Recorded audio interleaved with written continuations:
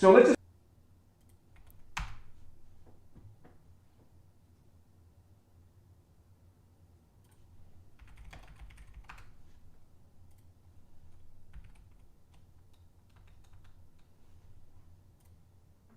just Yo. What up, boys? We are live at 9:44 a.m. Pacific time. We are live at 9:45 Pacific time.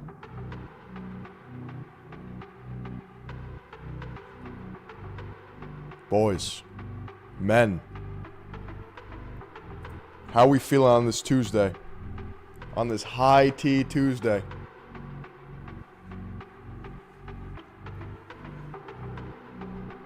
Yo, where my time thieves at? Did you order your friction pen? Hell yeah.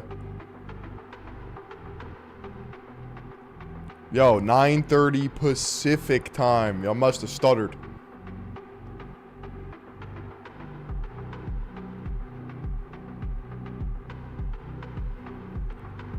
I didn't lie. It was a tactical decision. It was a tactical decision. Listen, I'm rested. I'm recovered. Went to the park, got my sunlight in already. Took a nature bath this morning. Got my cold brew. I already ate breakfast. Already dropped the kids off at the pool.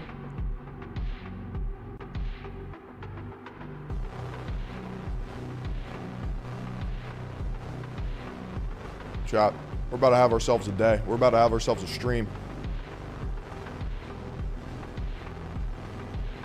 You don't like the neck beard? I think it's a vibe.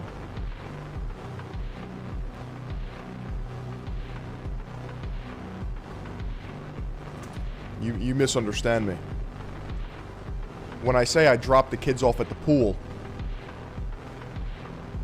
I was sitting on the porcelain throne. Let me ping the Discord.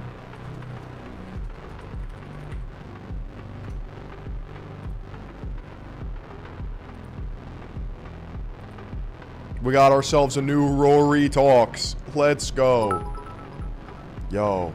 Turbo Tolgus with the 10 kicks. Let's talk about it. Turbo Tolgus with another 20 kicks. Oh my god, he's going fucking crazy.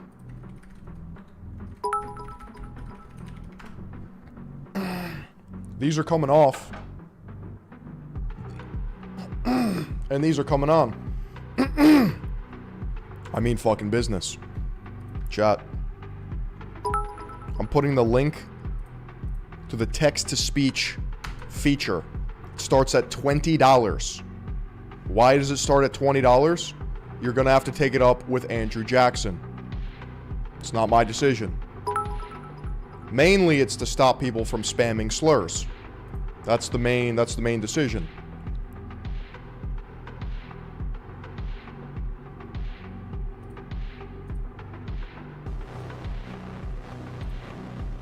So if you want to ask me a question, if you want to get it directly to your boy, TTS is the way to do it.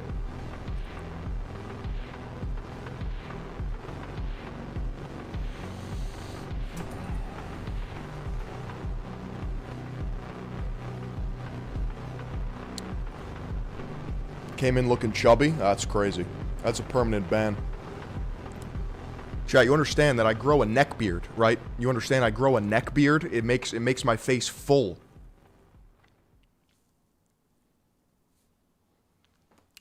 That's crazy. Chirping me already? Chirping me already, YouTube? That's insane. That's fucking preposterous, to be honest. Welcome to the stream, bro. Exude with the follow on kick.com. That's crazy.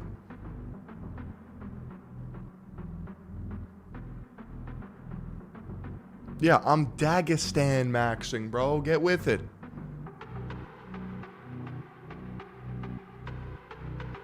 Yeah, we need over 100 on kick again. That's right. Stream doesn't start till we get over 100 on kick. That's a fact. Watch some arm wrestling, you pleb. What's up with the soy necklace? When I was giving your mom back shots last night, she gave me a token to remember her. So I'm wearing your mom's necklace.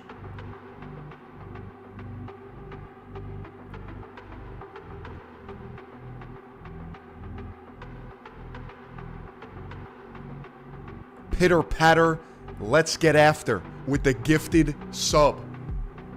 That's crazy. That's crazy. I appreciate you, bro.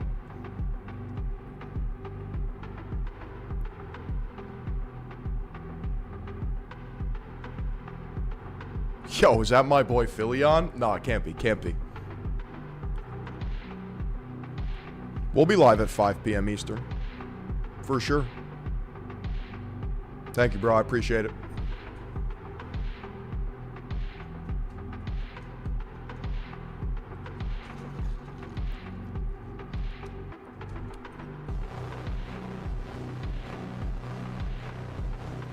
Chat. I think I met one of you yesterday. Went to the bakery, picked up some lunch and some pastries, Soprano style, and met up with my boy Zach. Yo, is Zach in chat? He said, yo, Philion. Love the vids, bro. Keep it up. I said, yo, you're tapped in. 100% Miklish.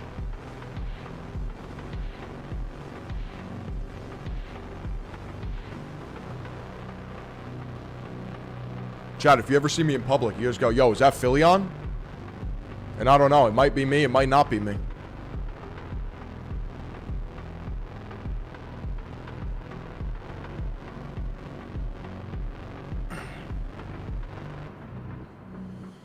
Oh.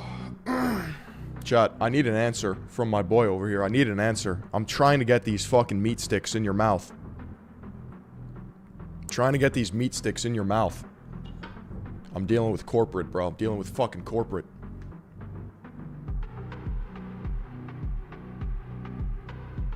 I would deny you 3 times.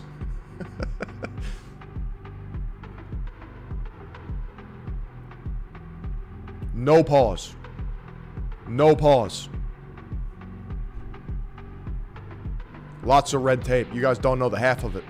You guys don't know the half of it.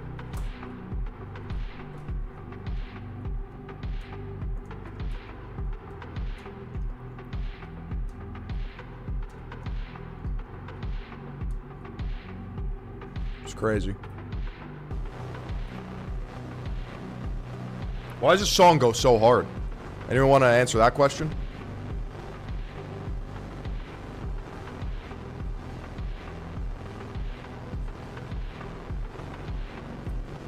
It's a good one. It's a good one. Yo, Cole. Dude, I'm in Dagestan, bro. Yo, Daniel Porsche 911. Yo, is that Pilion? Let's start the day off good. Incoming on Kick. This man's a fucking legend. Yo, get in Kick, boys. He's about to drop. He's about to drop. Bunker busters will be deployed. Holy buckets. Chat, that's kick.com/Philion. Oh, my, there it is. There it is with the 10 gifted subs. Holy shit. What the fuck?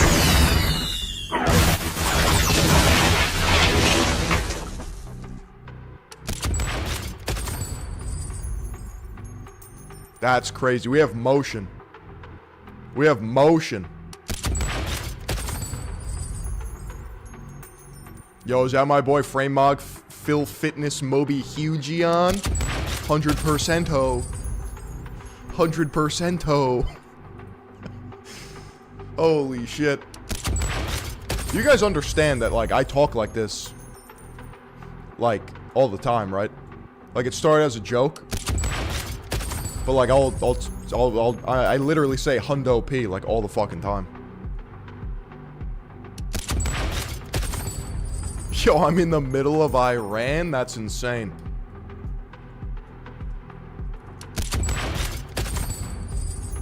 I should start my own pair of soy blockers and a Third Eye Global pen line. One thing at a time. Let me perfect the meat sticks first.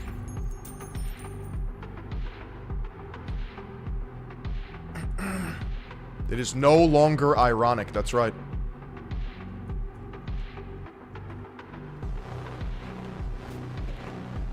That's really what delusional optimism is about, though. It's like I'm delusional until I'm not, until it starts working. Chat, write that down.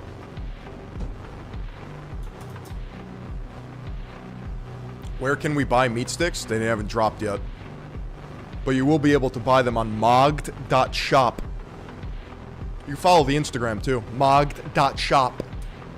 Mogged.shop. I'm the CEO of Mogged LLC. And Philion LLC. That's crazy. Do I like Jersey Mike's? Nah, it's a sloppy sandwich.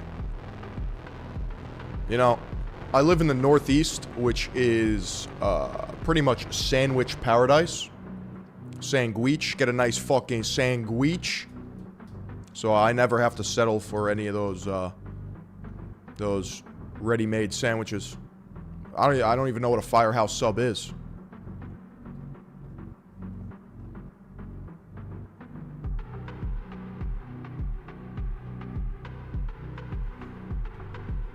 Don't even know what that is. In a 5-mile radius, I probably have about 300 delis. That's right.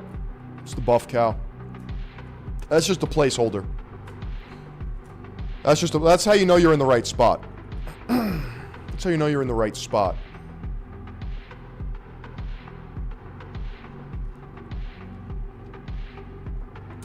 Chat, check out what we got here. Where's my fucking money? I don't know, Jax. I don't know where it is. Where's my fucking money? I don't know. Bitch! We got a Rory Talks. We got a Professor Jiang.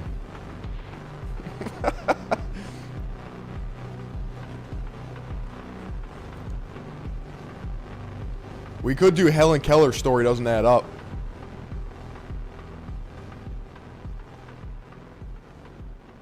Jiang on Tucker. I watched some of that on my own. It was interesting. It was interesting. Need me to play chess? I'm too good at chess. I already beat it. Helen Keller's not real. Did I hear Professor Jiang say he wants to start his own religion and become the Messiah? I did not. Did you post that in the Discord? Yeah, I'm waiting for chess 2.0.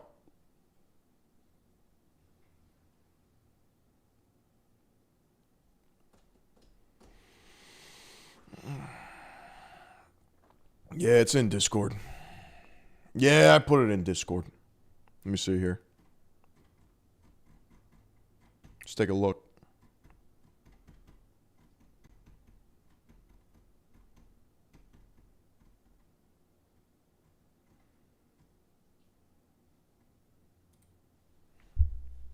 Have you guys seen this guy, Professor Jiang?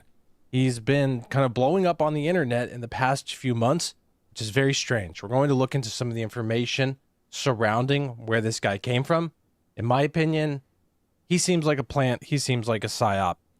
And I could be wrong on that, but I think we should be on the lookout for psyops because we know they exist. It's crazy, like the most... We're janging it. Information that we have about psychological operations. Whoa! Jay Pally with the 99 cents. Appreciate you, dude.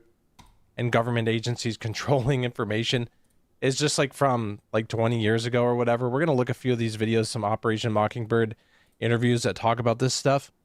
But we don't have like any new really good leaks on this stuff. And it's like 100% there's people involved in psychological operations from pretty much every nation around the world, meddling in our society and other societies.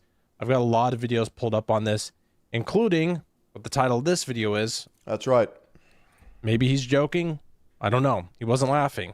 Or he was saying that His goal is to start his own religion and to be the Messiah. Let's get into it. So starting off here, a lot of people were wondering, so this guy makes these videos on YouTube, and I'll play this here in just a minute, which kind of gives a little bit of a breakdown.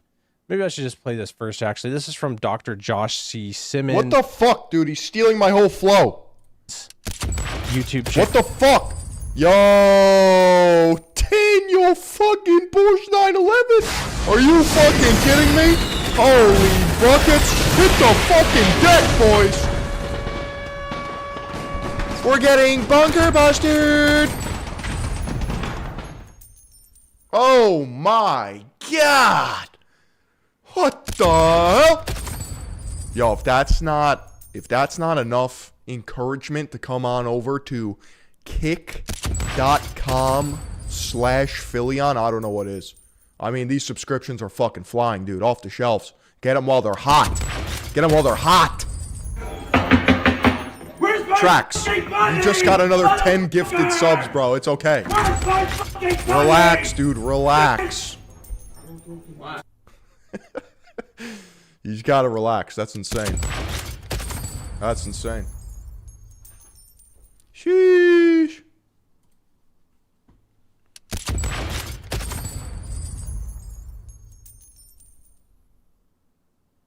Channel. I didn't watch the whole video, but this section of it was pretty good. Talking about this guy, Xi Jinping, where did he come from, and some of the strange... Yo! Sloposaurus Rex, what the fuck, dude? Are you kidding me? Yo, this man's out of control. This man's out of control. Mommy milkers. Sloposaurus Rex with the 10 gifted subs, dude. Like these fucking missiles, like we're running out, bro.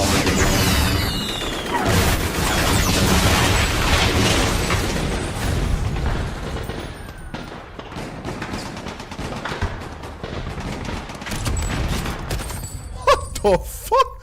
Holy buckets. Yo. Hey, Sega is spamming with the kicks. That's insane. Our defense budget is running thin. I can't keep this up anymore, dude. I can't do it. Help me, dude. Help me. Sheesh. Yo. Arch 757 with the fucking 10 gifted subs. What is... Yo, this is insanity. This is insane. I can't keep up. I can't compete. What the fuck? We need a bigger bomb. This is insane. Mr. 757 with the 10 giftaroonies. I think you broke my chat. I think you broke my chat. I think it's broken. I think it's literally broken. Yo, Thanos with the follow. Chat, you're cooked, bro. You're fucking cooked. God damn. I can't even play the video because you guys... Philion's son with the follow. Hey, Sega with the 100. Yo. Things from where he did come from. What does a kick do? It's like bits on Twitch. It's like their form of currency. It's Kick's inbuilt currency. How much?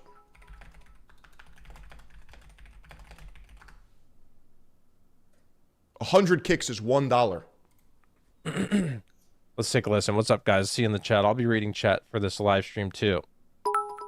So if we take a look at his faculty page for Moonshot Academy, he's a philosophy teacher. He teaches Western philosophy, which is a year-long survey course that introduces students to the major ideas and books that are on their site here. He has over 10 years of teaching experience in China. If we look into... Oh my... Who is doing this? Who is doing this? Holy fucking buckets. Moonshot Academy a little bit. It could be totally excused if you visited this site and you had no idea what Moonshot Academy was. It's a high school, and I know the high school I went to, I don't even know if they have a website. Like, our mascot was a yellow jacket. Guys, a psyop. Moral of the story, guys, a psyop. Did you guys see this powerlifting competition? Check this out. She's going for 145 kilos on this occasion. Start. Rack. I understand, like, that's Paralympic. Yo, Daniel Porsche 911 with the 10. He says today's gonna be a good day. We got El Bruno 6'7" with the follow. Oh my god. Competition, but man, bro, what is that, bro? Like, this is like 1 centimeter of range of motion, man. What is that? Like, Yeah, I don't know what that is, brother. like what do you guys think, man? Like, what's your opinion? Because I don't think that's like really that valid, man. Anyways, my friends, stay focused, never give up. Stay focused. Yo, this fucking guy's out of control today. This guy's out of control. Are you kidding me? Are you kidding me? Daniel Porsche 911 with another 10 gifted subs. I can't keep up, bro. I fucking can't keep up. This is insane.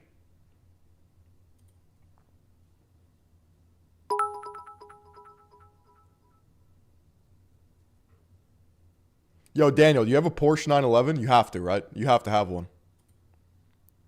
You got to have a Porsche 911, right? If you're walking around the name with the Porsche 911, you don't have a Porsche 9... I mean, I respect it. That's like Philly on GTR. I don't have it yet. Yet. I don't have it yet. Yo, we slopping it up? Was Helen Keller She's so hot, dude. a fraud? I've wondered about that for over a decade, but I really hesitated to make this video because we live in an era that just loves knocking down historical figures. And I just don't think that's a good idea to dismiss amazing people because they held some outdated beliefs. I mean, you can pick any hero and somebody's out there with a takedown video on YouTube. But this one's different because the question about Helen Keller isn't about whether she was a bad I thought Helen Keller was black. So true. person. It's about whether her accomplishments were even real. I feel like everyone confuses Helen Keller, the woman who flew the plane. Welcome. Amelia Earhart. Anne Frank. Is that the Diary? The Underground Railroad. And Rosa Parks. Welcome. Those are like top 5 psyops. It's all the same person.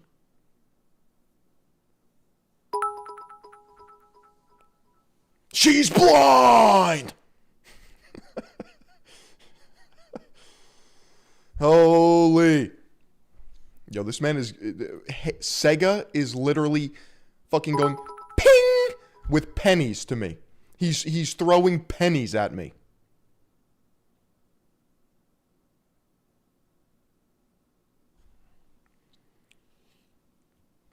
Chat, I'm trying to block all the soy, but I don't have any soy to block.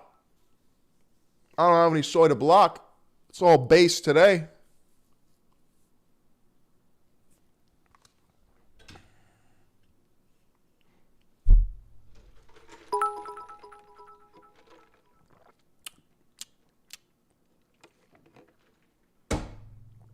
What do you guys want to get into? What do you guys want to get into? Yo. I can't believe what's going on. I can't believe what's going on.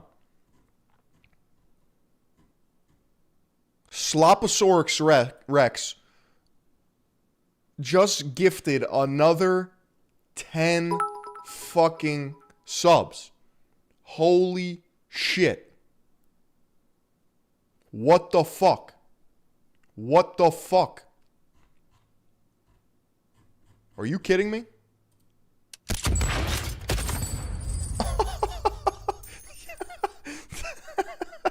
Guys, we ran out of bombs, dude. We need to like restock the arsenal.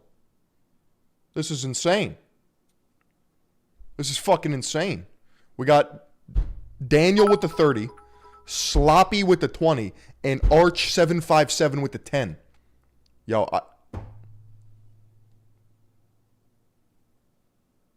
Arch just gifted another 10, dude. Arch just gifted another 10 gifted subs. Now we have a fucking... this is a nuclear war. This is trench warfare.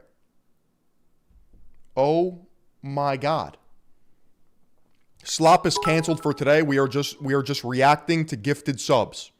We are just reacting to gifted subs. I repeat, Slop is canceled today. We are just reacting to gifted subs.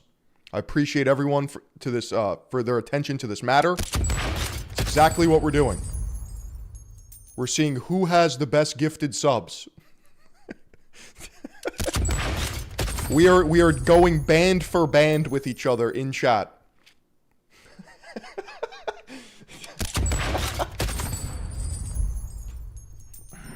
That's crazy. Yo, Slop Tech with the gifted sub. Yo, Third Eye Global Citizen with the follow. This is the gifted sub situation. Holy shit. It's beautiful. It's beautiful. It's beautiful.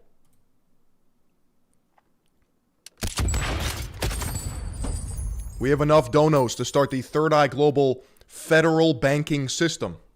This is true. This is true. The gifted sub situation at Third Eye Global is insane. The gifted sub situation at Third Eye Global is crazy.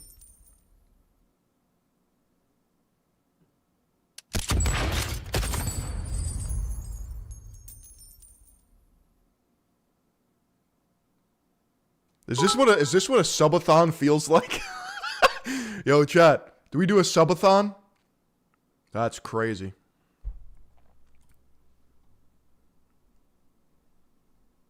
Now that's content. Now that's content.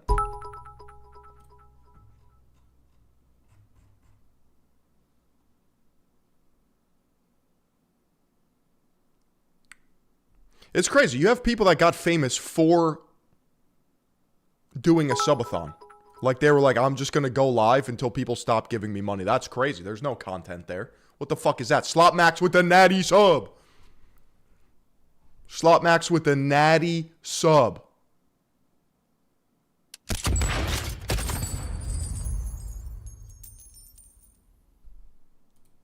Third Eye Global Citizen with the gifted sub. This is insane. This is insane.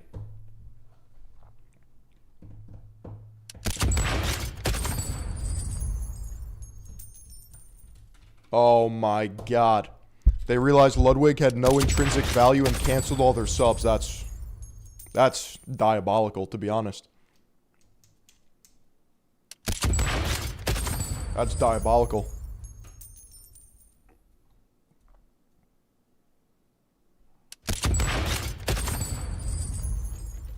Can't even speak without a bomb exploding. He's seen other people, and then if he's not, I'd want him to be my boyfriend. Chat, we should watch this. We should watch this. Where's my fucking money? Tracks, dude, tracks. Tracks. They're giving a lot of money, Where's dude. my fucking Dude. money? Daniel Porsche 911 with the 10. He says, I told you to... Yo, what the fuck is this guy on? What the fuck is this guy on, bro? Holy shit. Another 10 gifted. Stop. What the fuck? Holy buckets. Holy buckets.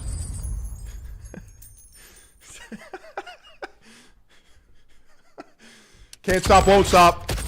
Should do the age gap show reactions. Yo, send the link. Send the link, dude. I will check it out. Dude, this is, what's her name? What's that actress's name? Sydney Sweeney. If we met Dude, that's Sydney Sweeney. today for the first time, would you still hook up with me? Yeah. I know. Would you still hook up with me? I honestly don't know. Yo, that's insane. That's insane.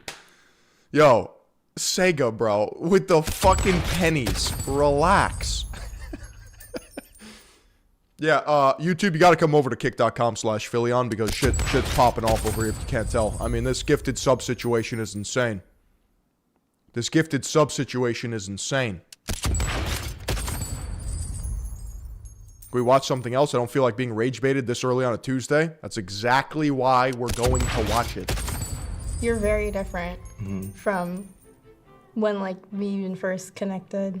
He doesn't act like a 23-year-old. He acts like he's still 17, and maybe that would have been okay when he was 17. Oh my God! Slot Max with the 5 gifted subs! Are you kidding me? What the fuck? I don't know what to say. I don't know what to say. I'm speechless. This is the craziest thing I've seen in a long time.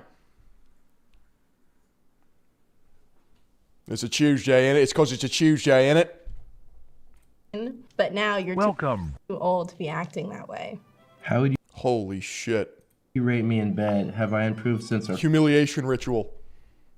Humiliation ritual. Did the Moglog drop? It did not. It did not. We're just having fun. The gifted sub situation is insane. Guys, this support is diabolical. It's diabolical. It's dia-fucking-bolical. Sly Spy with the follow. I like that name. That's a high-teen name. Come say what's up on Kick. Come say what's up on kick.com/Philion. Testosterone Tuesday, innit?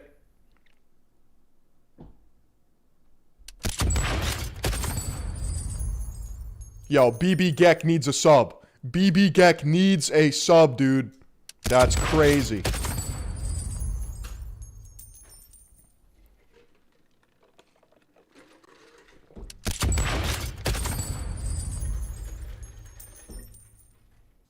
Icarus Rising. That's another sick name.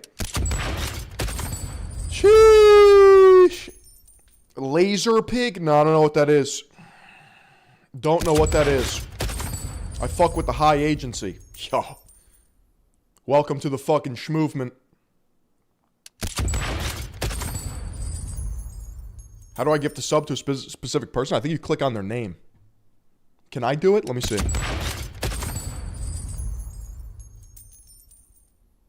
Yeah, I can. I got him. Don't worry. I got him. Chad, is this money laundering? Chad, is this money laundering?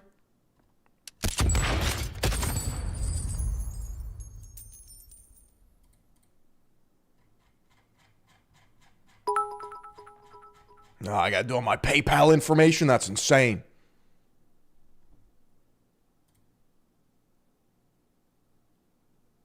Yo! Holy.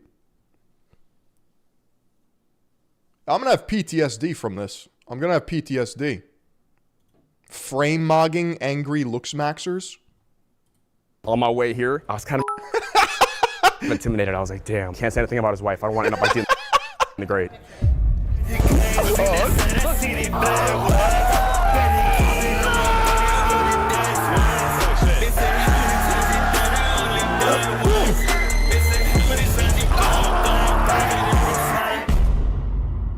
Who the fuck is this guy?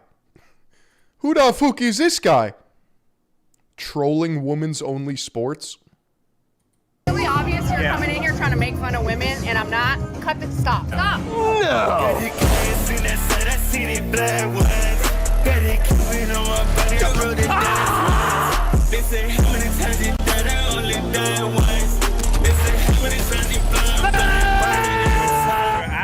All I know is it's high energy.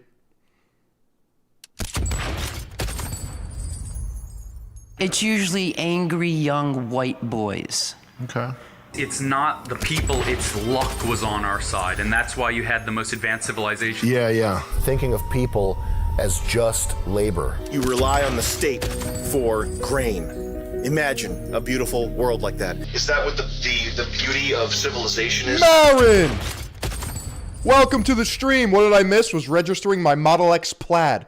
Marin, we have had trench warfare. Welcome. Nuclear fucking bunker busters have been going off for the past 20 minutes straight. We got Daniel Porsche 911 with the 40 gifted subs. We got Welcome. Sloposaurus with the 20. We got Arch 757 with the 20. We got Slop Max with the 5. We got Pitter Patter, Let's Get After 1. Slop Tech with the 1. Third Eye Global Citizen with the 1. We're chilling at 3 Figure Phil on Kick.com. Holy! All these new follows. Insane. Insane. You catching my spin drift? Chat. Wow. You hear that? You hear that, dude?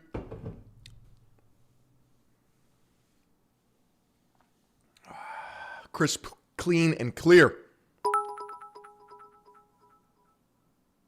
The AA center taskbar, please move to the left. What do you mean?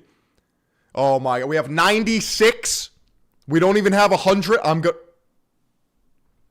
gonna crash the fuck out. Yo, Stone Man with the gifted sub. That's insane. That's insane. No, we're at 107. We're at 107.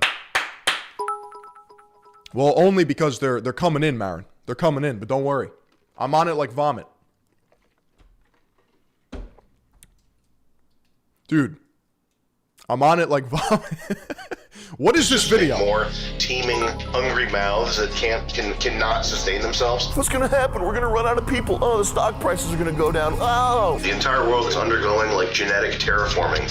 The rape of the human mind in school for black people is learning about slavery. Imagine going. What is? Going to school. So how long does slavery class last? The entire year? Your ancestors were whipped. Your ancestors. Can you imagine? Imagine. Nah. Yo, Il POTUS with the kicks. All right, shall we get into it? Shall we get into it? This is not the way. Yo, I'm on it like vomit. Don't worry. This is the way. Chat, we want to watch this? Situationships. Situationship. If you're a grown man and you ever say that you're in a situationship, you're not gonna fucking make it. You're not gonna make it, dude. Wait, how do I move my taskbar to the left? Taskbar settings. Task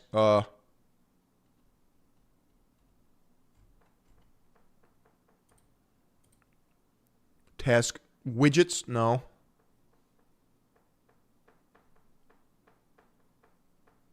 If I have to ask, I'm never going to know. I know.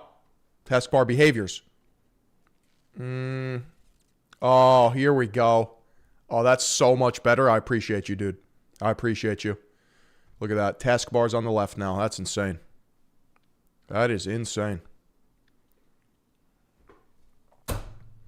Peace out, bro. Oh, don't worry, guys. Don't worry about it. Don't worry about it. I fixed it.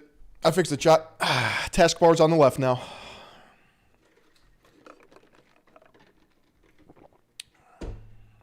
Dude, my phone's getting blown up. What is going on here? Oh my God.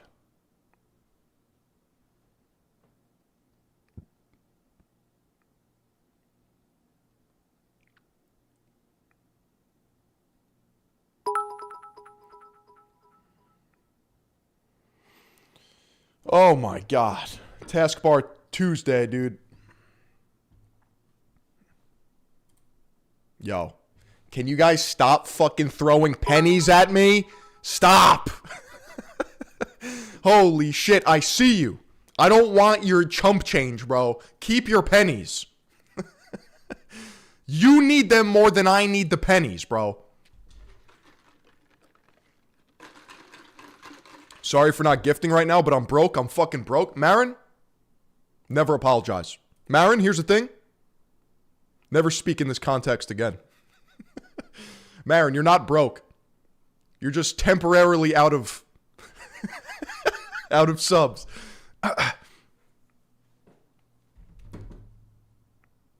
Sheesh. Sheesh. Oh my god. I'm just diversifying my bonds. Dropped 150K on a second car. Oh my. Yo, Marin. That's the price of a brand new GTR. But I know you're a Tesla man. I know you're a Tesla man. Who's gifting subs, bro? Natty AJ with the gifted. Marin, remember you lied to me and said you were getting a Ferrari? That's crazy. That's crazy. Bro was memeing a Rari.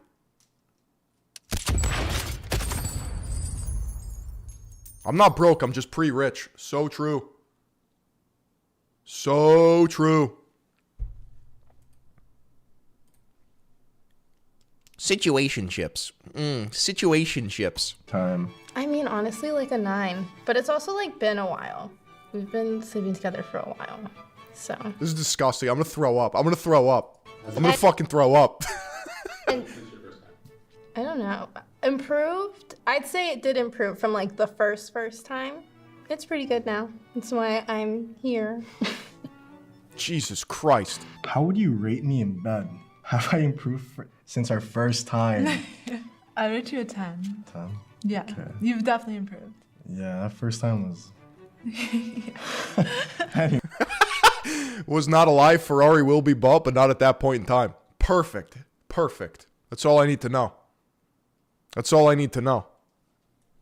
Anyways, what do you think? Dude, that's literally Sydney Sweeney. Oh my fucking god, brother. Daniel Porsche 911 with the 10. If someone drops 10 gifted, I'll drop another 10 right now.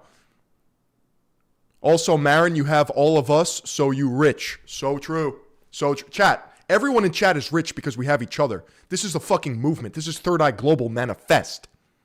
Natty AJ with the gift, and we got Chris Argueta2382 with the 2. W day today. Yeah, it is a W day today. I was out walking my dog. We were in nature. The sun was beaming. It was 42 degrees outside. But you know what? I heard the birds chirping. The skies were blue. And I said, spring is on its way. I can feel this metamorphosis spiritually happening all around me. Mother Nature is waking up. Father Winter is going to sleep. Killed the workout yesterday. Dude, I worked out so hard yesterday. I was tasting, I don't know if it's blood, but like, you ever breathe so fucking hard, laboriously, that like you get that metallic feeling in your throat? I almost saw God. I almost saw God. Why is bro charging more than a Netflix subscription for text-to-speech? Listen, you want to ask a question to the class? That is a privilege on the Third Eye Global stream. You got to take it up with Andrew Jackson. You got to take it up with Andrew Stonewall Jackson. It's not me. It's not me. Our first time, and what do you feel comfortable? Yeah, we did make it through winter. Technically, it is no longer winter. Because this stream is pay to win. Obviously. I think it was good. That was like, great. it was fun. Yeah. Just like, it's definitely improved. Of course. Yes, you've improved. I'd say a 9. Oh my god, dude. A 9, thank you. I appreciate that. Oh my god, dude. This is brutal. Good times ahead. Fucking great times ahead.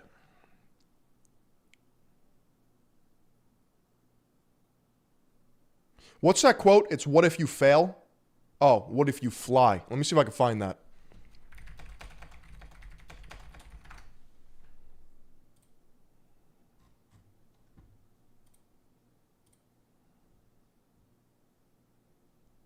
Where's this quote?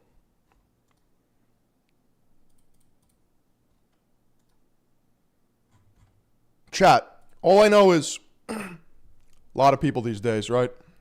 It's almost too easy. It's almost too easy to get ahead in some regard because everyone's just a fucking doomer. And little do they know that this world is beautiful and they can be a bloomer with a mindset shift. You are your thoughts. Right? What if I fail? What if you fly? What if this goes wrong? What if it goes better than according to plan? You ever think of that? Technically speaking, it has the equal possibility plus your self-actualization to go your way. Doom to bloom pipeline. What is your sexiest asset and your least sexy? Oh, I think I have a decent butt on myself. I think it's decent. I'm proud of it. I'm not the most well endowed in the boob region. Oh. Yeah, that's what I would say. Dude, how come when I watch other people talk about their relationships, I want to stab my fucking ball sack? Like, why is everyone weird but me? I don't think that size makes you more or less sexy. I think it's the way that you're put together as a whole. And I will say that. Thanks. What's your biggest insecurity in this relationship? Don't even know. You're starting to piss me off. Does Rich Piana say that? Yo, nobody's taking up Daniel Porsche's wager. That's insane. I can't. Imagine saying that. Let me see if I can find this. You're starting to piss me off, Rich Piana.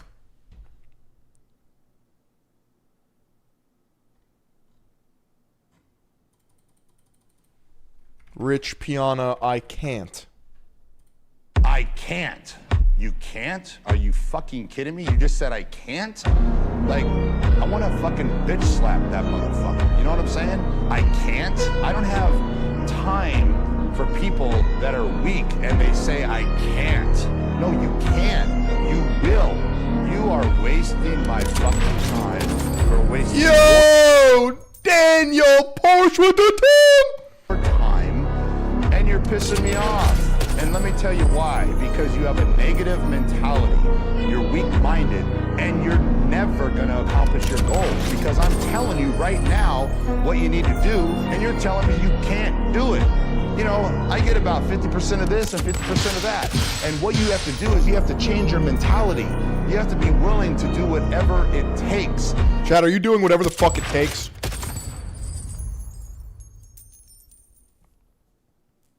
Are you doing whatever it takes? Yo, that was more than 10. That was more than 10. What the fuck?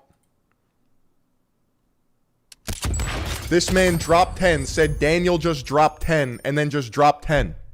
That's insane. That's insane. This man just...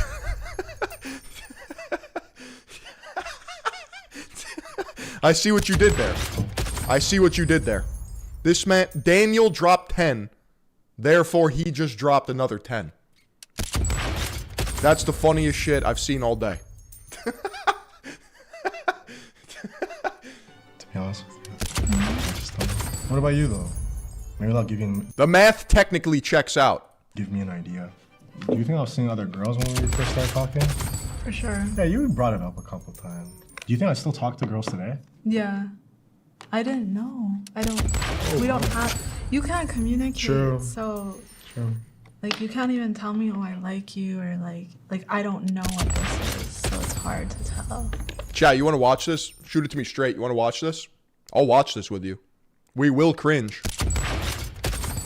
All these donos are a Moglog pre-investment run. That's right. Chat, I don't spend money. Besides on scale. I don't think you guys understand how insane I am. I am going to have a global fucking operation. I know it looks humble in my basement. I know. You extrapolate this over enough time, I'm going to prove to you that the proof is in the pudding.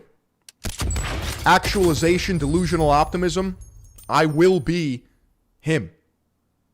Because I said it. I have to be. If I don't hold my own word, I'm a pussy. I'm literally gay. Stack that up over 10 years, you're toast. Yeah. Okay, no, that's a good answer. I'm gonna start pulling up to fucking streams and events in a Black Hawk helicopter. Let me ask this. sometimes you go out looking a mess, and I'm like, oh my God, I'm walking around with this like crazy looking person, because I don't be leaving the house looking a mess. As we're just like going to the dispo. It doesn't matter what we're doing. It doesn't matter. Describe your ideal partner. Do I have any of those traits? No. Next question. Oh my God, this is fucking brutal, dude. Sounds great and bad. You got me there. Welcome. That's like... Poor fucking guy, bro. We gotta watch this because we gotta watch this. We gotta watch this. This is just fucking humiliating. This is sad. Wow.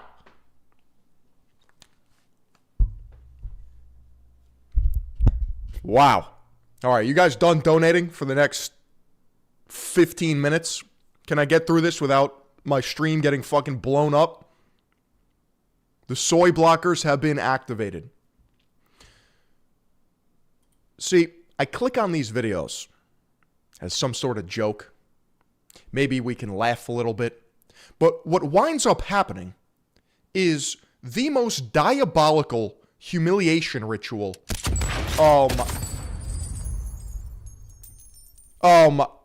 Abram Ruiz with the subscription. Slop Maxed with the 5. Holy! Dude, I'm about to take out my fucking driver and beam a drive into my streaming setup. You guys make me want to run through a wall right now. What is the pin link? That's TTS. Starts at $20. So if you want to ask, if you want my full undivided attention, you want to ask a question, you want to make a funny comment, $20 through TTS. Who are all these Redditor-looking dudes with hot GFs? Redditor.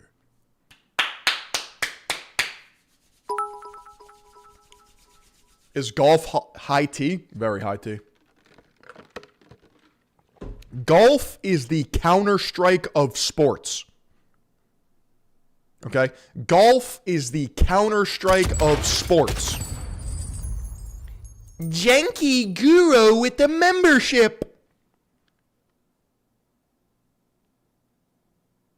Yep. Moglog's getting a full round of seed investments as we speak. It's beautiful. You love to see it. You love to see it.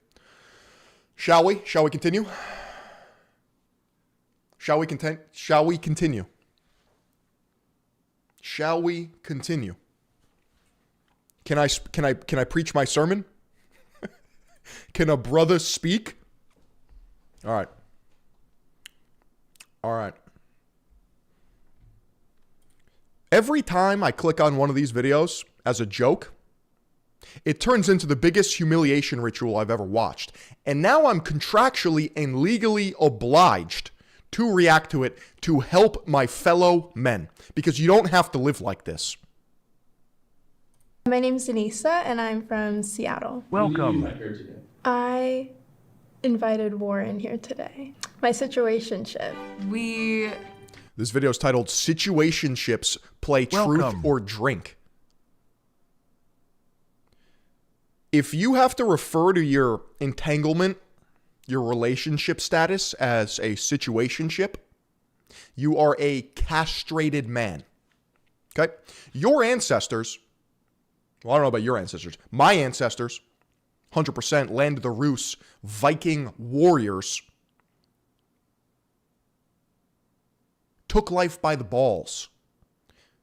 You're on a soy-coated millennial chungus dating show talking about a situationship. And you can't even tell the truth because you might hurt your feelings, so you have to take a drink instead. The premise of this is lowering my testosterone as we speak. Phil, what are your credentials? Who are you, bro? You're just a sloppy YouTuber, okay? Sit down for a couple minutes. I have over 45 unique videos, over 1 million views. Okay? I'm leading a multinational global enterprise with multiple LLCs. I have pivoted every single form of content successfully. Everything I touch turns to gold.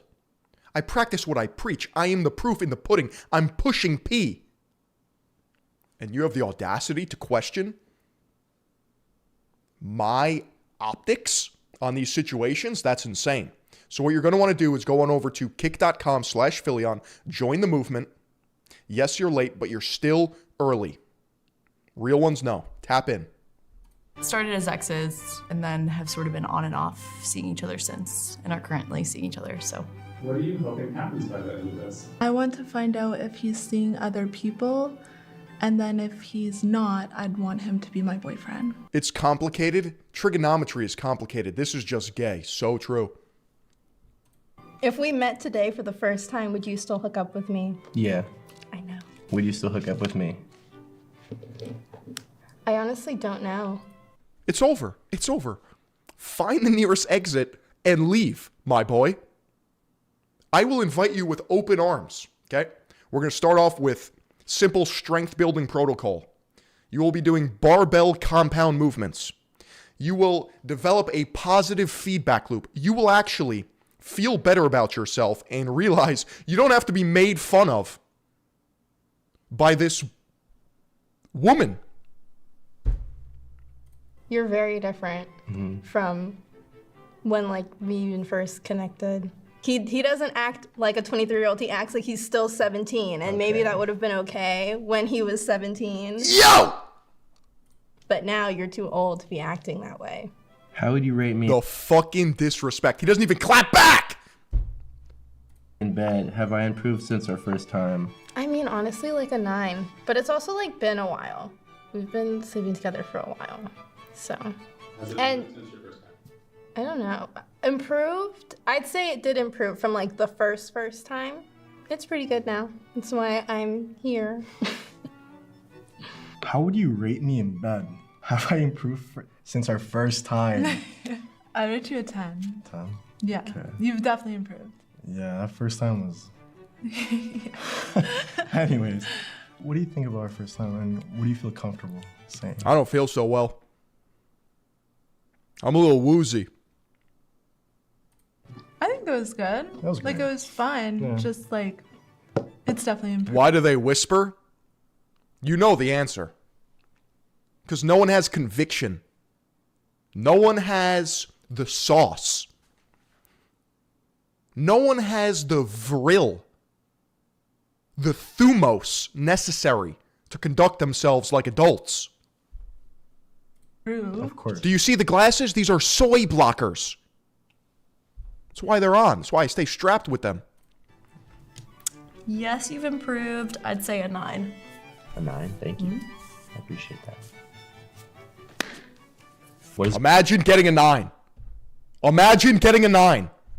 your sexiest asset and your least sexy? Oh, I think I have a decent butt on myself. I think it's decent. I'm proud of it. I'm not the most well endowed in the boob region. Oh. Yeah, that's what I would Any response say. to that? I don't think that size makes you more or less. Whoever is talking about their relationship like this in the open is an auto cuck. That's how I feel. Because every time I watch these, it's the level of cuckoldry emanating from the screen is hitting me in my pineal gland. It's being calcified in real time. I don't know my right from left anymore. Sexy, I think it's the way that you're put together as a whole. I'd rather commit ceremonial seppuku and then get seconded by my fucking boy than go on this show. For those who don't know what that means, it means disemboweling myself with a ceremonial dagger and then getting my head cleaved off. And I will say that. Thanks. What's your biggest insecurity in this relationship? I don't even know, to be honest with you. Really? I just don't know. What about you, though? Maybe that'll give me an idea. Do you think I was seeing other girls when we first started talking? Yukio Mishima speaks of this. For sure. Yeah, you brought it up a couple times. Do you think I still talk to girls today? Yeah. I didn't know. I don't. Oh, we don't wow. have. You can't communicate. True. So, True. like, you can't even tell me, oh, I like you, or like. I like to think that they get some money to do this show. There's no shot they're getting paid. There's no way. Like, I don't know what this is, so it's hard to tell. Yeah. Okay, no, that's a good answer. Are we in the library? Why is everyone using their inside voice? Re-ask this. Sometimes you go out looking a mess, and I'm like, oh my God, I'm walking around with this like crazy looking person. Because I don't be leaving the house looking a mess. Dog. I feel like we need to do push-ups as a community to send off some level of sweat, some level of discipline through the ether so that I can find him and inspire him. Like I'm about to drop down, do 20 at least. Like a spirit bomb of exercising. As we're just like going to the dispo. It doesn't matter what we're doing. It doesn't matter. Describe your ideal partner. Do I have any of those traits? No. Inshallah, brother. At this point, you just got to go to Mecca. You got to worship the box. I mean, this is where Islam wins. Next question. He sounds great in that. You got me there. That's like... But you do everything I ask you to do when I ask you to do it. Your mommy's good little boy. What the fuck?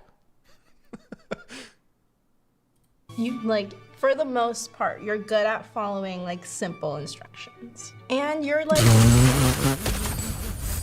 What do you mean, simple instructions? Just a subservient little fella. Welcome. No, like, I genuinely feel bad.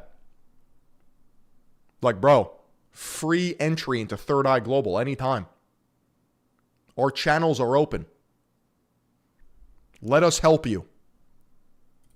If I need something and, like, you're not working, you'll, like, figure it out. And you'll, like, make it happen. Describe your ideal partner. Do I have any of those traits? I think you have some of those traits, definitely. Ideal partner, like, I don't know, just really just someone on the same level as me, just someone who just thinks similar to me. I don't know. I don't really have like a... So what you're saying is I'm nowhere near your ideal partner? No, I think you have... You know, hold on. I am blatantly taking his side because of the disrespect. But maybe she's onto something.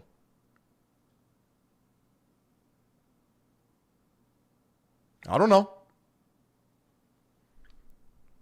Qualities, but then I also think there are other parts of you that like wouldn't work. I think my ideal This could be self-inflicted.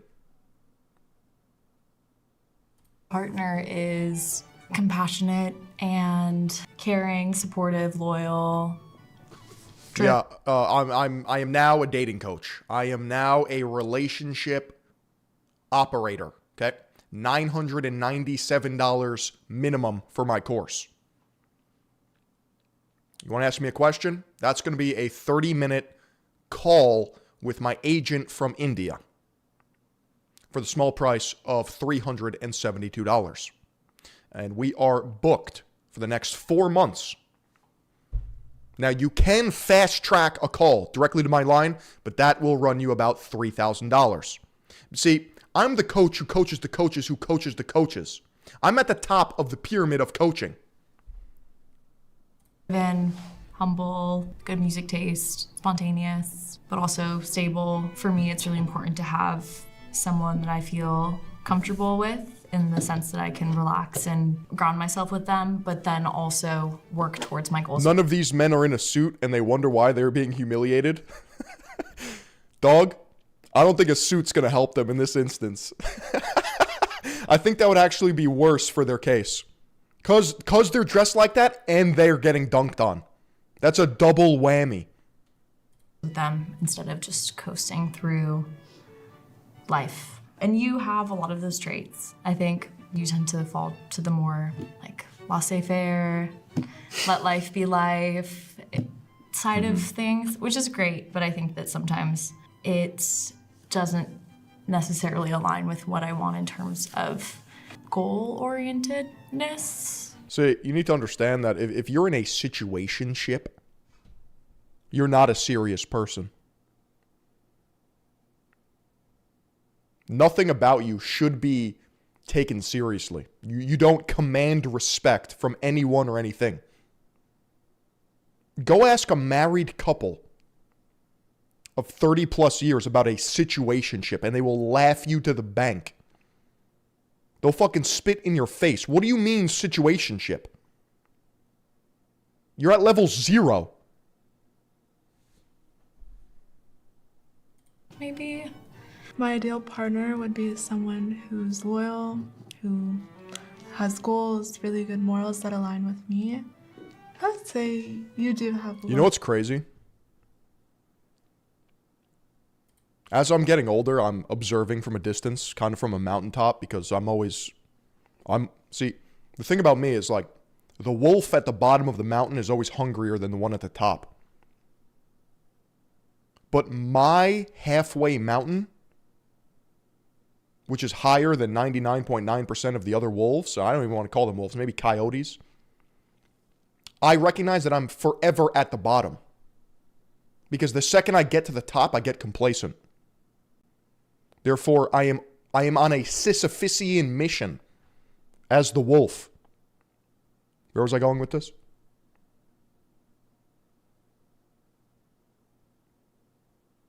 I forgot. Just take that self-glaze with a grain of salt. Like, we have very similar morals in life. Oh! And I remembered it.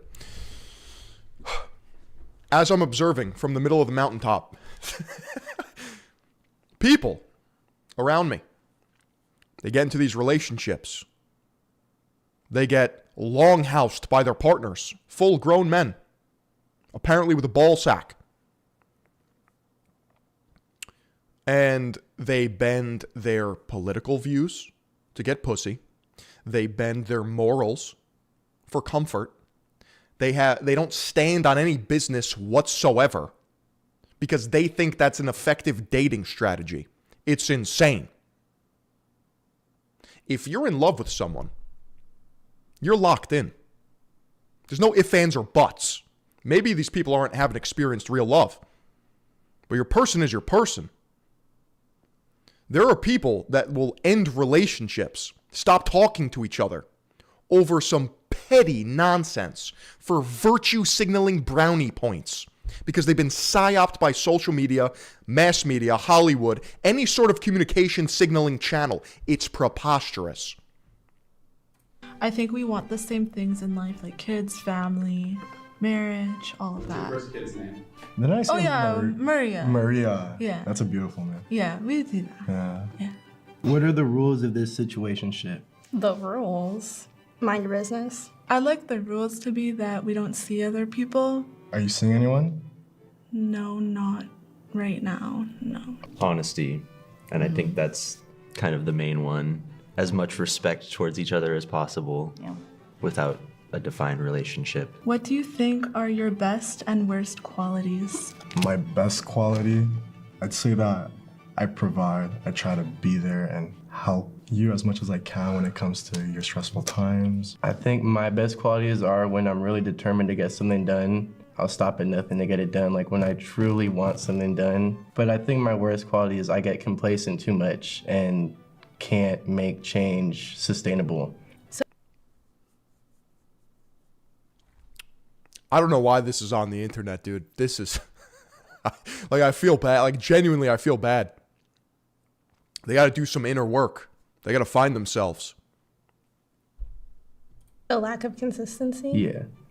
But my worst, I don't satisfy you with the not communicating as much. I kind of like reflect on that too, you know? I kind of like, okay, I'm not doing the best.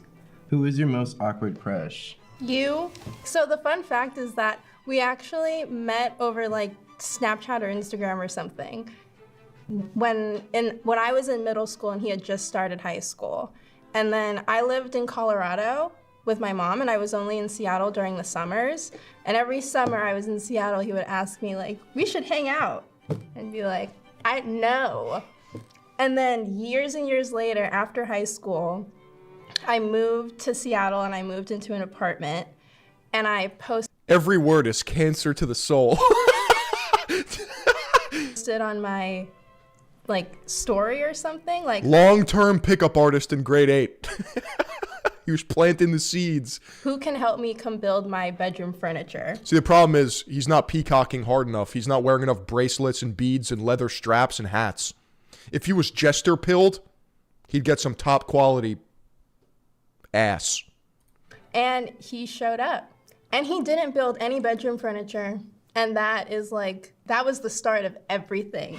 When he came to my apartment and watched me build an IKEA shelf all by myself. That is what happened. You sat on that couch and you watched me build that shelf. Why didn't you help her?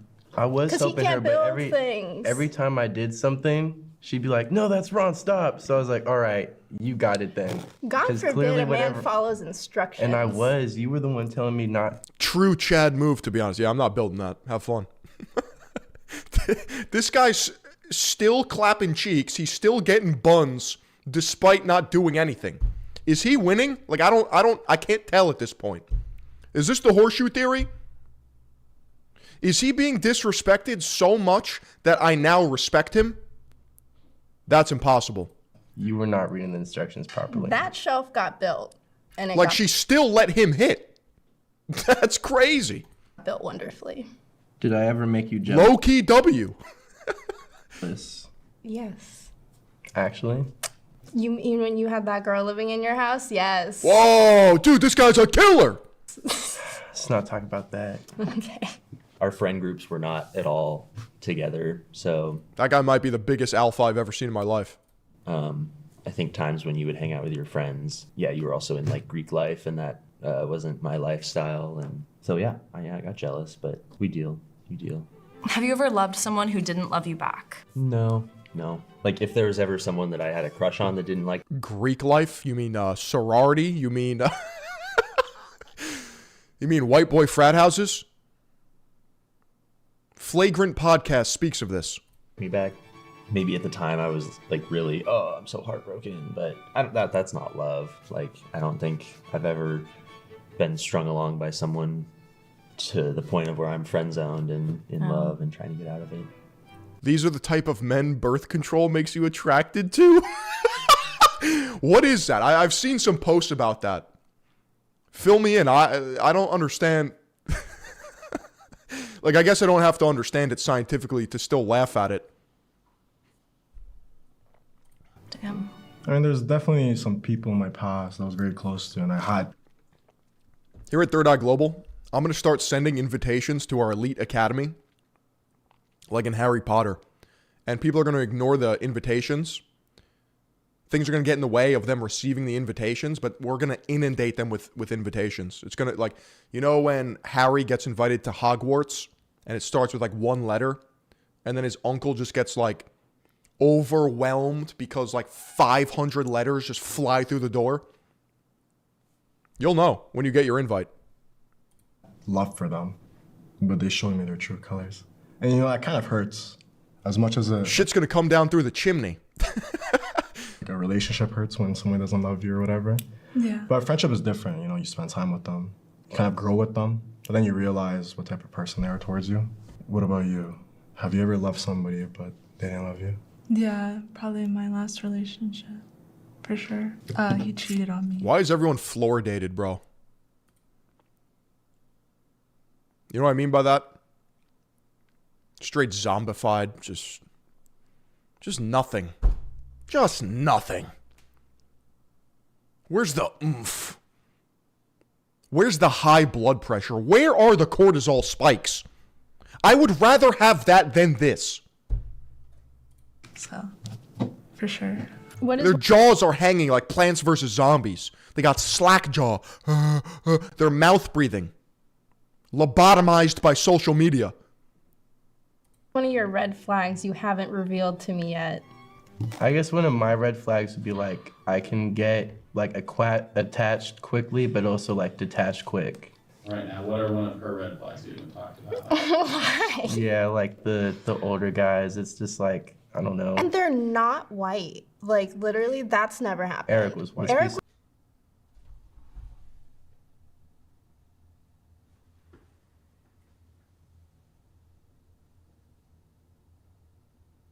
Oh, it's actually over.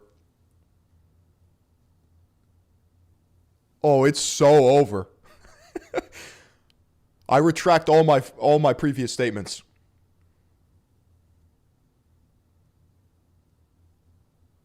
GG's. See you in the next one. was not white. Eric was That not was a white. white man. If that was a white man, you're a white man. Don't get me started. He was. Are they mentioning me? That's insane. There's a lot to unpack here. This like weird fetishization of race and white men and older guys, and he's watching from the fucking cuck chair in the hotel corner.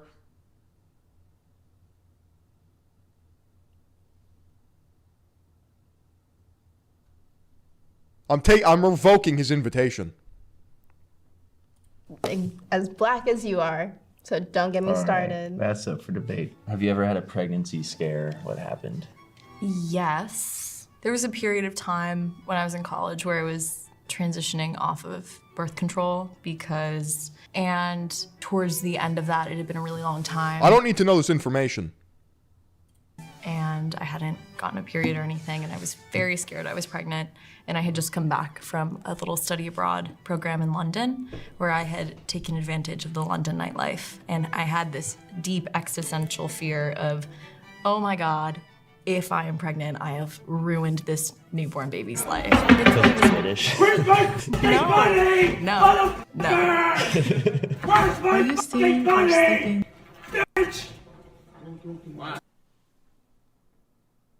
Dude, all this is going to be on the test later, okay?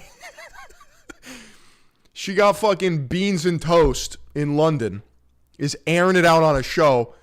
She's like, remember when I got fucked? Remember I got fucked during that little stint in college? Like, dog, the PTSD flashbacks, bro. Yeah, I got railed. Remember that? With other people? No. You're not even seeing anyone No. else? When I stick to somebody, like I stick to them. Whatever it is, you know what I mean? Just out of respect. Okay. Yeah. Are you sleeping No. or something? No. How does it make you feel as I'm making you relive the fact that I got cream pied? I'm not. Did you guys really not know that? No. No. 4 months of seeing each other and we haven't discussed that? You know, people His are. lack of communication. Well, same on your end too, right? People can always change, so you never know.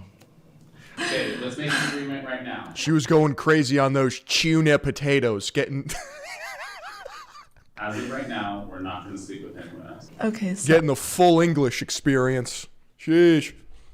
as of right now, we're not sleeping with anyone else. That's just fundamentally disgusting, dude. If you're just like, I don't know, just think about it, bro.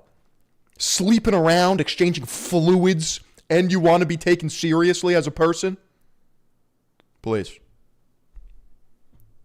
Okay. If I disappeared tomorrow, would you chase me or move on? I would try all the options. All the options? Like I would hit your email. Would you, like, show up if to I my had house? Yeah, I would show up to your house at some point. I mean, if you just stop talking to me right now today, like we're on decent terms and I don't chase, I attract. So true. I mean, that's that'll be on the test too. Never chase, only attract. I'm moving. I'm in a different galaxy after this. I'm faking my death and changing my identity. What do you mean? there's just no explanation, I think I would owe it to you to like make sure you were alive. And then I'd probably give you a piece of my mind. Then try to move on, because why would you ghost me like that? I chase. If you want to find me, I'll be in Dagestan with the boys. See, for sure. Really? I'd be like, where the are you going? Sorry, excuse my language. I'd be like, what the was this 4 months then? Just like, what, trash? It's not that easy to get away, so. If I broke things off with you, would you pursue me still? We'll make each other situationship bracelets as a symbol of our cuckery. Depends how you did it. Because if it was like, I never want to see you again, okay, I'm going to take that message and I'll move on. But I think I would definitely like stick around in your life as long as like it was. I can't believe that there's an entire ecosystem on the internet of these people, which means that like these people exist in real life.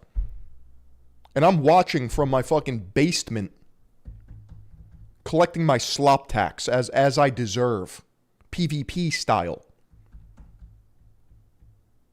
Dude, if you can't make it with these parameters, because this is your competition, like,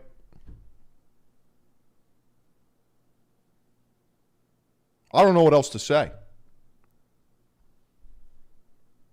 Mutually beneficial, I think. Does this relationship have an end date? Yes, eventually. I don't know though, because I haven't been like. The end date, death. The end date is not death. The end date is going to be at the latest, at the absolute latest, God forbid, when I'm like, I'll give you until I'm like 30, and then I would really need to leave you alone. Even if the world turned on its axis, I still don't think it would work. Does this relationship have an end date? Probably, yeah. Damn, bro.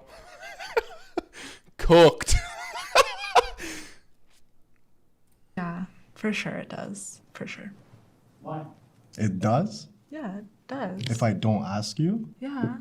So, but if I asked you, there's no end to it? Yeah, obviously we're dating. Okay. Why? Because you're too wishy-washy and I want someone who for sure is about me. So, yeah. Yeah, I mean, that's like self-explanatory. Interesting. Take those. All right. I have 3 cards in front of you. I want you guys to pick one and you're going to show it. Sorry, I'm allergic to these fucking soys. On one card is Fucking soybeans over here. make it official. Another card is keep it casual. The other is end it. You guys ready? End it all. Burn it. Move on. Yeah. 3, 2, 1. Oh my god, keep it casual. You guys are fucking disgusting. If it's not broke, don't fix it. 3, 2, 1. Keep it casual. Keep it casual. We're not big decision people, I don't think. We're not big decision people. You are low impact people. No one will remember your name. You are the NPCs with no inner monologues. Zero agency. You might as well be an amoeba. I just think, you know, we enjoy each other's company. Yeah. I don't know if either of us have changed enough in the last year of being Situationships are bloodline curses. Not ideal. It's not ideal at all. broken up to really balance out the reasons why we broke up. I think what we got going on just works. Remora behavior. You guys know what remoras are? I do, because I'm a shark. Remoras are these parasitic, symbiotic species of fish that suck on the shark's teat. You know why sharks have to keep moving? Because they die if they don't. Lesson in there. Based shark, soy ocean. Bunch of remoras. For right now. It works better than anything else. Does it? I think it does. I no. think it's more personality clashes than like it is the actual situationship. Keep it casual means I want my cake and I want to eat it too. Jordan Peterson speaks of this. Shit. They shouldn't even be looking at cake. Yeah, we just like, but because we're still friends, it's just like different things that we like. I just don't understand like why. Like I'm so difficult, and I feel like Because when you're not difficult, you're like really sweet and a good person. So it's like I hold out for those times because you're like when you're nice, you're a lot nicer than most people. 3, I'm scared. 2, 1. Keeping it casual is zero risk. You should be shouldering huge amounts of risk at all times. Yeah. Risk is the only thing that will make you feel alive. It's weird. The human experience, or the answer to the human experience, is to run towards risk, not away from it.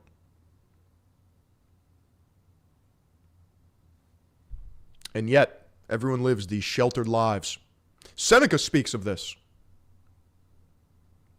If you never leave the harbor, you never weather any storms, you have no fucking adventures, no tales, no quests, no exploration. Yeah. Say it out loud. Make it official. You have no XP. You remain the same level. And then you scratch your head and wonder why. And call me lucky when I blow past you in the GTR. That's insane. What does that mean? You know what the crazy thing about comfort is? Comfort is uncomfortable. Anytime I'm comfortable, I'm like, ew, yuck, stop, gross. I need harder battles. I need to simulate stress. So I guess that means you trust me more. Okay, sure. People are just afraid of commitment. Well, commitment's risky. And then what does it mean for me? It means you don't like make me overthink about if you're talking to other guys. Okay, whatever. It's simple as that. Would you call me your girlfriend right now? I mean, I called you wifey in the past. Okay, but say Yeah, I'll call you my girlfriend. Who is this sitting across from you? Hello world, this is my girlfriend Hannah. This is my boyfriend Keon. We're here to play Truth or Drink. That's good. I like that.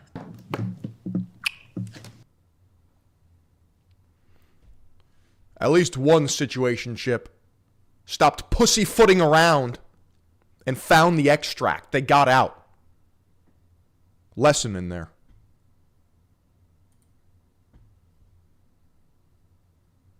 Lesson in there.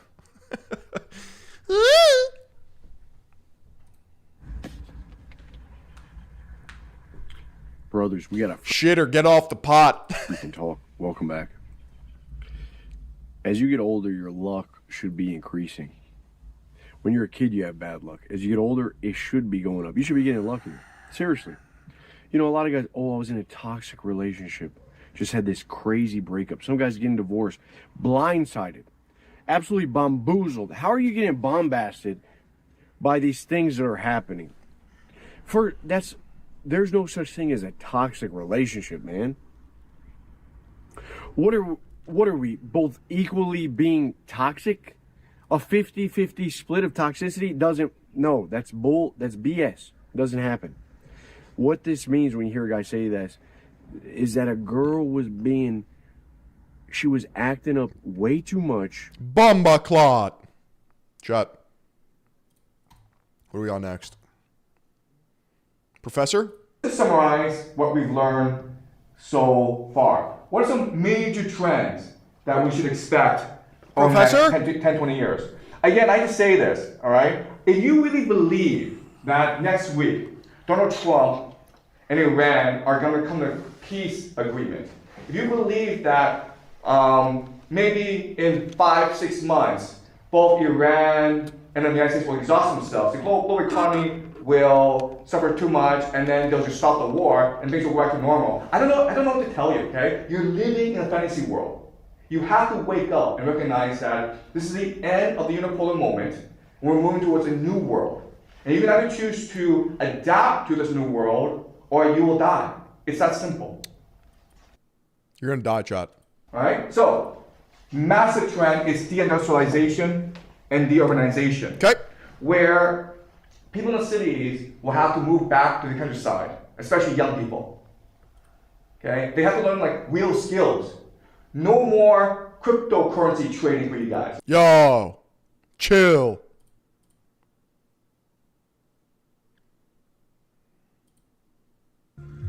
When you're just being you and you're on your own, you can do whatever you like in your life. But when you get a partner, if you've got addictions like smoking weed and drinking beer and stuff, and you're staying away from your partner and not giving her or him what he wants, they're going to wait, and hopefully they're hoping that you're going to make the most of them by curbing the things that you're doing. They're waiting for you to get better.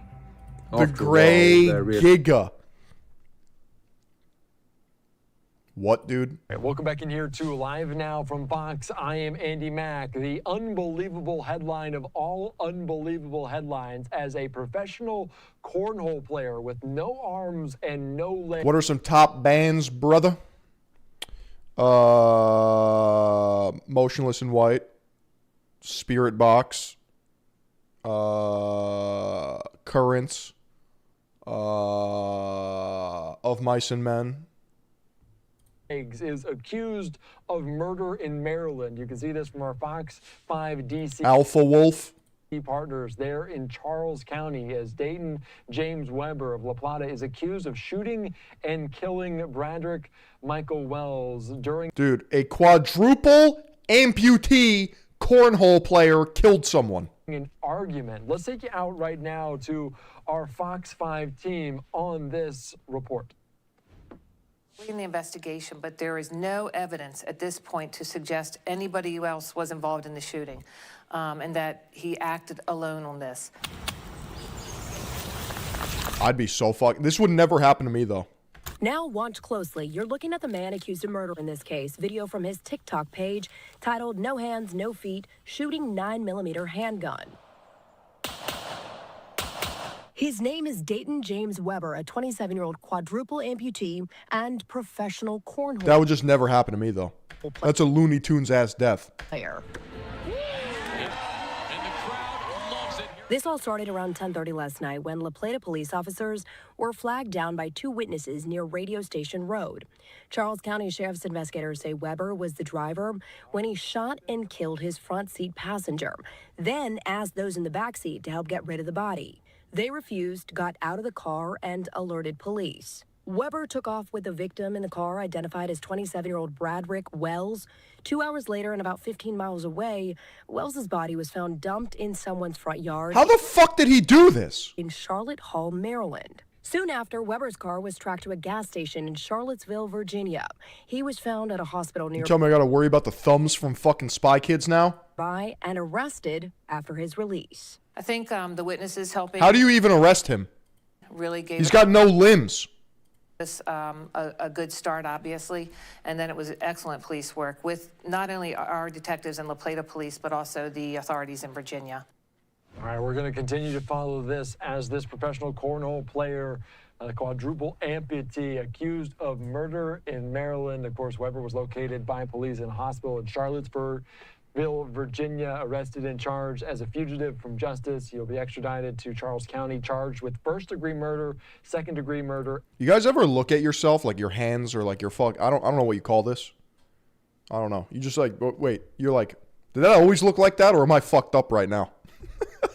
Like, I'm looking at my fingers and I'm like, did they always look like that?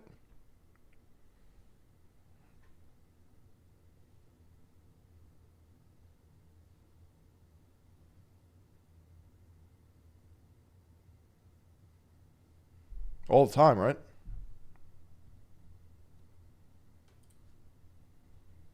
Yeah, like, I think my pinky's detached from my hand. What the fuck? All right, let's do it. Let's do it. Let's do it up. When Rory from Simulated Leviathan speaks, we all listen. This video is titled, Why They Must Keep Netanyahu Alive. Okay, we're recording. Yep. Today we're going to talk about a dangerous theory. And that's all it is, okay? It's just a theory. Some might call it a conspiracy. To begin with, we have to talk about this guy, Benjamin Netanyahu. Now, he said some crazy shit, and we'll get into that in a minute. He said some crazy shit recently, but many people believe that he is dead. Have you heard this? People saying that he is... I've heard that. There's been a lot of AI slop, him giving speeches with 6 fingers. I don't know what's going on. Have you guys seen Netanyahu? Does anyone know where Netanyahu is? Can we do a roll call and find out if Netanyahu is here? Dead? Well, let me tell you, even if this is true or not, he's not allowed to be dead just yet. He's not allowed to be dead because he has a task to complete. He has a mission to complete, and he will have to complete this mission, dead or alive. Okay? So let's get into this. I ran some duos with him on League last night. He's good, bro. It's good to hear. Now, of course, Benjamin Netanyahu is the Prime Minister of Israel. And you know, Netanyahu is one of the only people that I've seen where his voice like really took me by surprise. I did not expect him to talk like that. Under his leadership, Israel has been committing a lot of, shall we say, preemptive self-defense. A lot of preemptive self-defense. That's one way of saying it, right? Preemptive self-defense. And Benjamin Netanyahu, old Bibi here, he's been trying to drag America into a war with Iran. Netanyahu? You know what I don't like?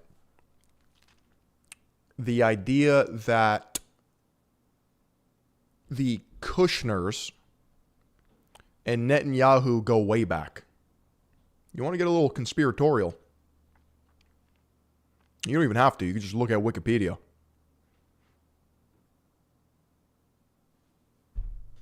He's been trying to use America as a golem against his enemies in Iran. You know, Iran, they're no real threat to anyone in the West, in America. For real, he's the best Ziggs player I've ever seen. That joke is going to go over a lot of people's heads. Holy shit, is that funny? But he's been saying that they are a threat and they will have nukes any day now. He's been saying that for 30 years. Now, in a recent speech, with this in mind, he said some crazy shit, right? Here's I'm gonna read it to you because I don't want to play the video because of YouTube, but I'll read it to you.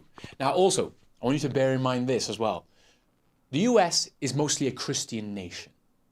And he wants to drag them, he wants to pull them into a war, right? Bear that in mind. So, how are they able to do this? Because if we, the people, can recognize the PSYOP in real time, then surely our government knows what's going on. Which leads me to believe there's a vested interest. Someone's got to shoot it to me straight.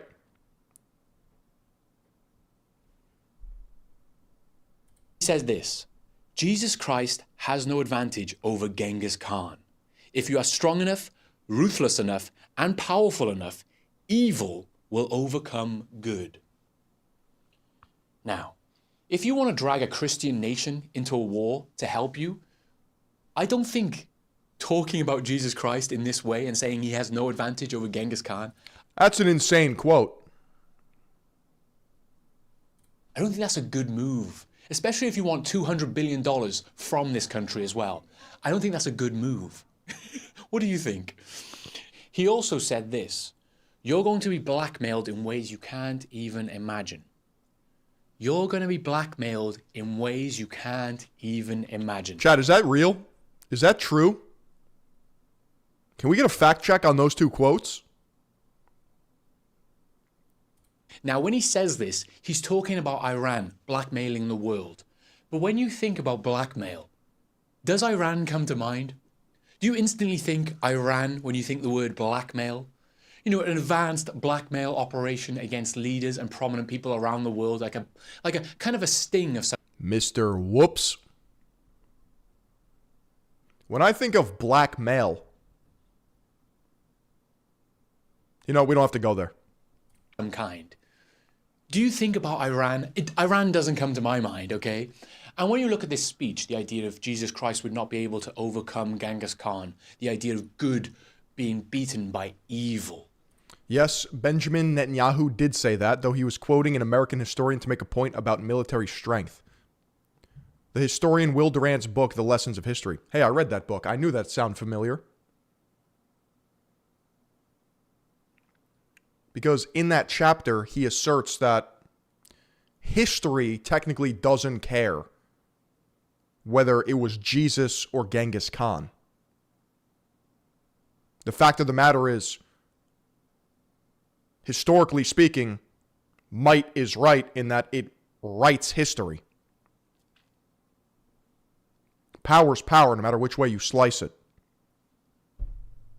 Now, if you want to get into the semantics of hard power versus soft power. And blackmail, right? When you think about this, you can see how Benjamin Netanyahu, how he sees the world, his perspective on how the world is run, and how the natural state of... History belongs to who claims it. That's right. And that is one of the only books I read this year. Because you have to be careful about reading too many books. Otherwise, all your thoughts become someone else's. Mankind is. He basically has this might makes right attitude. In fact, this speech, Genghis Khan, Jesus Christ, this could be pulled out of the book, Might is Right. Do you know what this book is? Now, this is a very controversial book. It was written in the late 1800s. It was supposedly penned by Ragnar Redbeard. So as you can tell, it's kind of a parody. I would say it's a parody of extreme social Darwinism. And I'll just read some of it for you, just so you understand where this book's coming from, right?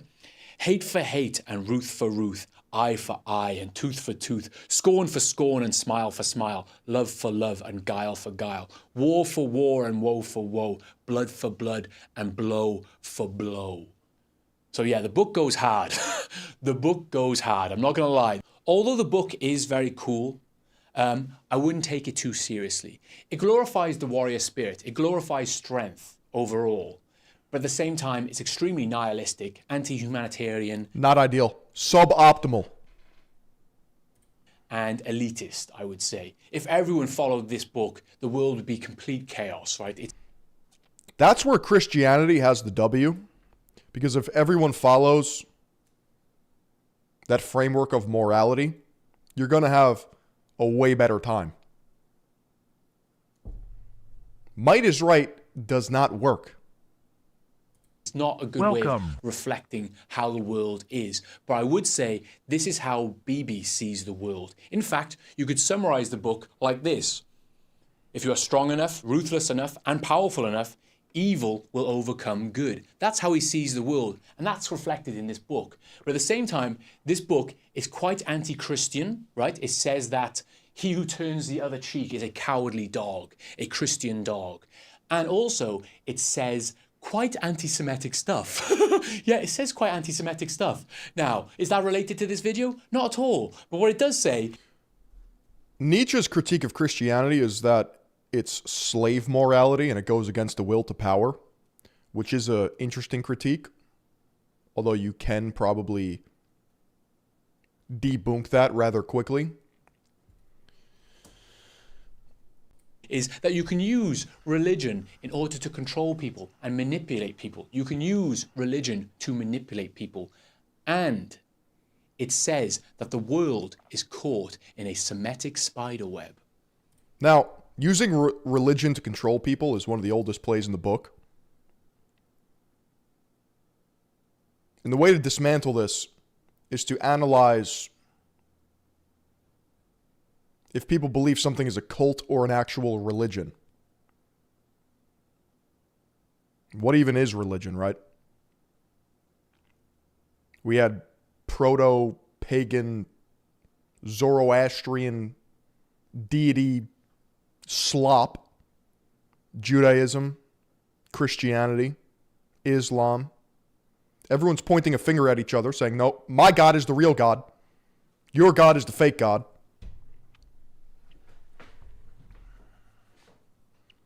But then you can actually historically analyze where things came from, right?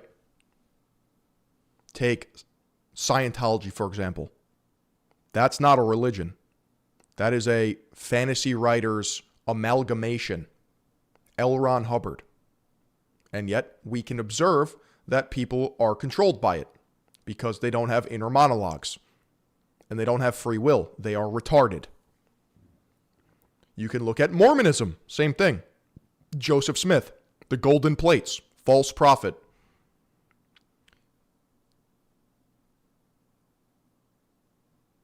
Cult as fuck.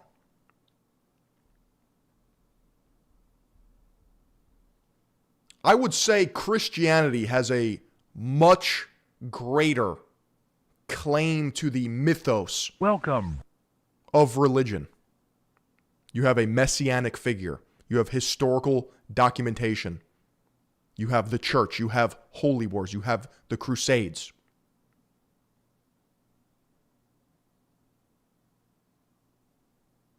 You know what Islam was referred to before Islam by the founding fathers? Mohammedism. And they were known as Mohammedans.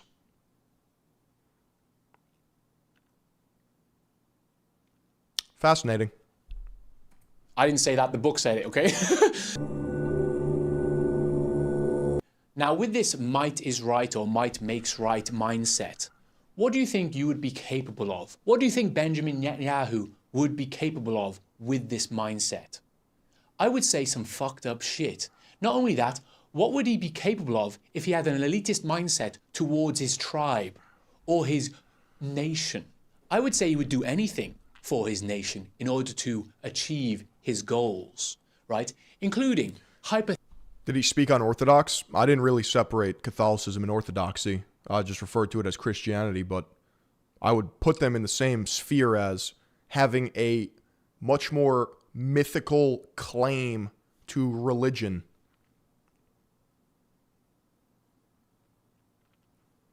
But there is an argument to be made. These systems do control people. There are moral codes. There are do's and don'ts. There are restrictions. They are ways to live. And some people would argue that people need religion. They need guidance. They need a compass. They need a fabric that binds them together. Without it, you fall into social Darwinism, might is right, and chaos. Pandemonium manifest, postmodern dystopia. Hypothetically, now this is just a hypothetical. Let's say you wanted a European nation to help you in the war effort against Iran. Let's say you wanted Britain to join in the war and fight on your behalf. What would you do? Well, hypothetically, I would attack a small air base in the middle of the ocean that belonged to Great Britain, and I would blame it on Iran, therefore bolstering the war effort against Iran and maybe dragging Britain into a war. I would... What? Chat, did that happen?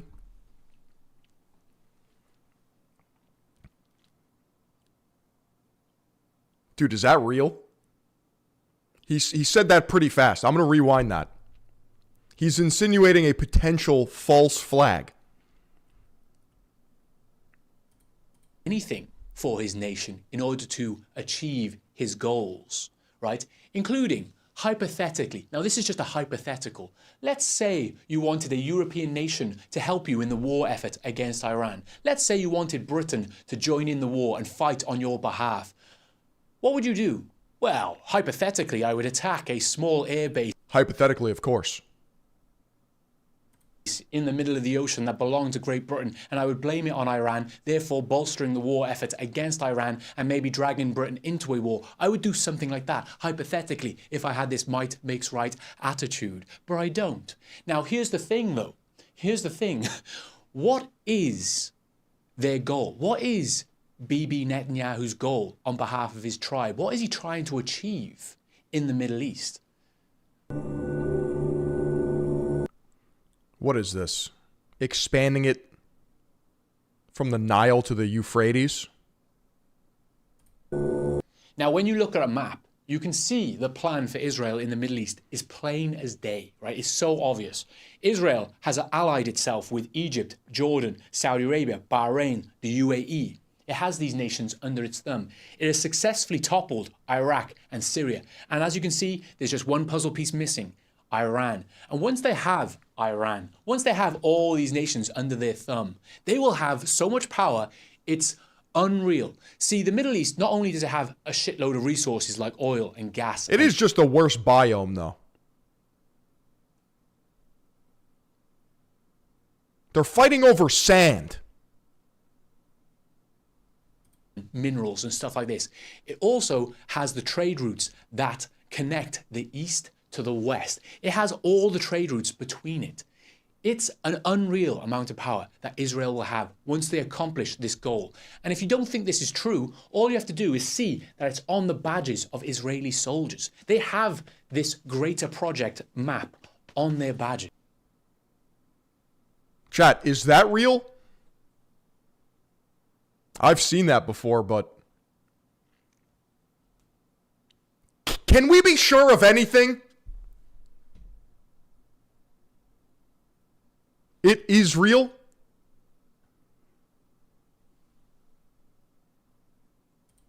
Like, it's plain as day. It's right there in your face. And when Netanyahu says that you will be blackmailed in ways you can't imagine, he's talking about Iran blocking the Strait of Hormuz, the shipping lane above their country. They've currently blocked that, and they are also charging extortionate prices to allow ships to go through it, right? That's the blackmail he's talking about. Now, when Israel have this power... I just want to make sure I got that right.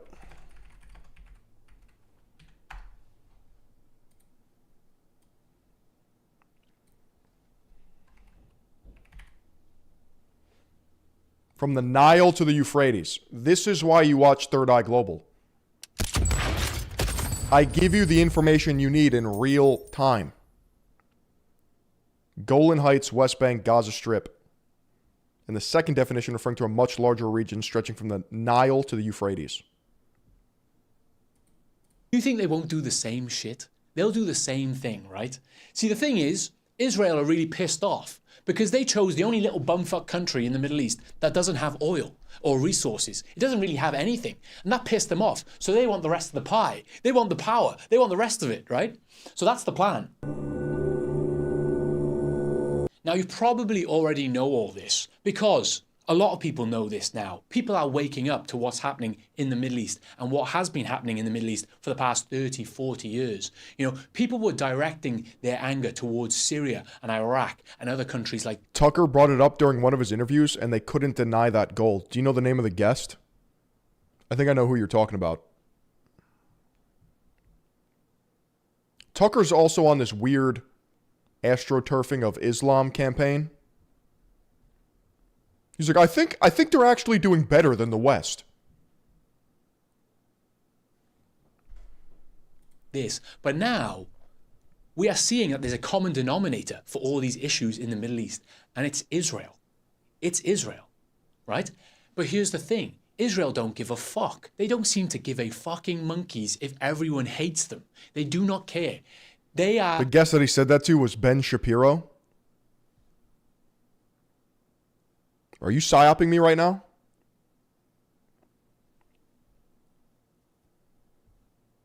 Creating themselves. They are making themselves almost like an enemy of the world. But they don't seem to care. Even if they start World War III to achieve their goals, they do not care. Now, what's this all about? Now, some people are saying that they're doing this on purpose, like it's some sort of prophecy that they must fulfill. Is the argument here you become insufferable and evil, and then everyone hates you, and then it justifies your actions even more? It's like a double layer psyop. Understand that perspective. I understand that perspective. But I think there's another plan in play. And this plan revolves around Benjamin Netanyahu. See, he's been through all this for the past 30 odd years. He's been there the whole time. And they are going to use him. I mean, Iran has been indiscriminately attacking everyone in the region. I think their command structure has collapsed and their military is operating in silos.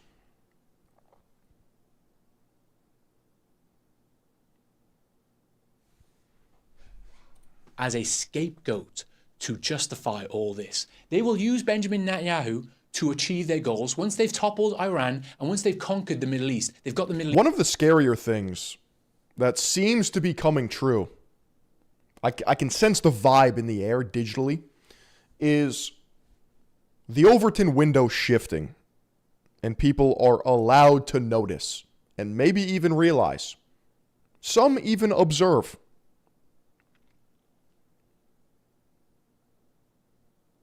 Why would they let that happen?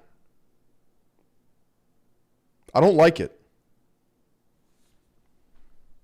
East under their thumb one way or another. Once they've achieved that, they will then blame everything that they've been doing, everything that they've done for the past 30 odd years.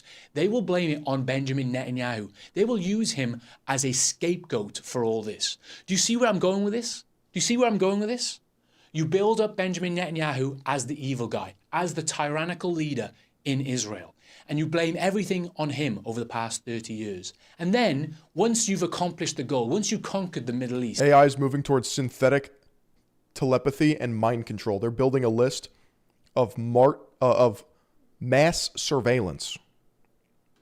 We're going to be controlled either way.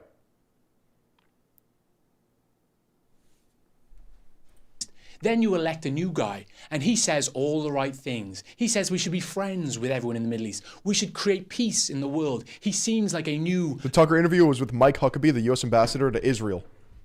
That's right. Do we have that clip?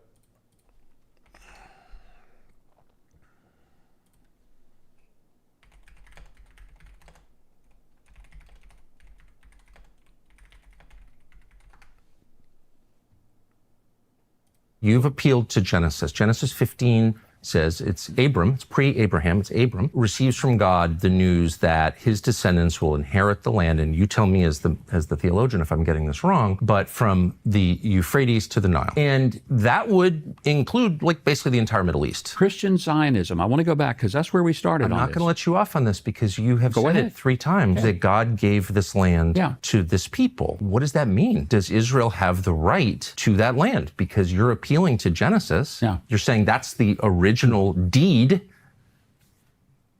It would be fine if they took it all. We're so fucking cooked.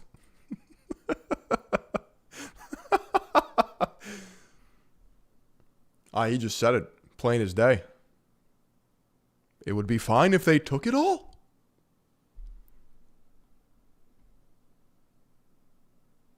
It's a dangerous game they're playing. Leader of Israel that everyone likes. And my main problem with all of this stems from ethno-religious centrism.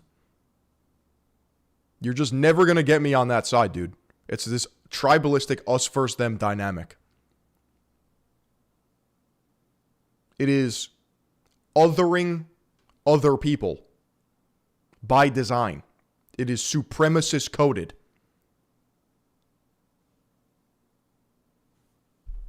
Saying and doing all the right things. But by then, the job is already done. They've already destroyed the Middle East. They've already done the damage. The damage is done. They've accomplished their goal already. And therefore, people will forgive Israel. People will blame everything on Benjamin Netanyahu. But it's the same people. It's the same government. Now, can you see why I said that even if Benjamin Netanyahu was dead, they would have to keep him alive? They have to keep him alive using artificial intelligence. They would have to do this because they still... Zombie Netanyahu. Still need him. They still need his evil presence in order to accomplish their goals. The job is not done yet. Once the job is done, then he can go away. Then they can blame everything on him. See what I'm saying? Now, I'm not saying he is dead. I don't know if he's dead. I don't know. Does anyone know? I know that a lot of the recent video footage of him does look like it was AI generated, so that is a bit strange, but... You know what's also strange? The Middle East astroturfs everything on social media. Like, Iran and all of these Gulf nations, whenever they're, like, warring or under attack, like, disinformation and slop is their only defense. Because they just get fucking leveled by the wrath of the U.S. and Israel. Like, you could observe this in real time on X. All they have left is that, like, oh, we're winning. And that shit's tweeted from a fucking cave. That shit is coming from a bunker. It's kind of sad. There will be, like, Arma 3 footage of a plane intercepting missiles. And it'll be positioned as, like, real footage with thousands of likes and comments being like, whoa. Who knows? I don't know, this is all just a fun theory as well. I don't know what Israel's goal is in the Middle East. This is just a fun theory from some random Welsh guy. You can ignore all this. Guys, we're winning.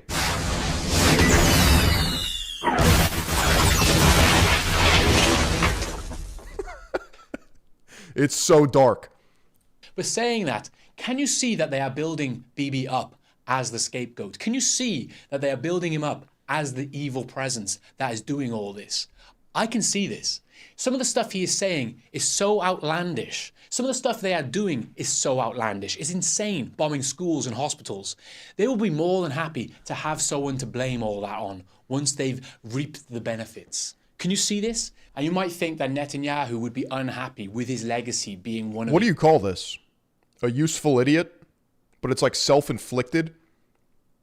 What is the name of this psyop? It's like shouldering all the blame to then use it as a scapegoat. A fall guy? Now, I was talking politics last night. It seems like the tide is shifting away from Vance and towards Rubio. But I'm thinking, is Rubio being positioned as like the war hawk to prime Vance as having like a clean slate for his 2028 run? Or are they trying to push Rubio as the 2028 candidate?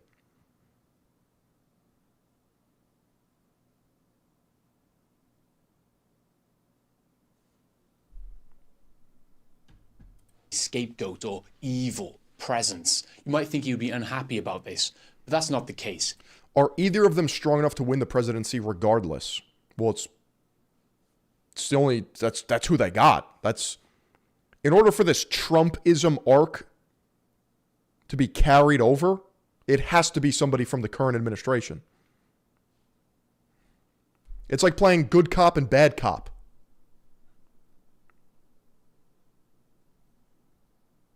He is more than happy to be the scapegoat his tribe requires. He is more than happy to be the sacrificial lamb, the mulk offering, the burnt offering that his tribe requires in order to succeed.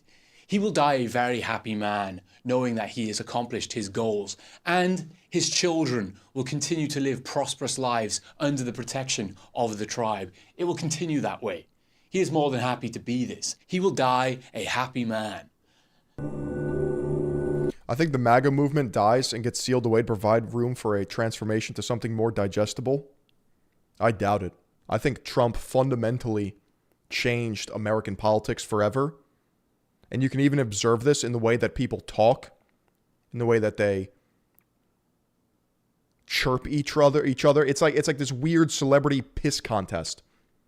If you're not parasocially abusing social media and memes, you're not going to win as president.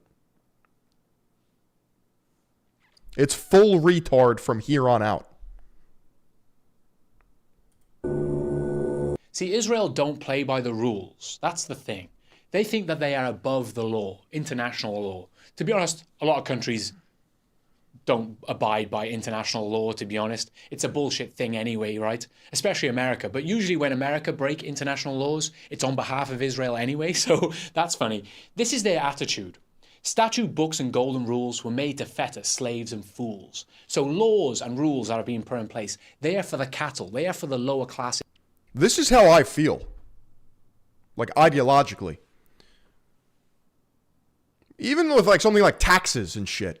All the elites, Andrew Tate speaks of this, like the Matrix in this regard is real. They don't play by the same rules. They're not on the same game. They're on a different private server. We are fucking slugs.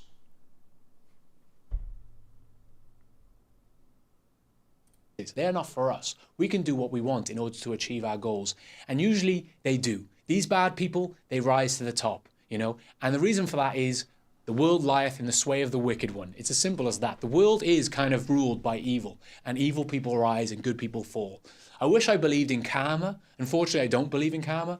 It doesn't seem to be, I don't know, who knows? Maybe there'll be ants in the next life or some shit. I don't know. I don't believe in hell either, which sucks. So it looks like they just... It's pay to win against free to play.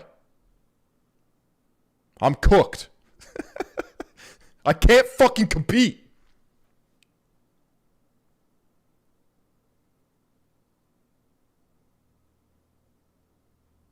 going to rise to the top and they're going to die wealthy, but, you know, they'll be knobheads. So that's just the case. Bibi will die a knobhead, thinking that he's achieved something, but he will just die a knobhead.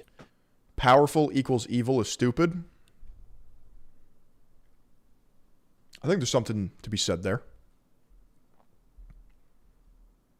There's a lot of powerful, evil people. And there's a lot of evilly powerful people as well.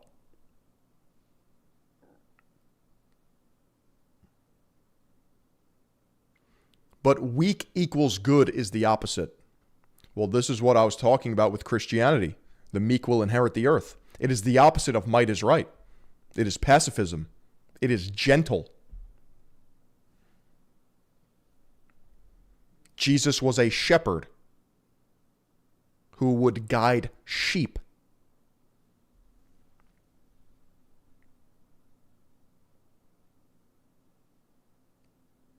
I have a lot to think about.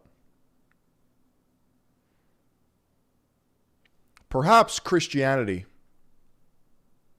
acts as a framework to cope with the fact that might is right. And this material world is for the evil ones. Essentially giving hope to the afterlife. Is that what faith is? I don't know. That would be utterly depressing. That would fucking suck.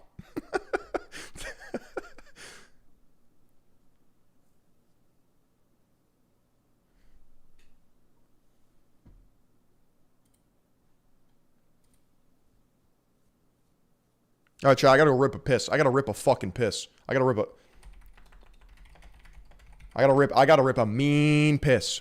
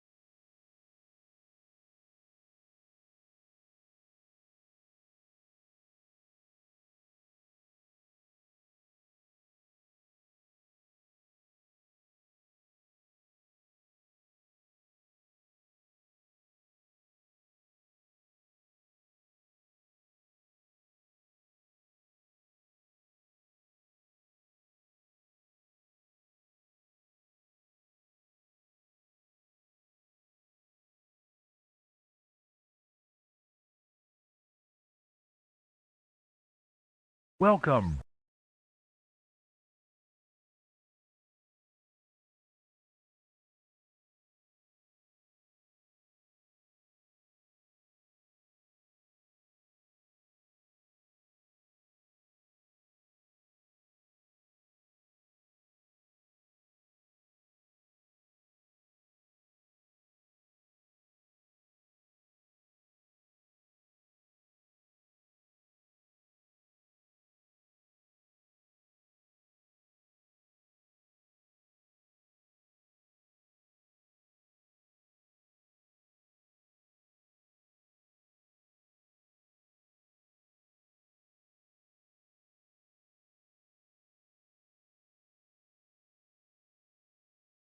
Maintenance wipe?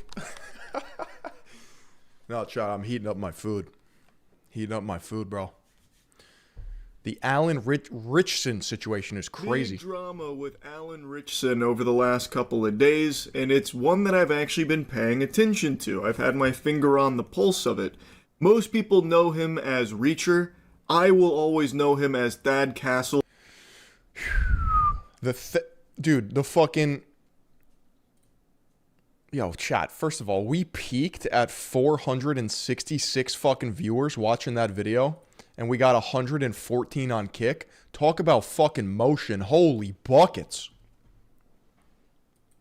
Big drama with Allan Richson over the last couple of days, and it's one that I've actually been paying attention to. I've had my finger on the pulse of it. Most people know him as Reacher.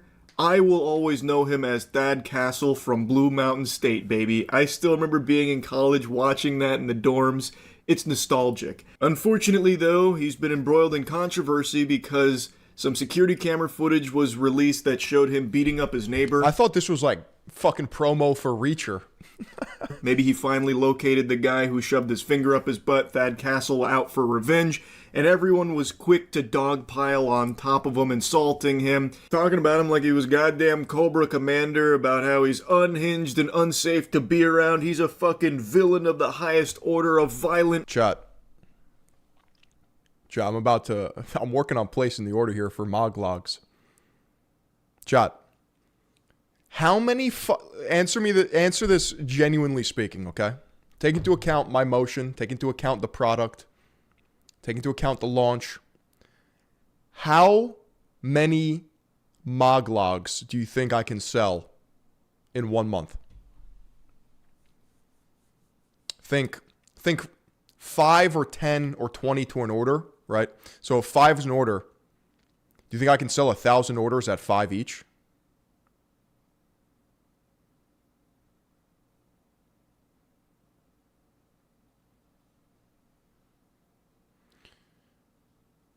If I do over 1,000 orders, that's like 5,000 to 7,000 logs. I think I can do that. I think 1,000 orders is the move. I mean, 1,000 orders is the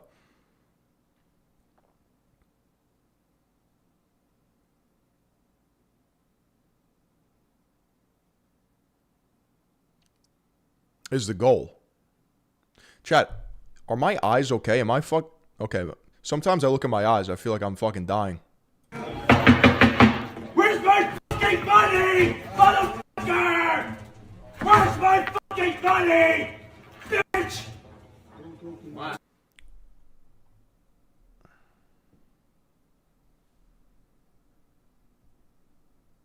So,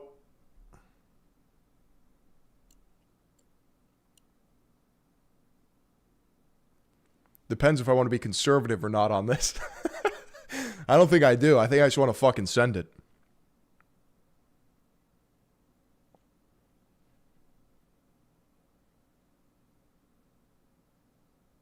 Chat, do we run the first one conservatively or just fucking full send?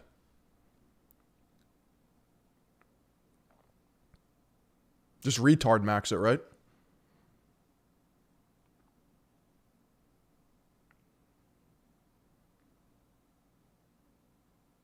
Full send.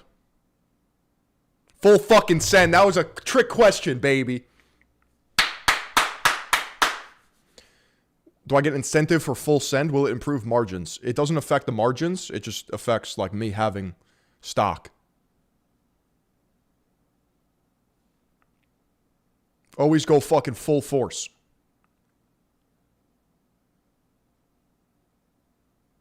It's got to be severe.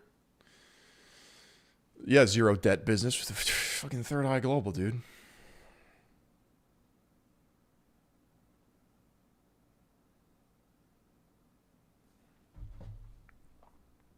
Yeah. Yeah. No half measures. Bro, this is going to be fucking crazy. Sheesh. Where do we order? Mogged.shop. I'll tell you when it's live. I need the product first so I could actually put the fucking product on the site, but damn. Chat, is this happening? Is this fucking happening, dude?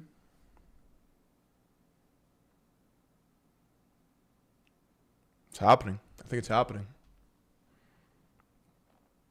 I'm waiting on a text message. He's typing.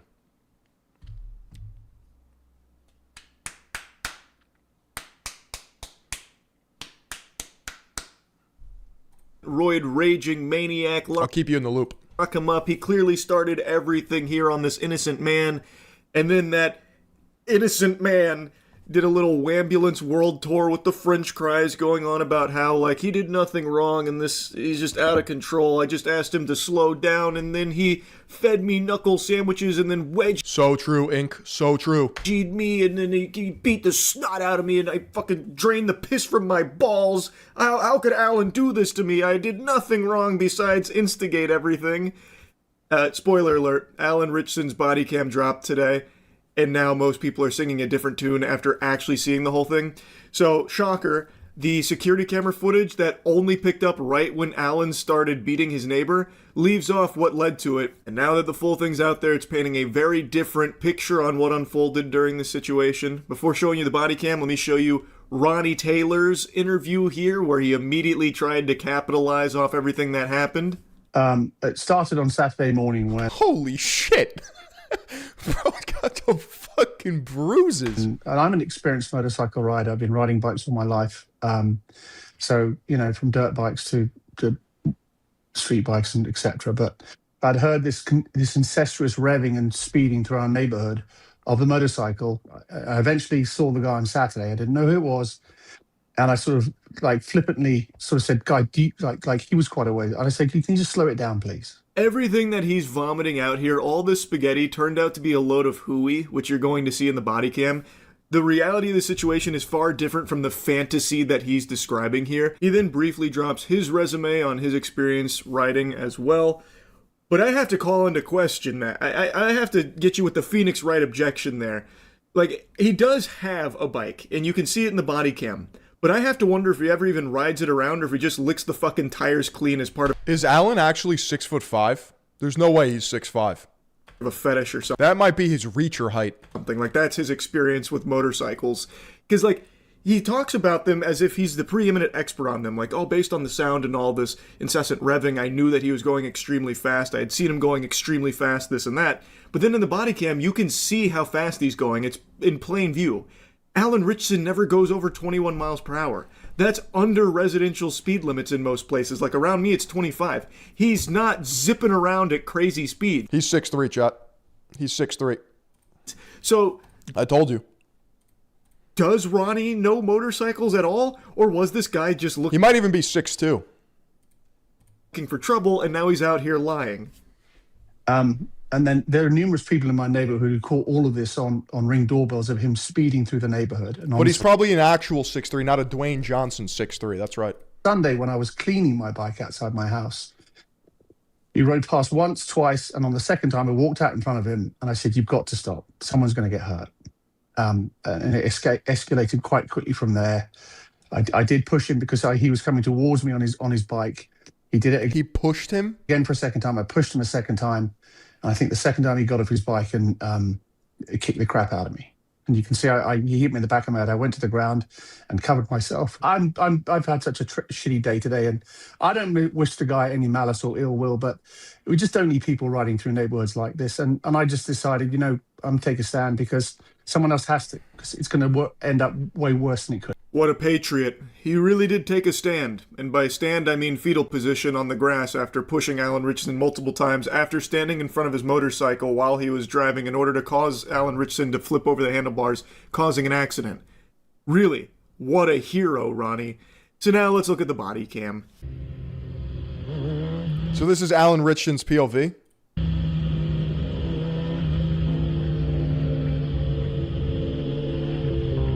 Oh my god, dude. Oh my god. Are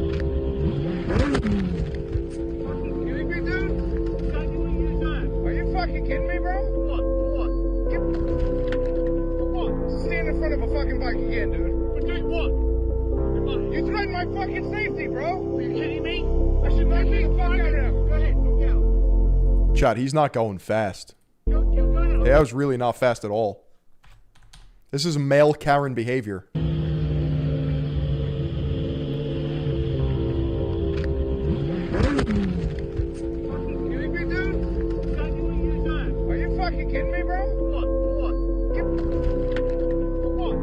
Yo, he kind of fucking threw him.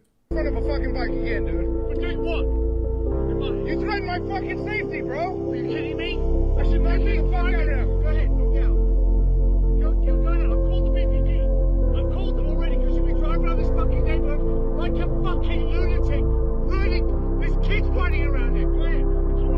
So you can see Allan, top speed in this was 22 miles per hour. Now I guess it's possible he was going... Dude, body cams are like kind of essential, huh?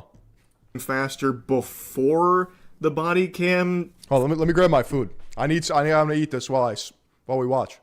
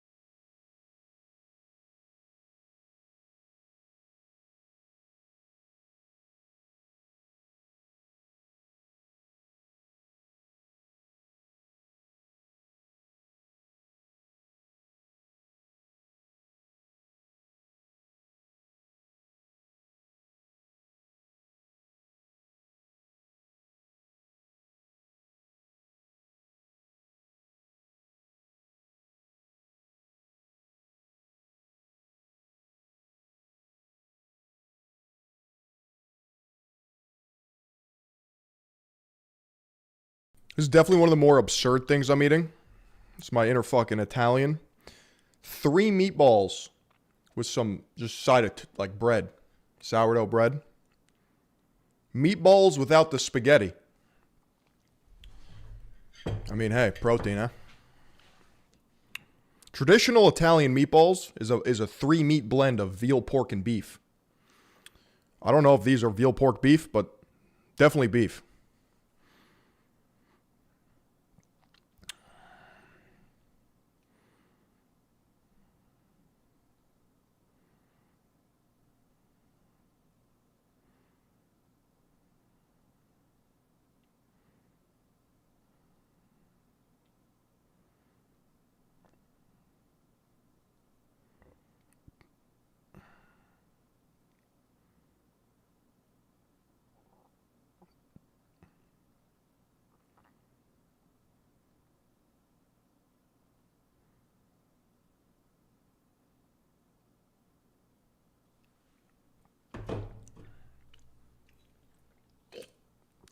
Chad, I'm talking flavors, potential flavors down the road too.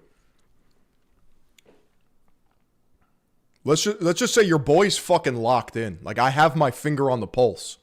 This shit's gonna be legendary.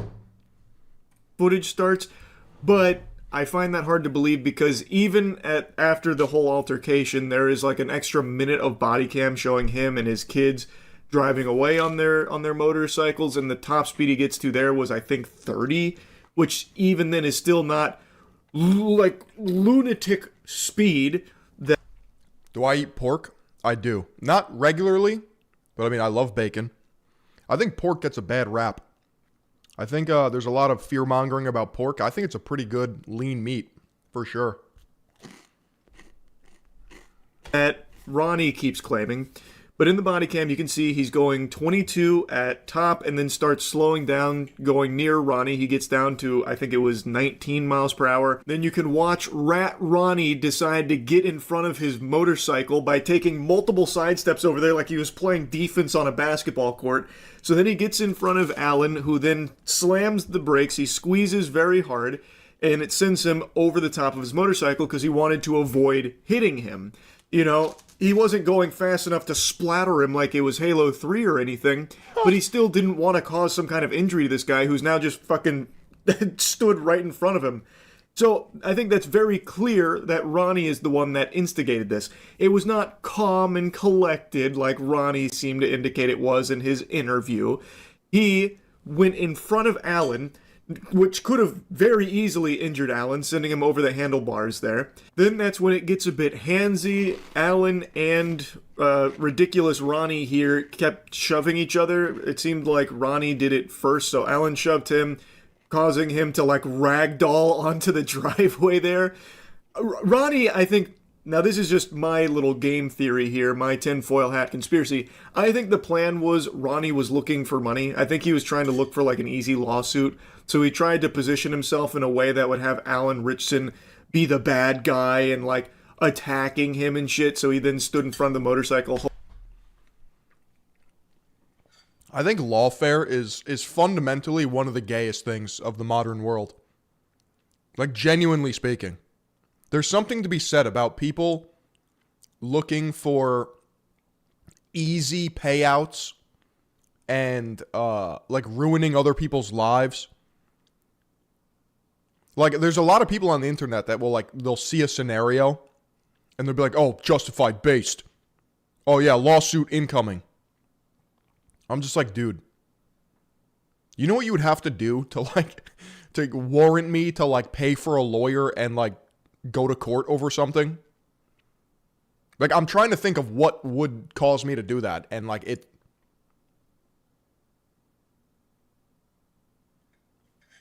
Hoping that little element of this whole thing would never see the light of day.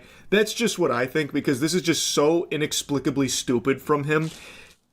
Allan doesn't appear to have been driving at lunatic speeds or driving recklessly. He's with his two kids, and they seem to be practicing safe driving here on their motorcycles. And B, Allan immediately starts, like, instigating, like, physically with Allan afterwards, too. When Allan is a big boy, that's a pretty big mammoth of a man right there. That is a mountain of meat. And Ronnie instantly is getting ragdolled, but keeps coming back like just some kind of malfunctioning Oblivion NPC that can't get enough. So the question begs to be asked, why did Ronnie do this? It wasn't to protect the neighborhood or save the world or anything, because it doesn't seem like they were in any danger. It doesn't seem like there was any dangerous driving or fucking lunatic speeds and driving like recklessly. Nothing like that. Like, even if somebody wrecked my proverbial GTR, like, I would have less resistance by fixing it myself, keeping it moving, than going through, like, insurance and fucking, I don't know. Like, I'm not dealing with other people when I don't have to. So to me, it feels like he was looking for some kind of payday out of this through, like, a lawsuit or something. That's my guess.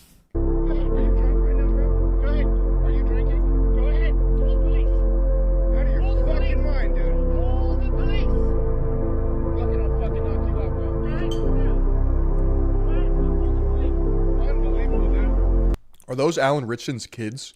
They watch their dad do a fucking beatdown? I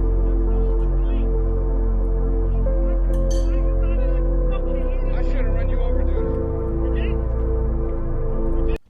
What is it with British people and like road laws and shit? It seems like do you guys know the British cyclist guy? They all have very like male Karen energy. Like the guy that just trips on his bicycle all the time to like prove a point.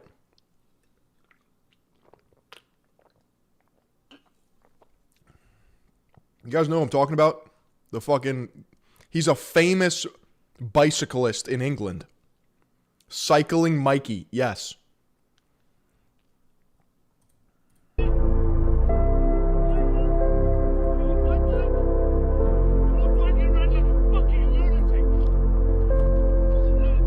There's a New York City cyclist that yells at people too. Side note, I hate whoever put this music here. This is so cringe. I hate how in the modern day and age, a video can't just have like real audio anymore if it's a vertical video. For some reason, people just feel the need to put in this kind of trash Facebook music that they find. Why?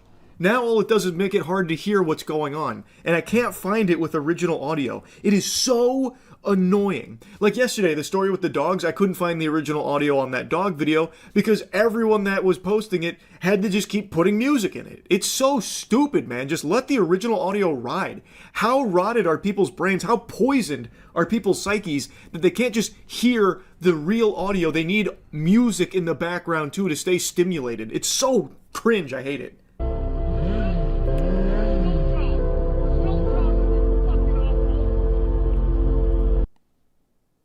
This motorcycle looks kind of sick.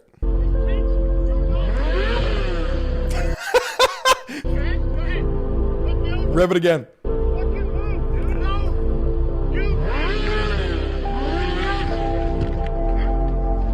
Is he gonna beat him up now?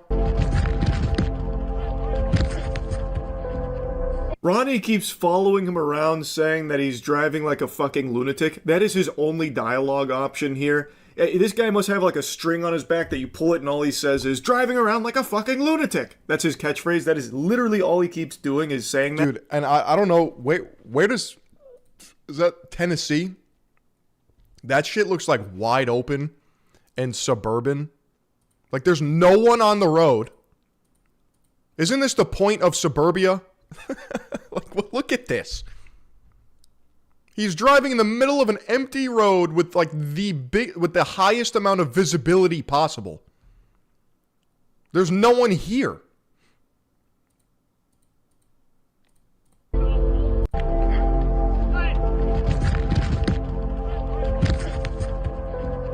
Ronnie keeps following him around saying that he's driving like... Because British people hate masculinity? There's something to be said there. A fucking lunatic. That is his only dialogue option here. That is very much a neighborhood that you pay to live in so you can race around sometimes. This guy must have like a string on his back that you pull it and all he says is driving around like a fucking lunatic. That's his catchphrase. That is literally all he keeps doing is saying that. And then when Allan gets his bike up... That's a random British guy in the USA. ...and is about to try and leave, Ronnie then prevents his exit. It's Ronnie fucking true as a British person. Stands in front of him again, restricting his ability to leave. Allan is trying to leave the... So I've never had a motorcycle. If you drop the bike, is that shit like damaged immediately? Or is it like pretty resilient? Like you can't drop a bike like that, right? This situation, Ronnie is preventing it. And then Ronnie shoves him. It also seems like Ronnie pushed the bike over as well, but you can see Ronnie also shoved him after the bike got dumped. And that's when Allan pushes Ronnie to the ground and then beats him a bit. And that's where the security camera video starts. Like, is every drop minus $2,000? So you... Oh my god, and then you just hear the fucking sound effect leave your bank account? Just everything that Ronnie did to cause this altercation, and the security camera footage that was surfaced a couple days ago only... Would I ever drive a bike? No shot. Guys, senior year of high school, I was taking one of my friends home. I was that guy, because I was always whipping it to and from school. Driving one of my friends home, live in the same town. We're on like one of the main roads.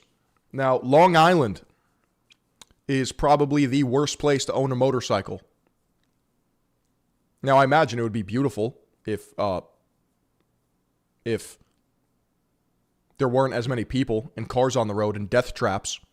But it is, if you look at if you're on any back road, any main road, any highway, there are memorials all over the place of dead motorcyclists on telephone poles, on trees. It's sad. It's like sad how many there are, but it's like Darwinian in the sense that it's like, holy fuck, this is not the place to own a motorcycle. You will die. And I was driving home with my friend on my way home from school senior year, and one of the main roads was closed because a guy on his motorcycle got launched like 60 feet and just split in half. Like literally, like his leg was in another place of his body. And like I saw his leg like on the road. Not ideal. Not ideal. He did not make it. He did not make it. Skill issue.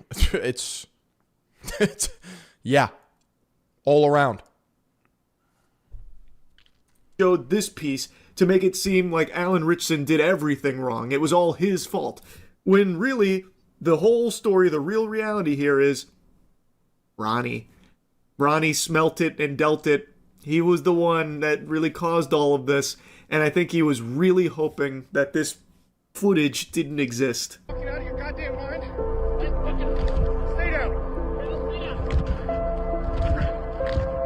Are you fucking stupid? Yeah, I was always a quad guy over a dirt bike, you know? I think 4 wheels is my cup of tea. A lot of speed demons out there, they like the 2 wheels. I'm going to stick to 4. I'm going to stick to 4 unless I'm you know, really testing my luck. Christ. Do I sit down when I pee? Sometimes. That's where the physicality stops. Ronnie does still fling some more words towards Allan, but it ends with Allan and the kids driving off. And like I said, it's not like they start speeding off either. They stay under 30 for the most part. It's only towards like the very end of the footage that they get up to like 31 and then like reach a stop sign or something like that. But even then, there was nothing in this entire... Technically all of you sit to pee when you poop. I don't lie to me. Don't fucking lie to me. Body cam that indicated to me reckless driving at dangerous speeds in this area. So I really feel like that's facts. Ronnie was just fishing for confrontation as a means of You're telling me you stand? trying to get some kind of payday out of it. That's what I believe. And he instantly tried to turn around and like put his name and face out there with these interviews to garner... You can pee but not poop, but you can't poop and not pee. Lesson there. That's right. Sympathy, and I think that it's been largely unsuccessful now that this body cam footage is out there. So yeah, I wanted to yap about it a little bit. That's really it. See ya.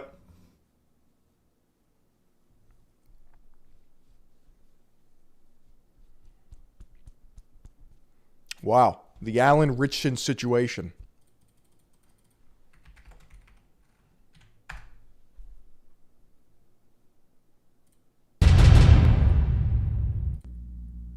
Oh, fuck.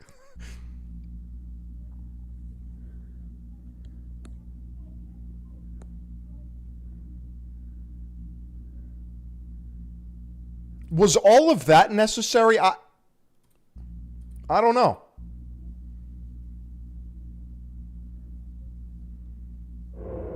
Maybe.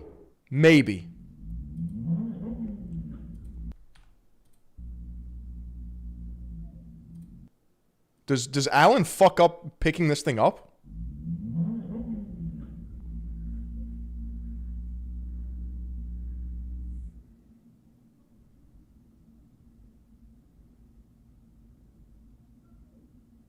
He whiskey throttled it.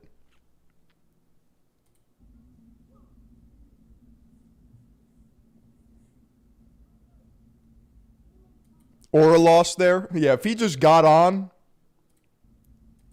Yeah, he was shook, I bet.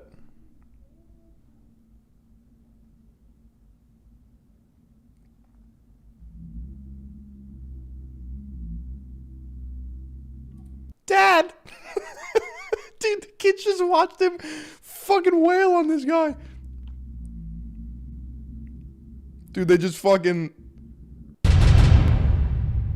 They're like, holy fuck, my dad is actually Reacher.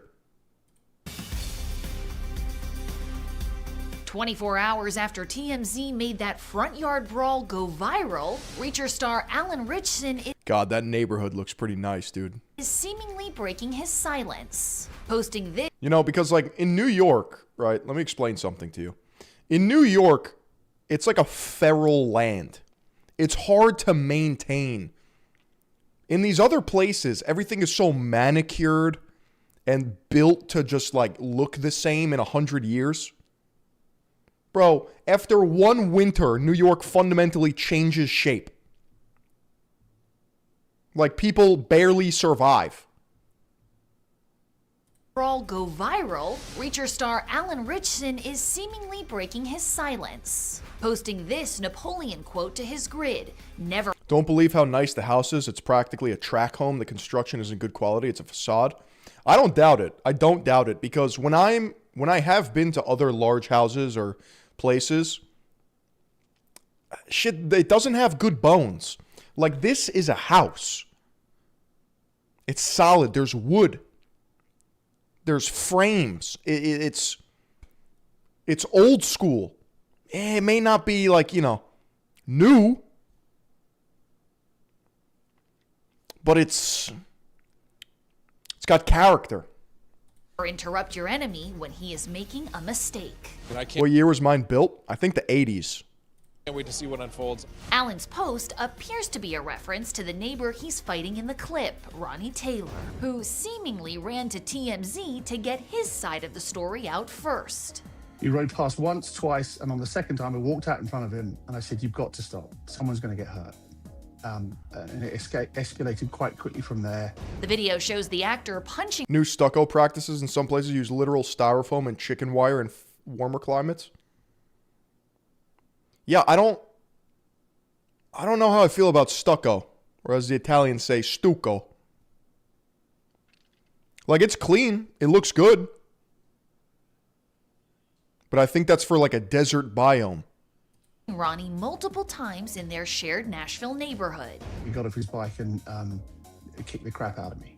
And you can see he hit me in the back of my head. I went to the ground and covered myself. Ronnie claiming to TMZ, Allan went after him when he asked the star to stop speeding and driving loudly with his motorbike on the street. Then on Tuesday, Allan's own body cam footage of the incident surfaced.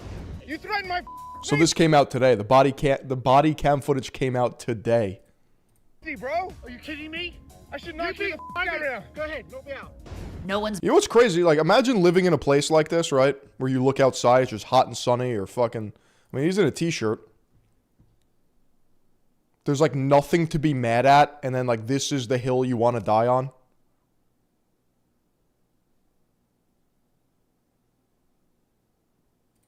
Then on Tuesday. Why not just become friends with him? Be like, yo, what up, Allan?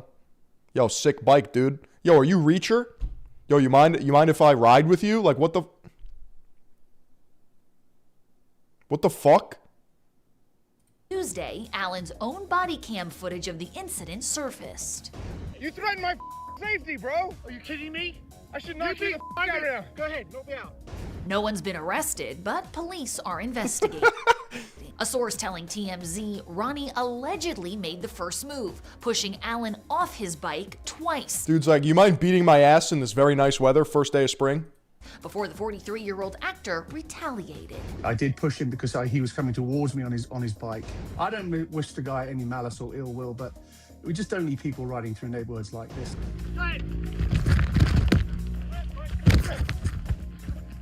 Get out of your mind.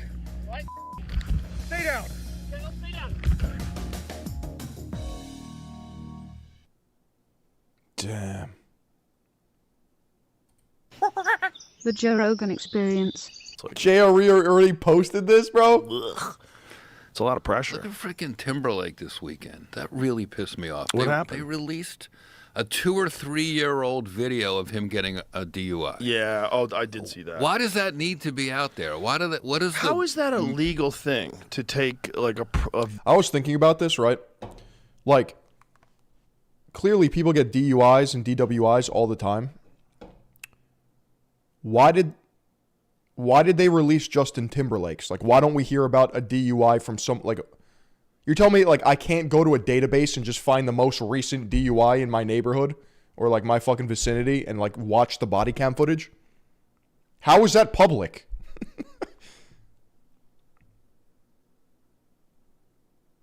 Because it's a high-profile person? But at the end of the day, like, they are just people. It kind of reinforces this weird pedestalization where it's like we treat them differently. Video of someone being arrested. Like, why is that? Because he's a public figure? Why isn't that private? You can get any body cam footage of anybody in America. Really? I don't understand. It makes no. And there was nothing outrageous about it. He didn't hassling this guy and bringing up old news. It really bugged me. I mean, there was nothing outrageous about it. I mean, he was very calm and relaxed, and they arrested him for DUI. They asked him a few questions. There was nothing about it that was Welcome. Like It's because of the FOIA request. Oh, look at Justin Timberlake. He's off the rails. He's acting crazy. So it's like he had a few drinks. Yeah. Shrek 4422 with the follow. Probably shouldn't have drove, got caught. That's it. Right. It happens to a lot of people. Yeah. And whatever, just because he's famous or whatever. He wasn't acting like an asshole. He didn't do anything terrible. And, and everybody wants like, oh, look at him. He got caught. Right. You have so much money and you still got caught. Right. Why was that kind of funny? Obviously get a driver, dude. You're going to get drunk. Right. It's not that He hard. was tooling around the Hamptons. They thought he was fine. Yeah, that's probably it, right? That's where all the rich people drink and drive. Like, quite literally, I said that yesterday. Like, I don't... Everyone, like, as fucked up as this sounds, if you were to run, like, a test of how high drunk driving is in the Hamptons, it's got to be probably one of the highest in the country. Well, I don't get having to torture somebody by releasing the video. Well, I mean, all he has to do is just not be online for a few. And I'm not trying to run defense here, but in the Hamptons, it's literally like it's just like the smallest roads, like single lane roads. Days and it'll go away, but it's like, why is it okay to release that? Why is that a public record thing? Unless there's like even if there's a case, that should be something that gets released in court. No, they released it as a public information, but... What? Right. Why? I don't know. Why? Because he sings? Because we live in a cruel fucking world, that's why. Yeah. We live in a place where people... It almost certainly was a journalist or news organization that filed for the FOIA, but no confirmed name or outlet has been officially identified as the original requester. Interesting. Enjoy cruelty. They enjoy... Well, it's like, you look at him, he's like super famous. Dude, you want to know what I was thinking on my way to my workout yesterday? As I was driving, I was like, I wonder if I ever got pulled over and like for a body cam, I would literally be like, yo, what up, chat? Yo, chat, is this real? As you were saying, officer. Just fucking break the fourth wall. Yo, Third Eye Global, kick.com/Phillion. He was married to, what's her name? Who's he married to? Jessica Biel. Beautiful woman. Yeah. Right? He's got this perfect life. He's rich. He's famous. He can dance. He can sing. He's tall. He's handsome. He's a star when he was young. Fuck that guy. That's how everybody is. Like, oh, look, he was drunk. Yeah. Bitch, you've been drunk before, too. Shut the fuck up. Right. And if you haven't, fuck you. If you've never been drunk, fuck you. Unless, See, Joe comes from the era where drunk driving was like, that was normal. Now, obviously, I fundamentally disagree with it. Just get a fucking car. It's just, I think there is a point to treating celebrities different. That's... Your dad was an alcoholic and, understanding circumstances.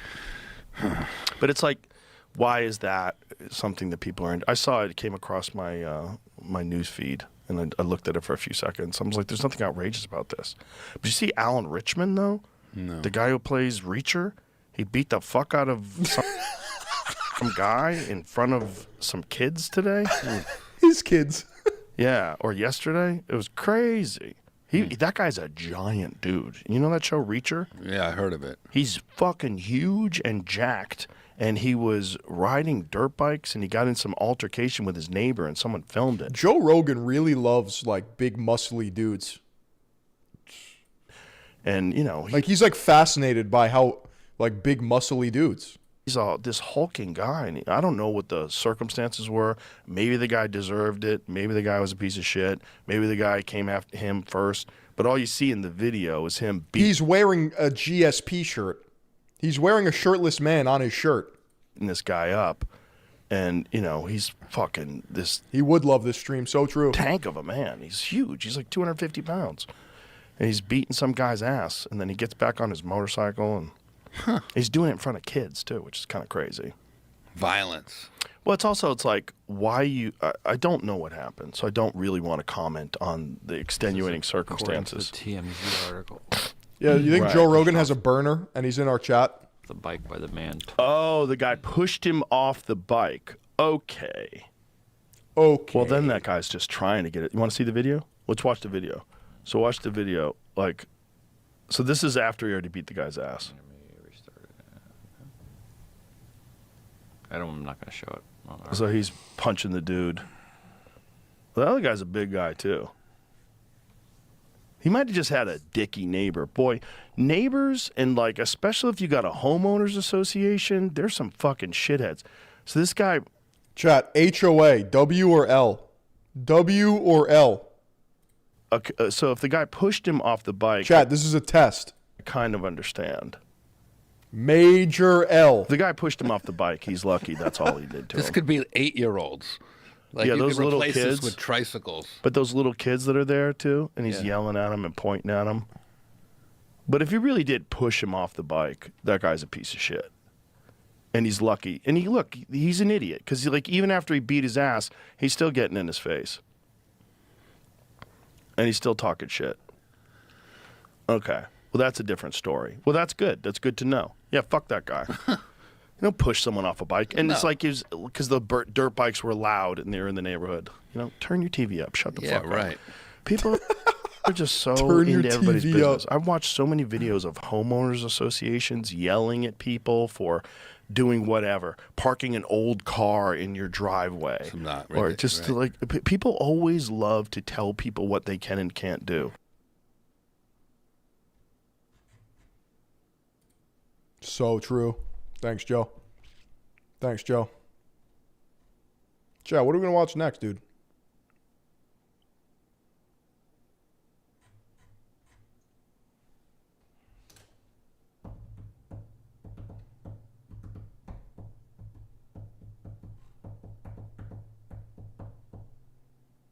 So now everyone's complaining to me about these airports. They're getting really, really bad because what's going on? Is it the TSA? Is it government shutdown? The TSA has had enough. Stop screening people. You want to hear it? You want to hear a solution? Stop screening them. Get on the fucking plane. Whatever happens, happens. Get on the fucking plane. If you want to go to Phoenix that much, just get on the fucking plane. Who cares? The cockpit door's locked. Who gives a shit? A couple of people might fucking have a bomb. You want to wait in line, or do you want a chlorine bomb to go off an hour outside of Orlando? It doesn't matter. Just get on the plane. Just get on the plane. Security lines snake out of more terminals as TSA goes unpaid. Well, this is the government shutdown thing. Stop traveling. A fucking chlorine bomb. Why this is a lesson in comedy. Everything is funnier when you make it hyper specific. When you add an adjective. A chlorine bomb. Like bomb, okay, whatever. Maybe a little silly. Chlorine bomb is hilarious. I don't know what to tell you people. Yeah, it makes it vivid. Find a place you like and stay there for a minute. Like I was watching this low tier god clip. Hold on. Let's see if I could find it. Like it was so funny. The way he just described this.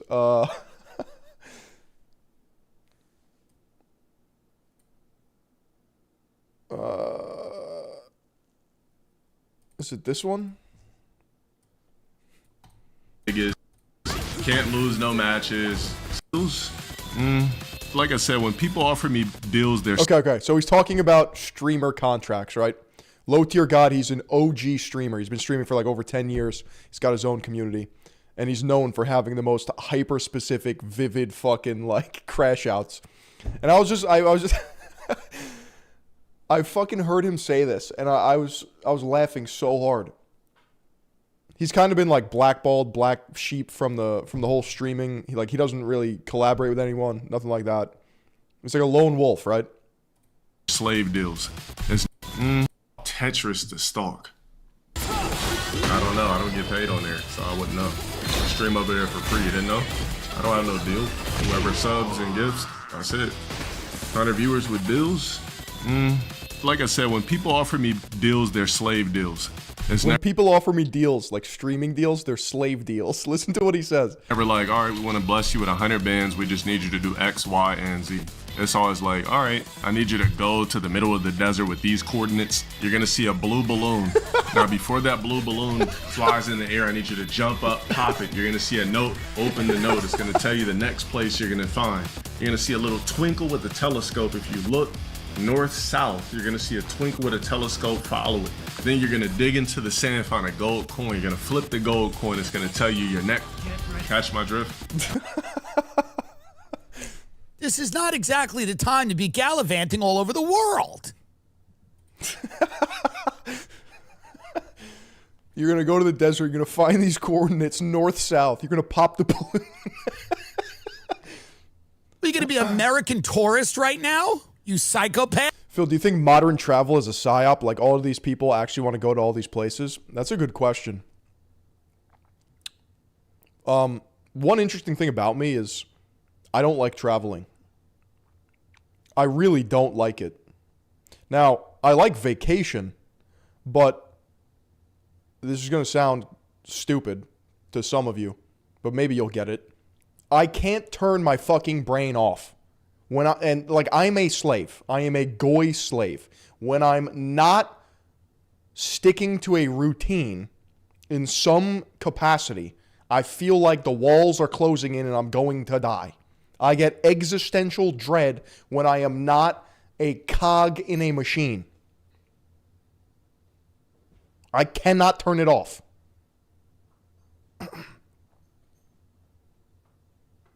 I don't know I don't know how to fix it. Maybe I need $9 gorillion. I don't know. I always feel like I'm slacking. I will fall off metaphorically, metaphysically. It's really hard for me to like practice presence. That's ADHD. I'm neurodivergent. I'm literally not though. Like I'm not.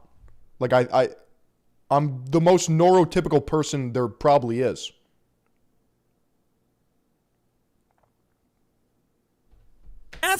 We're destabilizing the globe. What kind of psychopath are you going to be right now? You're going to go to Italy and tell them why I sound ADHD as fuck? I'm not.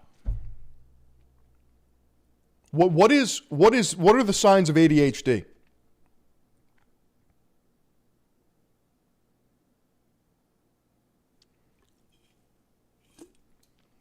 Why they're fucked? Because we're attacking Iran? And we've driven the price of oil up and everything's gone insane? Is there an ADHD quiz I can take?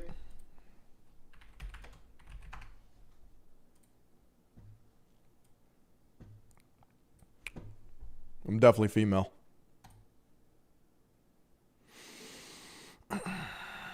Chat, you're just trying to get me like to fucking get on Adderall. All right. There's 20 fucking... Oh, Jesus Christ. I often struggle to focus on details leading to careless mistakes. No, I'm a very detail-oriented person. So I strongly disagree. I don't make careless mistakes. I frequently forget to complete tasks or follow through on commitments. Like literally never. I don't say it unless I commit to it. I find it difficult to sustain attention in conversations, lectures, or reading. That's also not true. I've fucking aced every test in my life.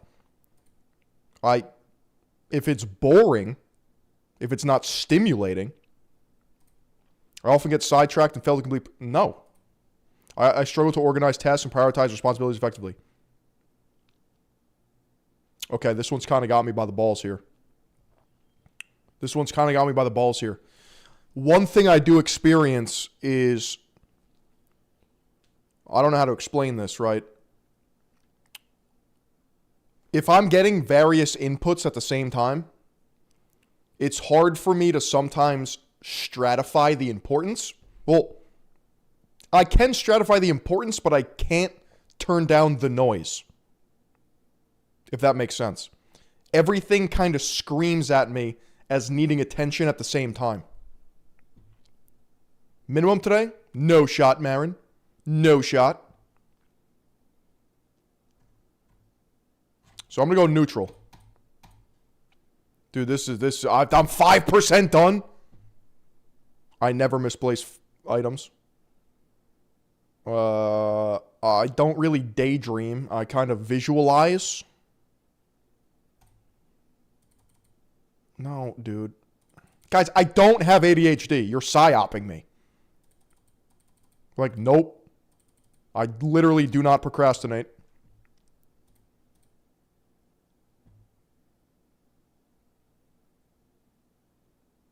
Yeah, no shot, dude. The self-diagnosis is not going to work. Decency to not inflict yourself. Chad, the reason why I can't relax on vacation is because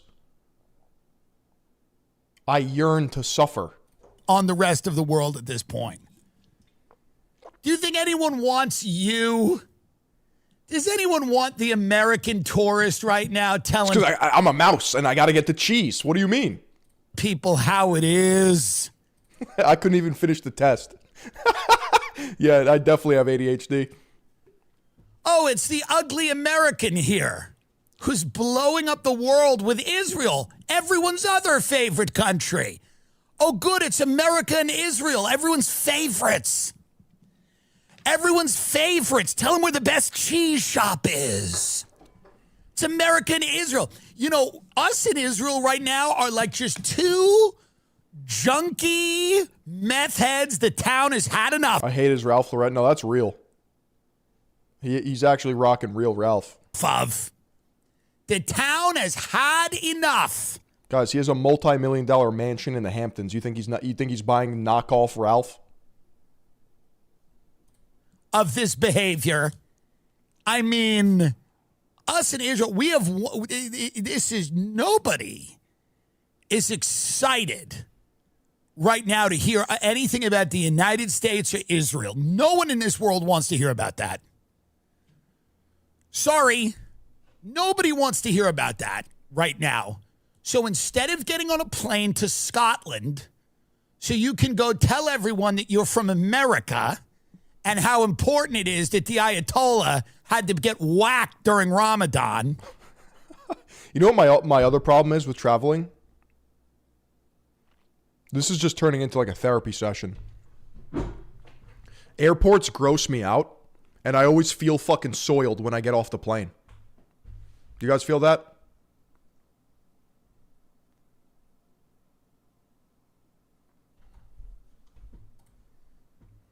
And that they should look out for more refugees and more terrorist attacks in their countries. It's the cabin air. I'm not crazy, chat. You're fucking crazy.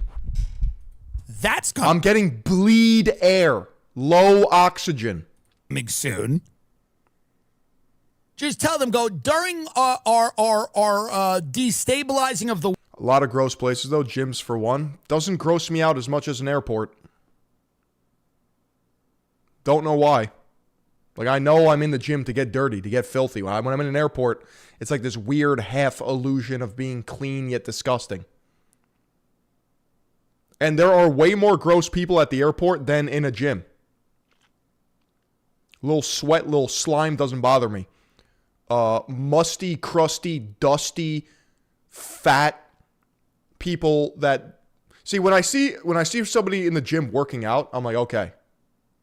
They're working on themselves. When I see someone in the airport, I'm like, What the fuck are you doing with your life? World, we've all decided we want to travel. Yeah. When I'm in the airport, I feel like I've been coated with a thin mist of ickiness. 100%. We've all decided we want to travel after lighting the fuse that might lead to World War III. We've decided we always wanted to see Edinburgh. We wanted to have high tea at the castle after we've lit the fuse that might start World War III. Have the decency to stay in your home, for Christ, please. No one wants to see your fucking... Unwashed Hasidic men demanding a pat down from the male TSA officer. Face. Or mine. No one wants to see us right now. The fuck? Traveling these days is like keeping up with the Joneses. Yeah, man, I don't know. It's like people are always just fucking going places, dude. And they're posting about it. That's not a life. It seems like when I'm in an elite location, I'm not taking a picture and showing people my elite location. Maybe I'll snap a pic from my memory. You're not going to see it. Well, Third Eye Global will see it if you want, but like the other people are not going to see it. You're going to go to Spain and drink wine in the park and be like, well, Israel has the right to defend itself. No one wants this shit from you. A bunch of fat American fucking psychopaths invading your country to tell you about that Israel needs to attack 19 other countries? You guys should really help us with this Strait of Hormuz. They're going to start kidnapping Americans in these countries and killing them publicly, and they won't be wrong. They're going to start kidnapping Americans out of their hotels and throwing them in the middle of the street and lighting them on fire. We're literally destabilizing the world, okay? We're destabilizing the planet Earth like in a major way. And Americans' main concern right now is how they can get their fat ass on a cruise to one of the other countries who were also fucking in the process of this, by the way. So the thing about Americans, we'll never not travel. We don't care. We'll nuke Iran. We'll start a nuclear exchange, and then we'll get on a flight to Paris. Where'd I get the chain from? Locks and chain. LOX and chain. We don't care. We will straight up... It's 925 sterling silver. Bring the world to nuclear Armageddon, and then we will go and take a tour of a winemaking, a vineyard in Italy. We don't care. True. Can you imagine being the American abroad right now? Like, I have a friend who just booked a solo trip to Europe, and he's young and attractive, and it's like, whatever. And he doesn't look American. Big help. Chat, do I look American? I feel like I do. I feel like I stand out. I feel like when people look at me, they hear like the bald eagle screeching. Can you imagine being the American right now, like on vacation? Hey! That's how I speak. Do you have any ketchup? I hate ketchup. Do you have any ketchup? We just bombed Lebanon. We're gonna bomb everyone. Maybe even you.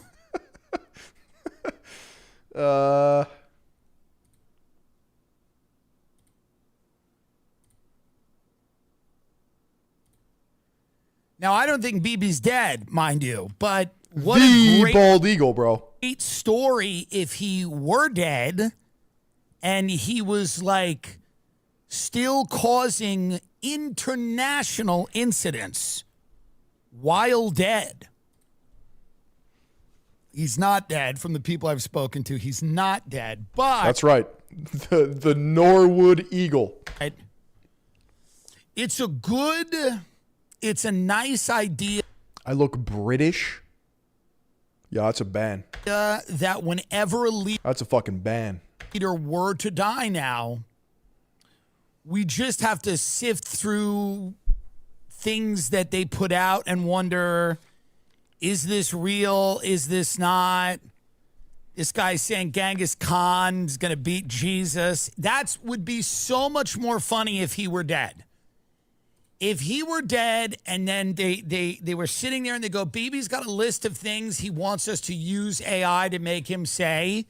And then one of them is Genghis Khan has the advantage over Jesus because we're back on that quote. Evil wins, according to Benjamin Netanyahu. And a lot of people are thinking the guy's dead. I don't think he's dead. But this is like big speculation. Welcome. I've even texted people. I've said, hey, is this guy dead? And then people were like, well, we don't think so, but we don't really know. And then people... Aquatic W with the follow. Yo, Daniel Porsche donated 10. He says, ban whoever said he looks British. Yo, mods, get his ass. Mods, get his ass. They're sending you videos. Yo, that's coming down from Daniel Porsche 911. Videos back and forth of him like, yeah, here he is. This is BB. Netanyahu still alive, perhaps. That's slanderous. Also wrote the lessons of history. Very brief. 100. Also wrote the lessons of history. I'm counting the fingers. I see 5. Very brief. 100-page book. Lessons of history. He's talking about the fucking William Durant book. In which he said, well, history proves that, unfortunately and unhappily, Jesus Christ has no advantage over Genghis Khan. Because, dude, why does he sound like that? If you are strong enough, ruthless enough, powerful enough, evil will overcome good. Which side are we, BB? Stop that for a minute. Hold on. Who are we? Now that we've united with you, who are we here? Are we Genghis Khan? What are we? We're not the Jesus side, right? Tell me exactly who are we in this allegory? What exactly is this? Continue. Chad, I'm 44% Northwestern European, 25% Roman, 20% Greek and Southern Italian, 8% Balkan, and 1% Finnish. So you have no choice. But to kill them all. If you look at the world as it is today, you have to be blind. My last name is an ethnonym for the Carpatho-Ruthenians, or the Rusins. I don't know if that's the Nordic influence or the Slavic influence. Either way, I'm a mutt. Not to see. Right. That the democracies led by the United States have to reassert their will to defend themselves. Against people who and to aren't oppose threatened. their enemies in time while there's still time. Before the jarring gong of danger. Did you just say the jarring gong of danger? Roll that back. Before the jarring gong of danger. The jarring gong of danger. Wakes them up and wakes them up too late. This is where we are now. The fact that people don't see that, the fact that a lot of the news media are harking on. This guy, hold on. This guy's out of control. This is the drug addict in the house who's got all the family in the living room going, everybody accuses me of everything. Nobody trusts me. Every time money is missing, you ask me about it. My boyfriend was in this house for 5 minutes, and yet you think me and him took your money. This is insane. I'm going to move out, and I'm going to move out because I have been attacked. The relentless attacks from the people in this house, all the while she's got your money in the pocket. Like this, I have never seen a more violent person talk more about the need for peace. It's the craziest. I've never in my life seen gaslighting like this. This is the most violent person I've ever seen. This guy cannot get out of a war. They're in wars you don't even know they're in. Ground troops in Lebanon. He's got guys talking shit to Turkey already. This guy's so off the chain. And yet he's talking about peace and Jesus and Genghis Khan. And even if you have, righteousness with you, that's not enough. You gotta confront all the enemies. And all the enemies are anyone he thinks is an enemy or who could become an enemy. It's the gaslighting of the century. It is the drug addict in your house. Every house. It's not good, Chad. Household has a drug addict who gets on a soapbox and starts saying, I cannot believe I am being accused again of stealing money from my older sister. I don't have to take this just because I've been to rehab 5 times and you found the money in my room and I don't know who put it there, but it was to frame me. I will not participate in this. I've never seen a person, because the thing about Bibi Netanyahu is he's kind of soft-spoken. I flew to Cuba. He's not, I'm not going to say he's unsuspecting, because he's certainly not. He's been around a bit. But I mean, this guy, he cannot, there's nothing that will be enough for him. And the people that really support this, the people that are like, well, it is in America's interest to be in an unwinnable war with Iran and have the Straits of Hormuz closed and have oil go up and have, potential repercussions financially and to lose all their relationships with the Gulf states and to have the Gulf pull money out of projects in Silicon Valley and Wall Street and Hollywood and all these different places and have our economy go belly up and have a draft and then a nuclear war. It is in America's interest.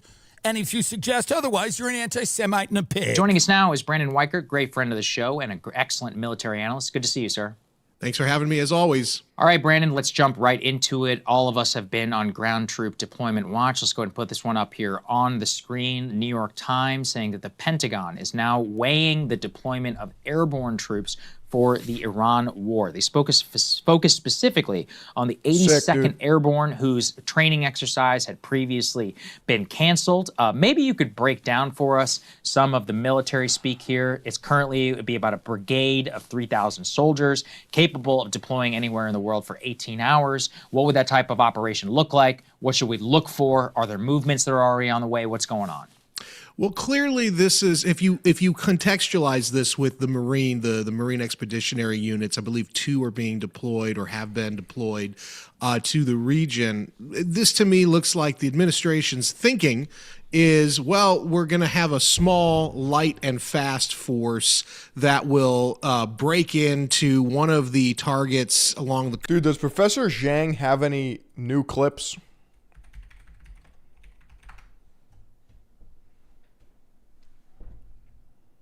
Nine hours ago.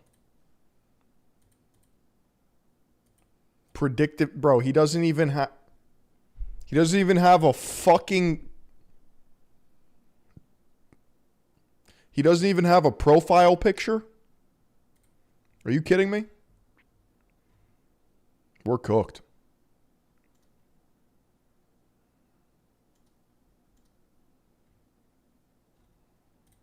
So the Iranians have been preparing this for 20 plus years. They know the entire American playbook, and they have the perfect strategy to counter the American playbook. So America will have a really tough time winning this war. In your Chad, I have ADHD. I can't focus. Podcasting about this in the last 2 weeks, you have made the argument very strongly that the United States has been pushed into something not in its own national interest by pressure from Israel and the lobbying power of Israel. Well, it has been. The question is whether the person who makes the ultimate decision, who would be President Trump, should have pushed back.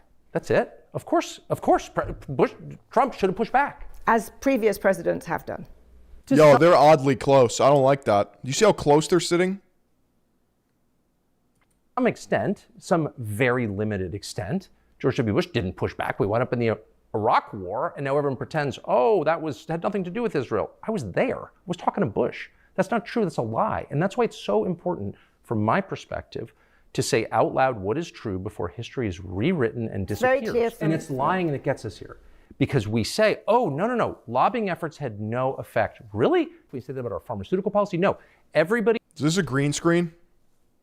...understands that every... Yeah, they're like 3 feet too close. Every policy a large government makes, including ours, is influenced by various stakeholders who were affected by that policy. But this is the one area we have to be like, no, it had nothing to do with the fact that his biggest donors were pushing him to do this, or the Bibi visited 7 times in 1 year. Are you joking? I'm not going to play along with the lies anymore. I don't hate Jews. I don't hate Israel. I love my country. This has happened yet again. I can give you a whole list. Chat, who's Joe Kent? I've been seeing this name a lot. Can you educate me on Joe Kent? Of previous times where it's happened. And I think we need to know what happened so we don't hurt ourselves further. I am not saying don't blame Israel. I think Israel has its own national interests, and Israel was certainly pushing for things. But I think there is more agency and therefore more responsibility with the President of the United States and the Trump administration. I wouldn't disagree. He represents me. I live here. But that's important, because in the way you described Israel pushed him into this. Now, he shouldn't. Joe Kent just resigned from Trump administration and was basically a leaker to Carlson. Really? Have gone along with it. He should have pushed back. But to pretend that Trump woke up one morning and is like, no, I think I'm we're not going to... suggesting that, to be clear. No, Israel pushed him. The prime minister... And by the way, it's not Israel. There are a lot of... He quit the FBI and did a soft whistle blow. People who disagree in Israel, I know some of them. It was the prime minister of Israel, Benjamin Netanyahu, who pushed our president into doing this. And I hope this is the last time that Netanyahu or any foreign head of state will ever push an American president to do something. If the center was the idea, everyone by him can think about how the most popular. I think that this war is something that he promised he wouldn't do, not once, but countless times. And until YouTube is banned, we'll be able to prove that. And the idea behind... He lost his wife in Syria? ...behind it is not only contrary to America First, it may be its... Yo, he's extending his leg. This is a power move, bro. Jack, we get any body language experts here? Look at that leg, dude. They're playing footsie. Inverse. There's no argument that changing the regime in Iran helps the United States. And if there is an argument, I'd love to hear it. And by the way, if that argument is sensible and convincing, I will support it. All I care about is the United States. But I haven't heard that argument a single time. All I've heard is the kind of tiresome fear-mongering about nuclear weapons, which Iran did not have.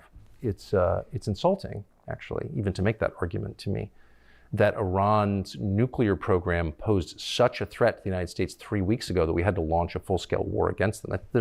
No one's even arguing that, because it's stupid, and the facts don't support it. So why did we do this when we did it? Because Israel wanted to do it. They chose the timing here. No one disputes that. And timing in war, as in life, is a lot of it. And it determines outcome. And they hadn't thought through what was going to happen next. The Israelis hadn't, and we hadn't, because we didn't have time to. It sounds to me like you think he has betrayed it. This war is clearly contrary to what he promised and contrary to the idea that your leaders should put your interests before those of foreigners, period. We put Israel's interests before ours. Trump did that. Bibi's wasn't elected president of my country. My president was. I supported him, obviously, voted for him. But, yeah.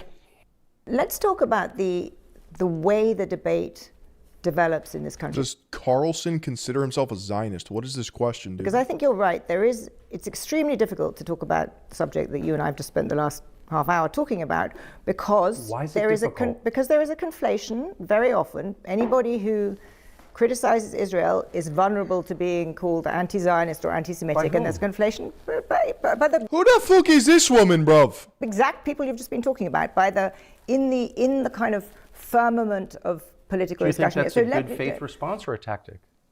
I'm about to ask you that question. Clearly, I think you and I agree. We have both been critical of the Israeli government.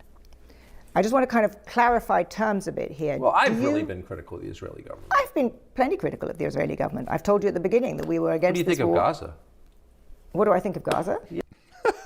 What do you think of Gaza? Yeah. I think the war in Gaza to start with, was a perfectly reasonable response in response to the horrors of October 7th. I think now the places, I mean, I've been there. Have you been to Gaza? I've been to Gaza since the war started. They would not it's let catastrophic. me into Gaza. Trust me, very few journalists get into Gaza. Yeah, no, I went with the IDF. It's the only way that you can go in, but nonetheless you go in. No. She went in with the IDF, huh?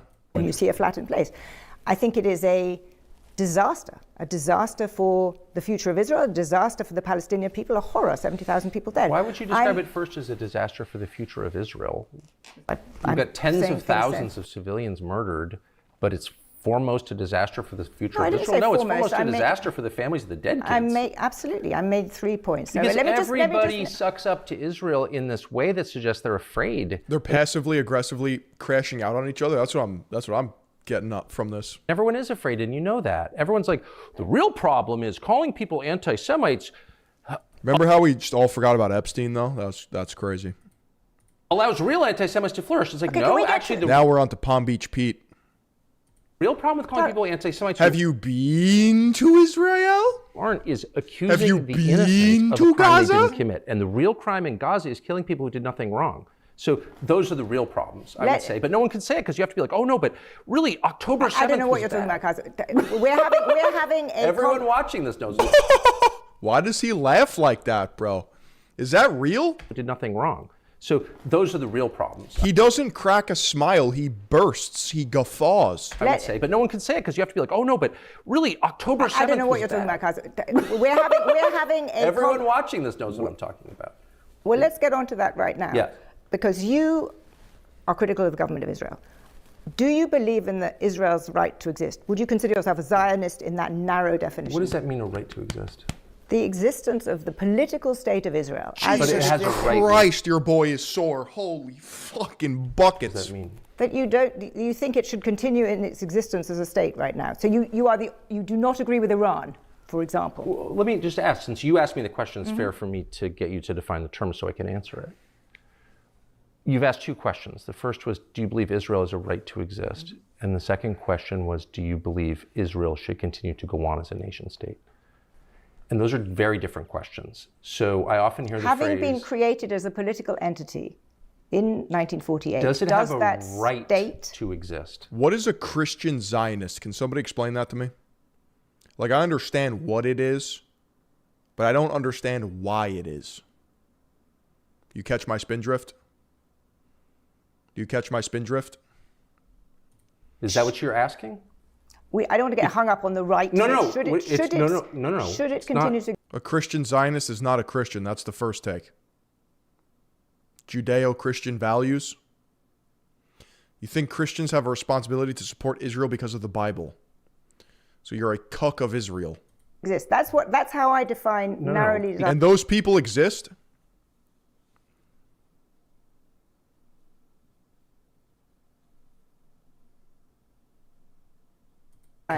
Because the phrase you used was devised by the Israeli government, of course. Does it have a right to exist? And so my question to you would be, what does that mean? Why don't you answer my question? It's a very simple question. I don't know what your question is. Are you asking, does it have a right to exist, or do I want it to exist? Do I seek its destruction?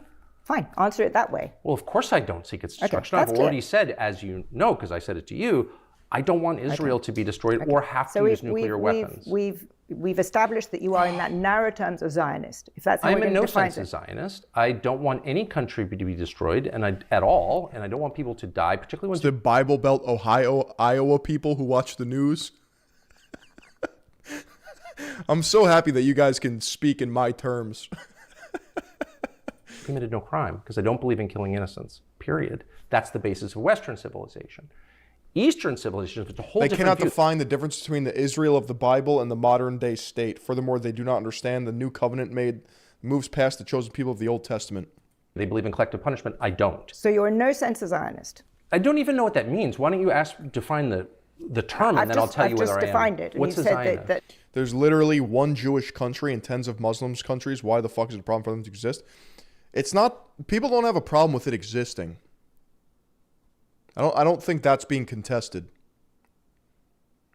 Well, I shouldn't say that. Historically speaking, it displaced the Palestinians. And they have a huge problem with what they're doing militarily and continue to do. A Zionist in my narrow term. And a lot of people, myself included, are frustrated with the entrenchment of the United States. It's like, why are we acting on behalf of a foreign country? Why do we have to be in bed with them? This definition is that the state of Israel, the political state of Israel. Why are billions of dollars of taxpayer money going to this shit? Like, I don't know. Israel has the right to continue existing. The right? Where does that right come from? What do you mean? These are like, I'm not being a lawyer about it. I just want to know. Find it. What's the I don't even know what that means. Why don't you destroyed at all? And I don't want people to die, particularly ones who committed no crime, because I don't believe in killing innocents, period. That's the basis of Western civilization. Eastern civilization is a whole different view. They believe in collective punishment. I don't. So you're in no sense a Zionist. I don't even know what that means. Why don't you define the... I don't even know what that means. The term, and then I'll tell you whether I am. I've just defined it. And What's you a said Zionist? that a Zionist in my narrow term, this definition is that the state of Israel, the political state of Israel, has the right to continue existing. The right? Where does that right come from? What do you mean? These are like, I'm not being a lawyer about it. I just want to know what you're asking me. You answer the question. Because I don't know what you're asking me. Let's go to the Wait, third. no. I think He has a point. Where does the right come from? You don't want to. I understand why he laughs like that now. Define your question, and I don't know why.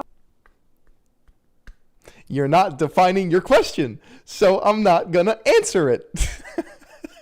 I don't know what you're asking me. I've already said I don't want Israel to be destroyed. I don't want anyone to be killed.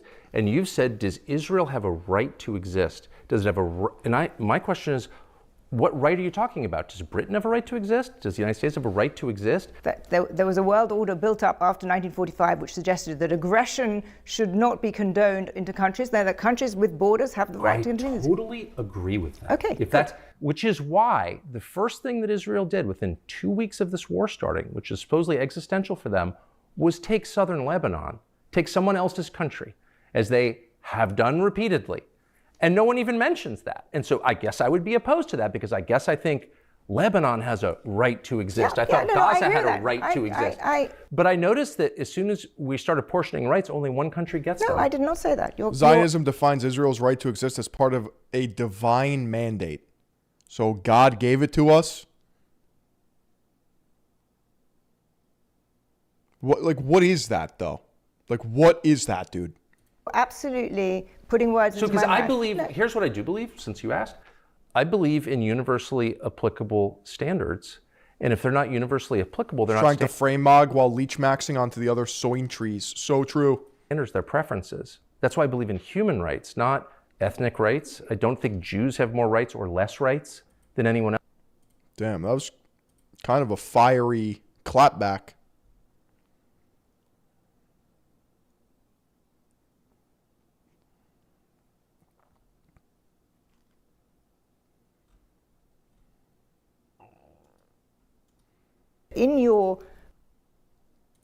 I cannot in good conscience support the ongoing war in Iran. Iran posed no imminent threat to our nation. Which Jiang vid? Iran posed no imminent threat to our nation. How did you reach that conclusion?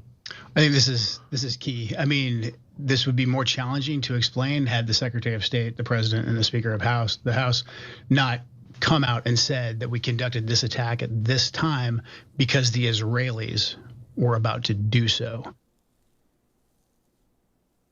Well, I mean, it's definitely true that our Secretary of State, Marco Rubio, stated soon after the U.S. attacked Iran that we did so because Israel was planning to attack first, which would put our soldiers in the region in harm's way. That's a pretty big deal, isn't it?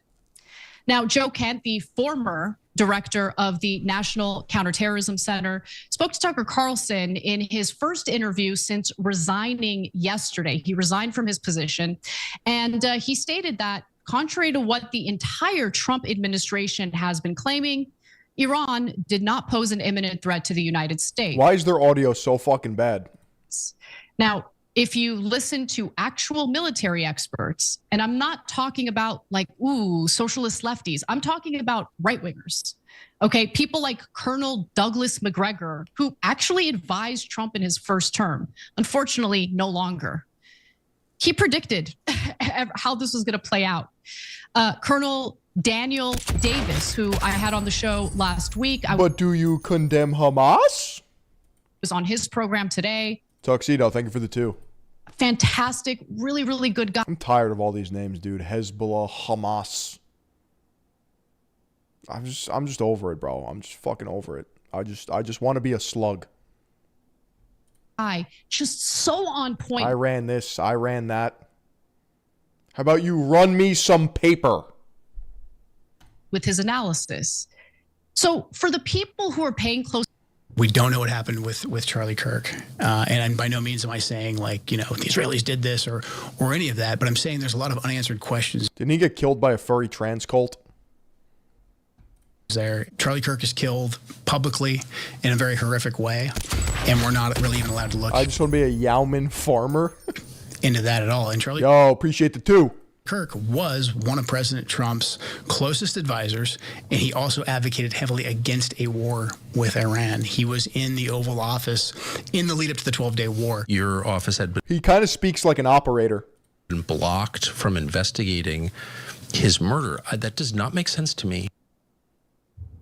Joe Kent, who just resigned from his post as the director of national counterterrorism, as the head of the National Counterterrorism Center, had a lot to say about the assassination of Charlie Kirk, and more importantly, the lack of robust investigation that he is alleging is a huge problem when it comes to the death of Charlie Kirk. Cenk. He did 11 tours. But why do they all speak like that, though? Like, why do they have to have an operator voice? People like Candace Owens have been made out to be completely insane because she isn't buying the official narrative. She's doing her own investigation, which of course she's not a professional in this field, so she's going to run into some weird, wacky theories. But do you begrudge someone for not buying the official narrative? No, so I don't know what happened. Because we don't have access to the evidence that the government has access to. Dude, that's Hassan's uncle. That's crazy. Access to. Candace doesn't know. That's Cenk yogurt.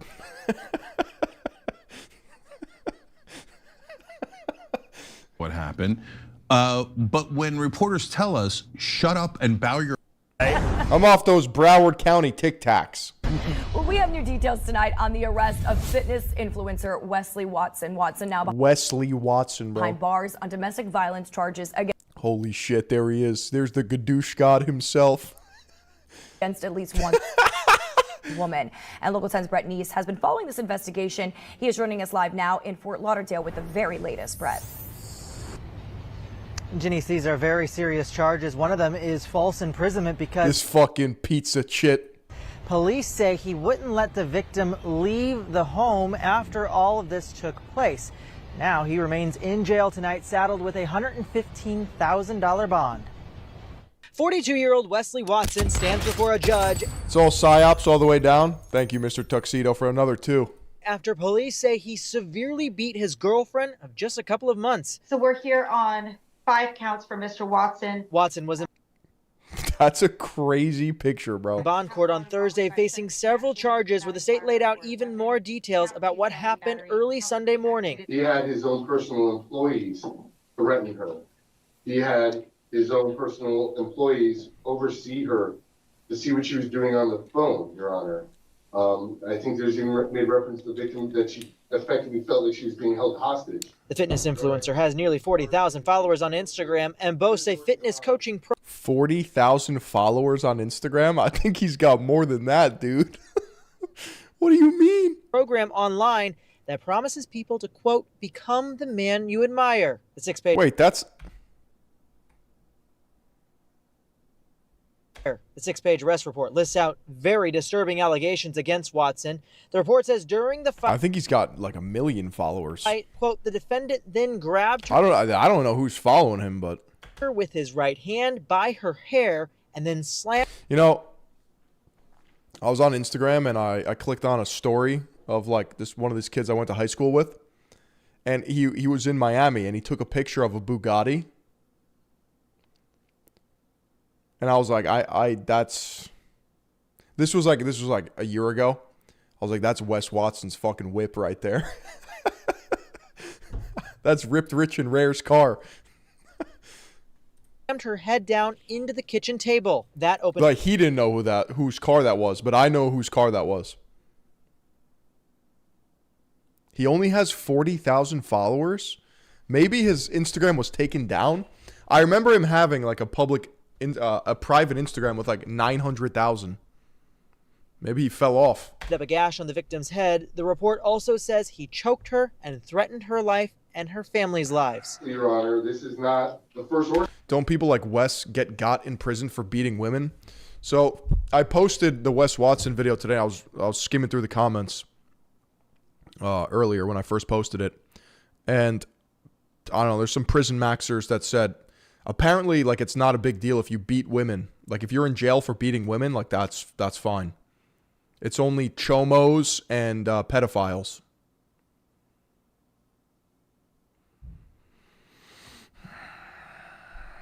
Apparently. Second time that violence has been alleged against Mr. Watson. We are also learning more about charges that Watson is facing down in Miami-Dade County. He was out on bond for those charges. We're also working to learn more about his criminal history. As soon as we get more details, we'll pass it along. Live in Fort Lauderdale, Brett Neese, Local 10 News. Chomo is a child molester.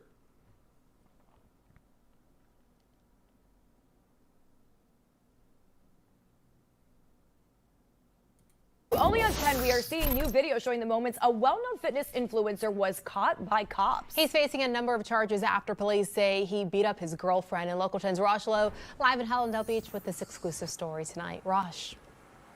This guy has a massive following in part because people are fascinated by his story. 2009, he goes to prison. Dude, I still can't, like, this winter did something to me. Like, it fundamentally fucked my perception. I can't fathom the fact that it's hot and sunny somewhere in the world. My lived experience is cold, clammy, gloom and doom outside. Like, it was sunny today, but it still had that bite, that nip. I'm like, fuck. I just want the sun to kiss my skin. It's winter forever. Other things, robbery. It's nice everywhere but where I live. I'm gonna crash out. Gets out in 2018, gets sober, creates this fitness brand, but now we're being brought back to March 17th when he was arrested for allegedly beating up his girlfriend and was so vicious, say police, she had bruises all over her body. Come on up. Sir, step out of the vehicle. Sir, I'm not gonna. But I'm narcissistic enough to believe that, like, I'm being tested, and everyone else with the hot and sunny weather, like, they're not gonna make it. Like, God is giving me this cold weather diagnosis for a reason. Wes Watson has made his name with viral videos. This fitness influencer is now on video as Hallandale Beach police go to arrest I'm just Nord-maxing. him March 17th, and for the first time, we're seeing that video. What is this about? Moving is cope. I will not leave my post. Two things. One is we need to serve a restraining order on you. What's The restraining second- order? What's that? What's a restraining order? What's the restraining order? Domestic violence restraining order. Police say he beat his girlfriend, including forcibly slamming her head into a table. According to the police report, it was all because she went to a Miami Heat game without Watson and wore a shirt that showed cleavage. Police say he said he paid for Holy breast shit. implants, that she was disrespectful. Damn, he looks small. He looks hella small. Chat, just know if I ever get arrested, I'm gonna fucking frame mog the entire body cam. Just gonna be like, holy shit, why is he so fucking big? For having them out, also accused her of cheating on him. Chat, you don't want to know what my fucking heating bill was last month. You don't want to know what my heating bill was last month. Someone's gonna have to answer for their sins, okay? Someone is going to have some. Say. He's trying to get money from me, guys. Okay. I have the screenshots. I have screenshots. Hey, call my lord. Where did he reach on? Watson was out on bond for allegedly taking part in a violent fight in Miami when investigators say Yeah, he ran out of steroid money. he left his girlfriend with bruises all over her body. I'm honest. I have a screenshot of it. He boasts a $400. Keep going. fitness coaching program online that promises people to become the man you admire. More video of him being cuffed, pleading with the officers. You know they do this. Bro, you know they do this, right?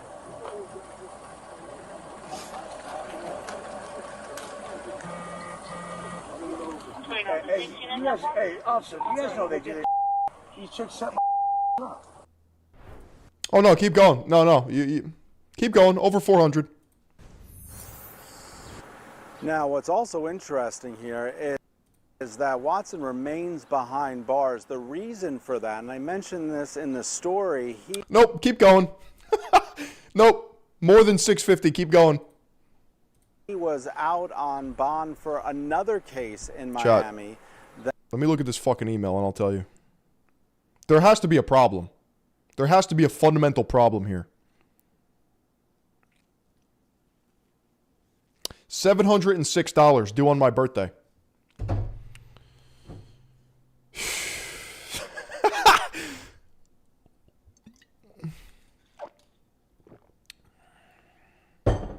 How?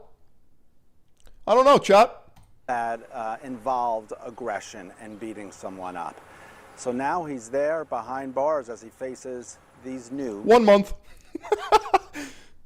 charges. No, I think what happened was, I don't think that's a correct reflection of the bill, because I had my system looked at, and they're supposed to convert it to a different rate. So maybe it's reflecting the previous rate, and they didn't update it yet. But still, that's crazy. Tonight in Hollandale Beach, I'm Rosh Lowe, Local 10 News. I don't believe them though. I feel like they're just making numbers up. I feel like they're just making numbers up. No, trust me, it's just going to stay high now. That's cool, dude. That's sick. And it was more expensive when I was on oil. I converted from oil to gas. Chat. It's disgusting. It's disgusting. I'm getting fucked.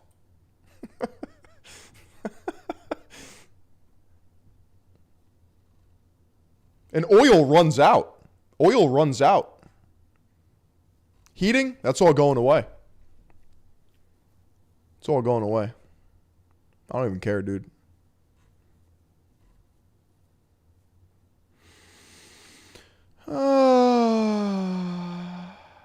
New Rory Talks. Already watched it. That's how locked in we are, chat.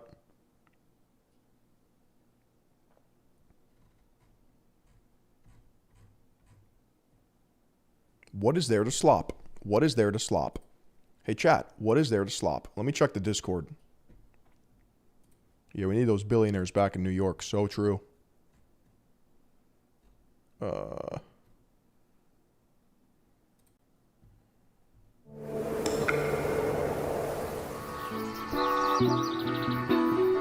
This is how I'm going to start living, bro. I came to this remote island to go back to the land, to live closer to the land.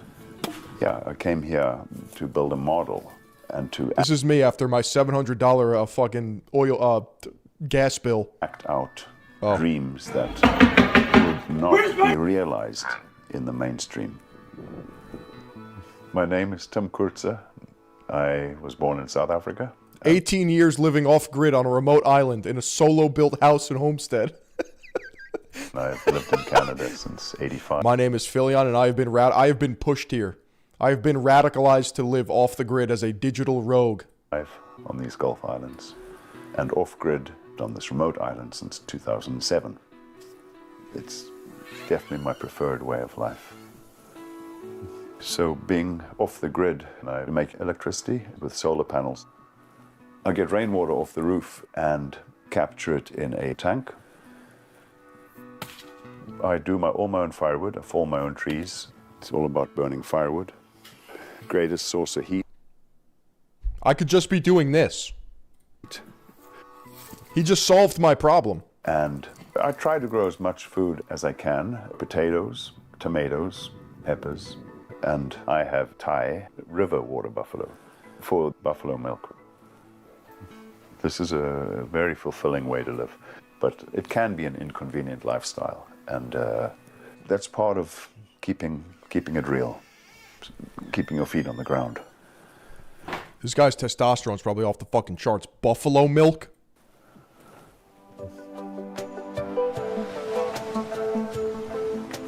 So we're in the Strait of Georgia, and it's a special island because there's no car ferry, and we're off-grid.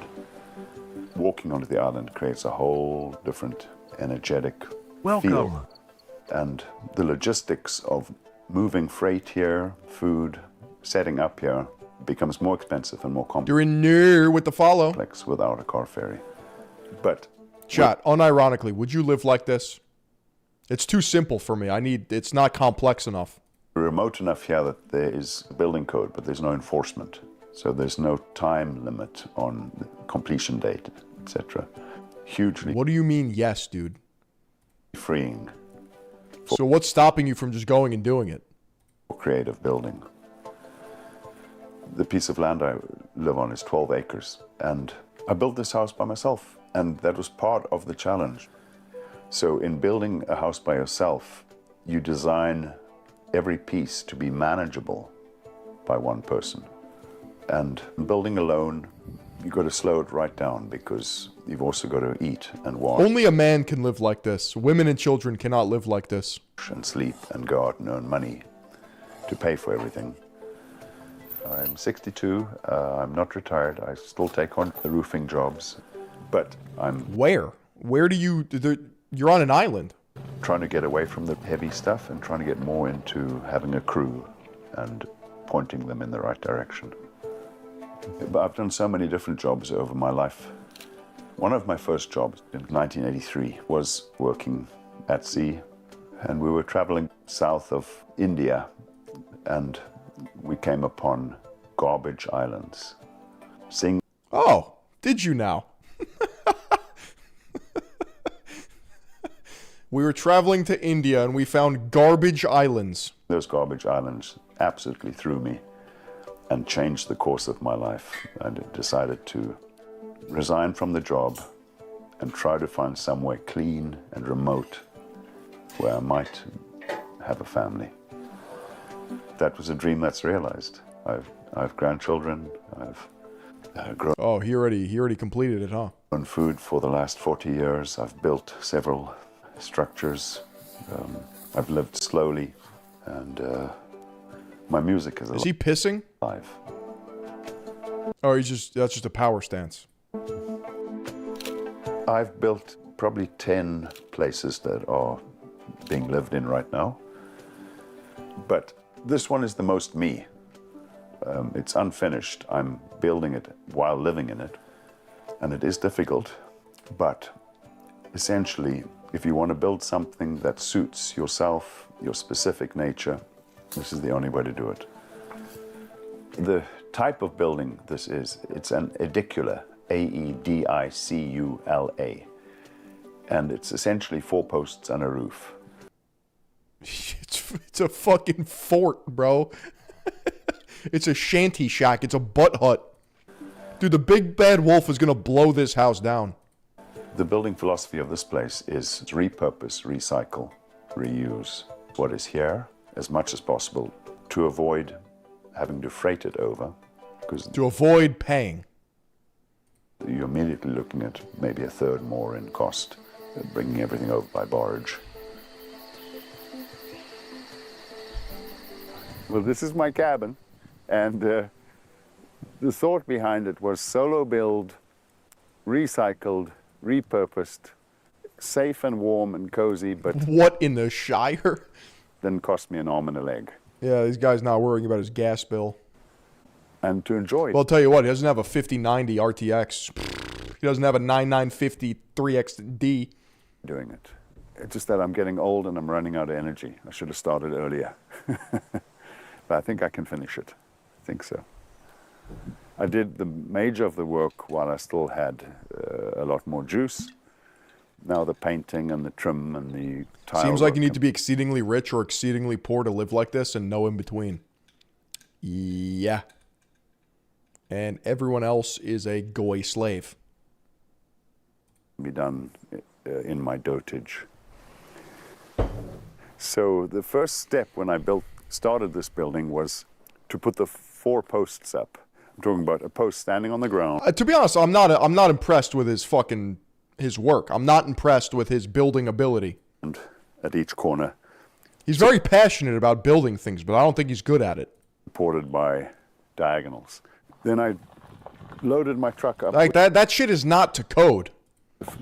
Roof rafters, drove it straight into the space, and using my truck as the scaffolding, got the rafters up onto the roof. The building was low enough and I felt safe enough to do that alone, and that's a huge consideration in a solo building. Bro has 0 followers. Bro is no one. The wall, I used beech wood, cut to length, fastened together, pinched into a foundation at the base, and ultimately those walls get stuccoed in. Okay, so we're on my 12-acre property in my gravel pit. Here I get all the rock I need for foundations. I get all... This is pissing me off. The sand I need after the... It's high agency, but like really low effort, so it's not ideal. It's screened for stucco work, so this is an incredible resource. And yeah, I'm just managing it by hand. I don't like using a cement mixer. I mix by hand. From the truck, it goes straight through a screen. So this is the raw material. On that screen is diamond mesh and rebar. From this raw material, I get an aggregate for foundation work, varied size of rock for interlock. He's only 62, it's not that old. King tooth, a real nice pour, most important.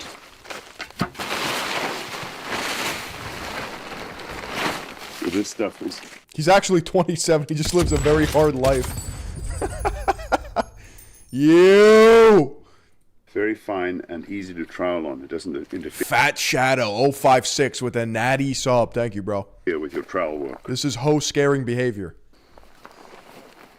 So I've used largely... No, he's South African.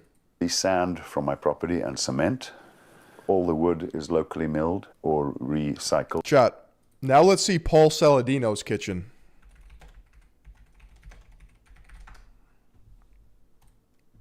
In this video, I'm going to show you guys my entire kitchen, everything in my kitchen, all of the things that are in my kitchen and that are not in my kitchen. I'm going to show you how intentionally I've chosen cookware, silverware, cutting boards, water to avoid toxins and be in the most healthy space that I can. I'm going to show you what's in my fridge, what's in my freezer, what's in my wine fridge. What's in there might surprise you. And I'm gonna show you what's in my pantry. My hope is that with all these non-toxic kitchen hacks that I've got going on here, you'll be able to implement some of this in your kitchen and it'll help you live a healthier life. And with what's in my fridge, you'll get a first-hand look at what I'm actually eating day to day. So come on, let's go.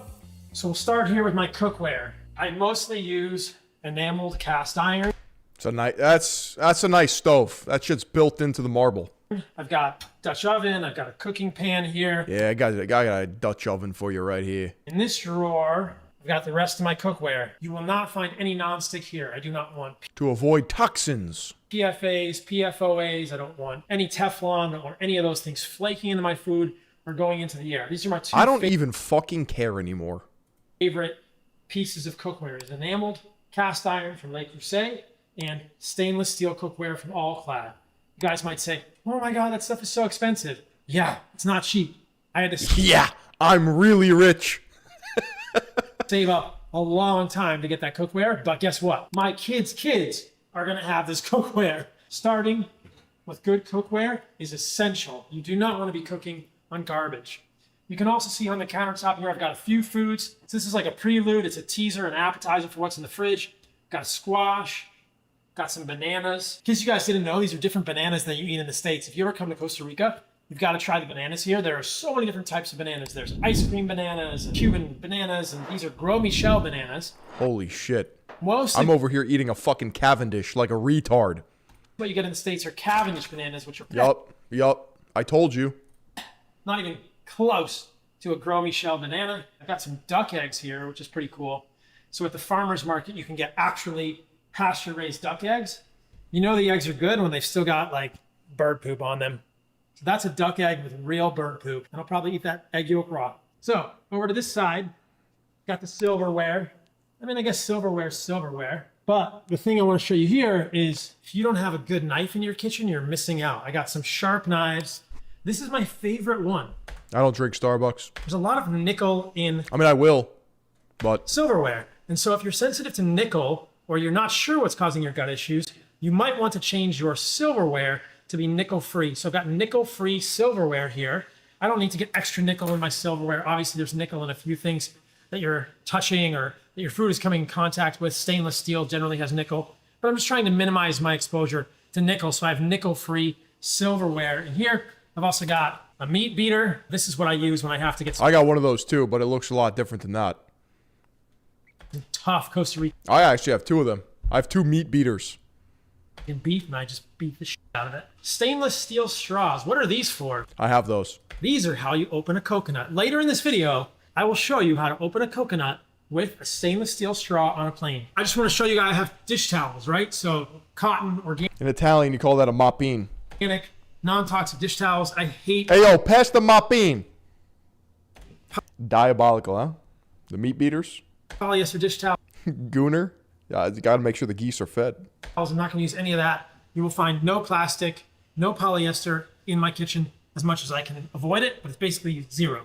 Over here, we've got a beautiful dishwasher that I've never ever used. Most I'm pretty sure I have that dishwasher. dishwasher soaps contain alcohol I'm pretty sure I literally have that dishwasher. ethoxylates, which are known to be damaging I also have the All-Clad and the Le Creuset. for your gut. So In red. No, white. I don't want any of that. And I just like doing dishes by hand. It's kind of a Zen thing. I just hate putting dishes in there. And there's actually evidence that people who use dishwashers have less biodiversity of their gut flora. So, dishwasher, nah, it's just there for show. We got a sink. I use a non-toxic coconut natural fiber I use a Scrub Daddy. sponge here, which I change regularly. I'm trying to avoid as much plastic in my kitchen as possible. I use a natural dish soap made No farmhouse sink, you're literally poor. What the fuck is this? Paul Saladino. from coconut Look how oil small that sink is. exclusively. Whose meat am I beating? You know whose meat I'm beating. I don't use those blue Dawns and the crazy stuff with the chemicals and the fragrances. I don't want any of Paul Saladino's like, I use this clump of poop. that. You should get that stuff out of your kitchen immediately. That stuff is horrible. So it's Is this content real, or is he just playing to a specific neurotic crowd and collecting the bag like Brian Johnson?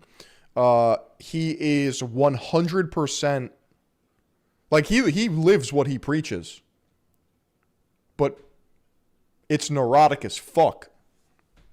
either a spaceship, a gym machine, or a coffee maker. At least we've got some lineage roast hiding back here. This is definitely the best coffee if you're gonna drink Beating my moglogs, bro, of course. coffee. You got organic, you got shade grown, you got regenerative, you got glyphosate free, it's mold free coffee.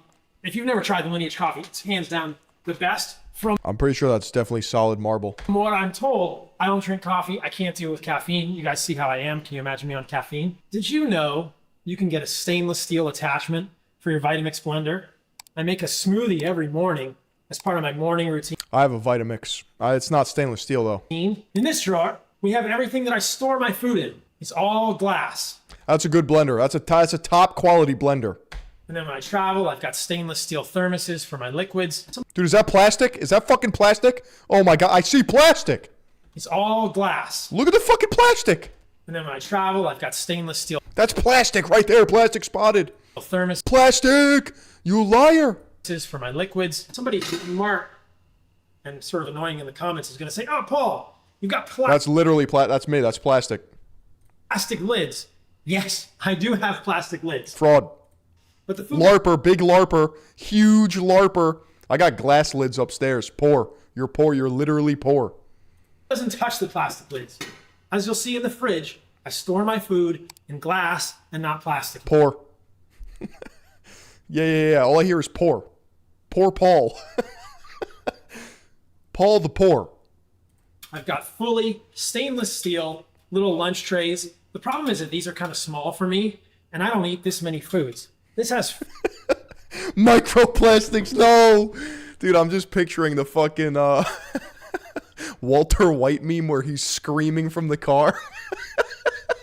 5 different places for food, guys. I don't even eat 5 different foods that often. So they need to make one of these with just a slit down the middle of it. Half of it's fruit or something else, and half of it's just steak when I'm traveling. But this is fully stainless steel.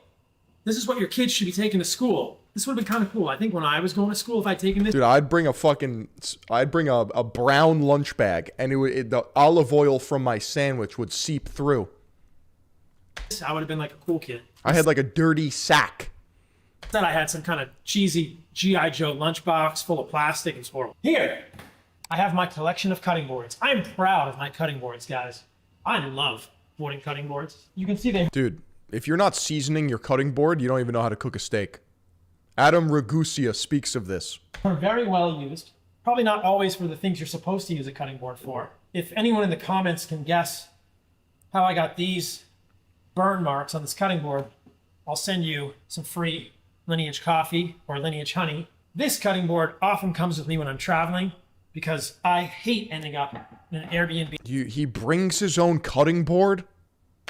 Without a wood cutting board. I hate cutting on plates. I don't want to cut on the countertop, and I definitely do not want to cut on a plastic cutting board. That is fate worse than death. I don't need microplastics in my life at all. So some people say wood cutting boards get full of those cutting boards don't look properly oiled. Bacteria, and that's actually completely false. Wood draws the bacteria into the cutting board, and it kills it. There's actually studies that show if is that true? You swab bacteria like Listeria on the surface of a wood cutting board and the surface of a plastic cutting board, it lives far longer on the surface of the plastic cutting board. In fact, the wood pulls the Listeria or the other bacteria into the cutting board, and they're dead in 2 minutes or 3 minutes. It's crazy. I can taste when someone uses a plastic cutting board. No, you can't. That's cap. Concerned about wood cutting boards, you could just rinse it in vinegar, and that would be fine. But you don't even need to. These are actually very... You cut this on a plastic cutting board, didn't you? I can taste it. Sanitary? Imagine that. Nature. White people don't season their cutting boards. It's pretty cool. I'm still working on getting a reverse osmosis water tank under the sink, but this is my handy dandy R2D2 reverse osmosis water filter on the floor. I've had this guy for probably 3 or 4 years since I've been in Costa Rica, and it makes reverse osmosis water. I've got a well water here, so it's technically not bad water, and then I've got filters outside the house, but I do not have a reverse osmosis filter for the whole house. And I think reverse osmosis water... Oh, you were being Paul. Okay. ...is definitely the cleanest way to drink water. You can easily remineralize it by adding a pinch of sea salt. That doesn't have any heavy metals.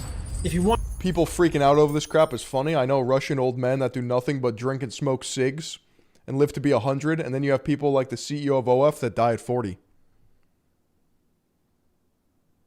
I don't know what salts have heavy metals and what salts don't. We've actually tested that for you guys. Daniel, you never answered the question. What color is your 911? Too. I'll put a link in the description. We did that with ABNRF.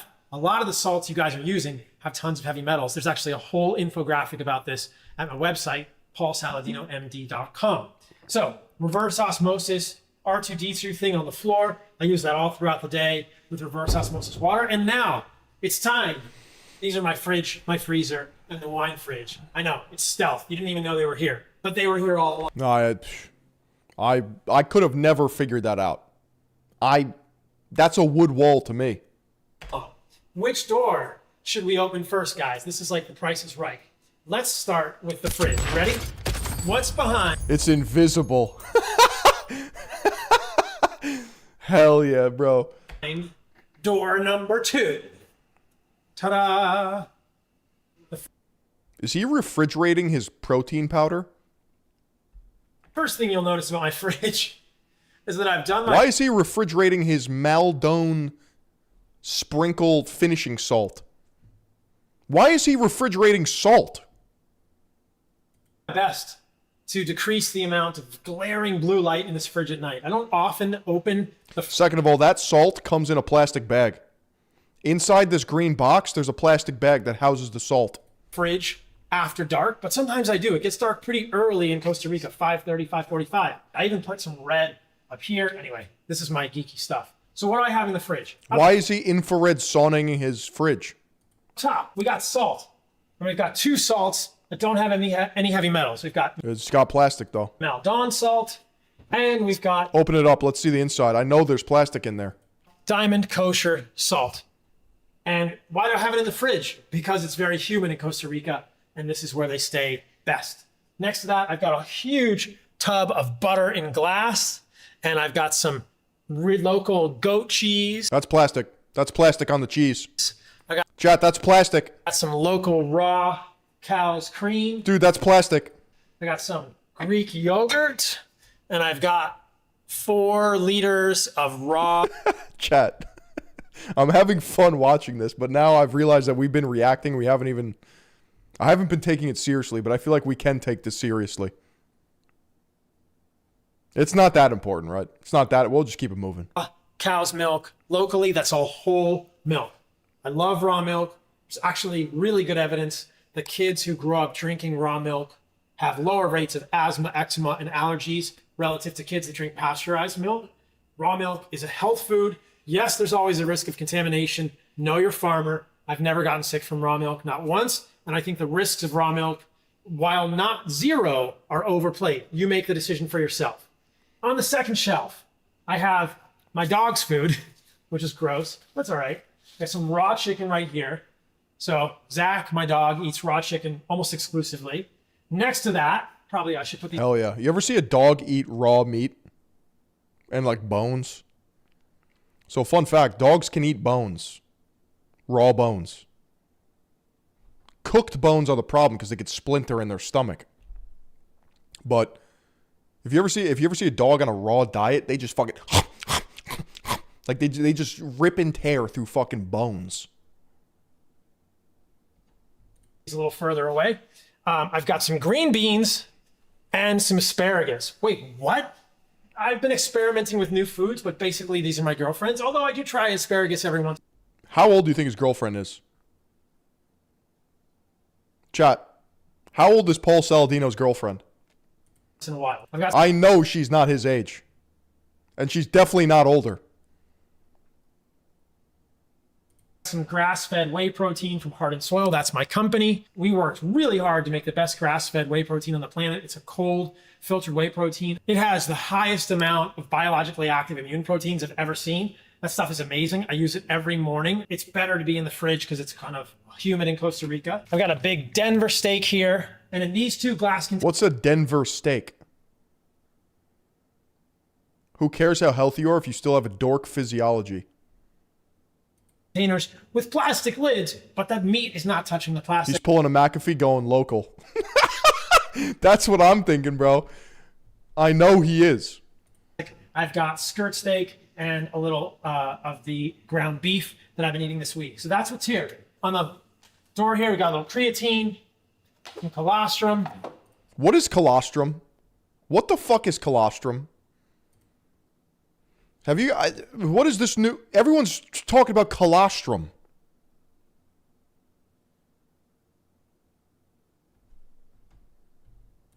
Histamine and immune. Milk fat or something? It's just the new snake oil of the month? Colon juice? What do you mean colon juice? It makes the cum large. Chat, what is wrong with you? What is wrong with you, chat? Package from Heart and Soil, that's desiccated testicles. Got a little... Wait, what?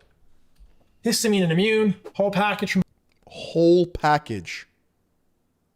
Heart and Soil, that's desiccated testicles. Desiccated testicles. Got a little lineage. Desiccated testicles. Chad, are you on that whole pack? That whole package? It's ground up nuts. Miss you, Phil. Been a long time. But I managed to catch another stream. Never forget the days of Soylent and my daughter Michaela. Yo. Shout out my boy over here, bro. Lineage tallow here. Got a little lineage honey. Here's my jar of fucking wieners. Here's my jar of wieners. He looks like a guy who eats dick and balls. Bro eats dick and balls. And some air-dried steak. Man, it's almost like you'd think that I was sponsored by those companies or I founded them or something. Yes, I built companies with products that I like to use.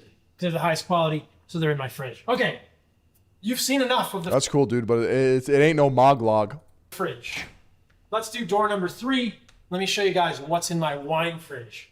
It's actually really boring. There's nothing in my wine fridge. Because I don't Lame. drink wine. Wine's good for you. I don't drink any alcohol. Guys, how come getting like wine drunk, wine tipsy, it's fundamentally different than like other alcohols? You get like warm and fuzzy and like... Welcome. I don't know. I did a whole video about alcohol. It's vibey. I'll put This is the sugar to alcohol content.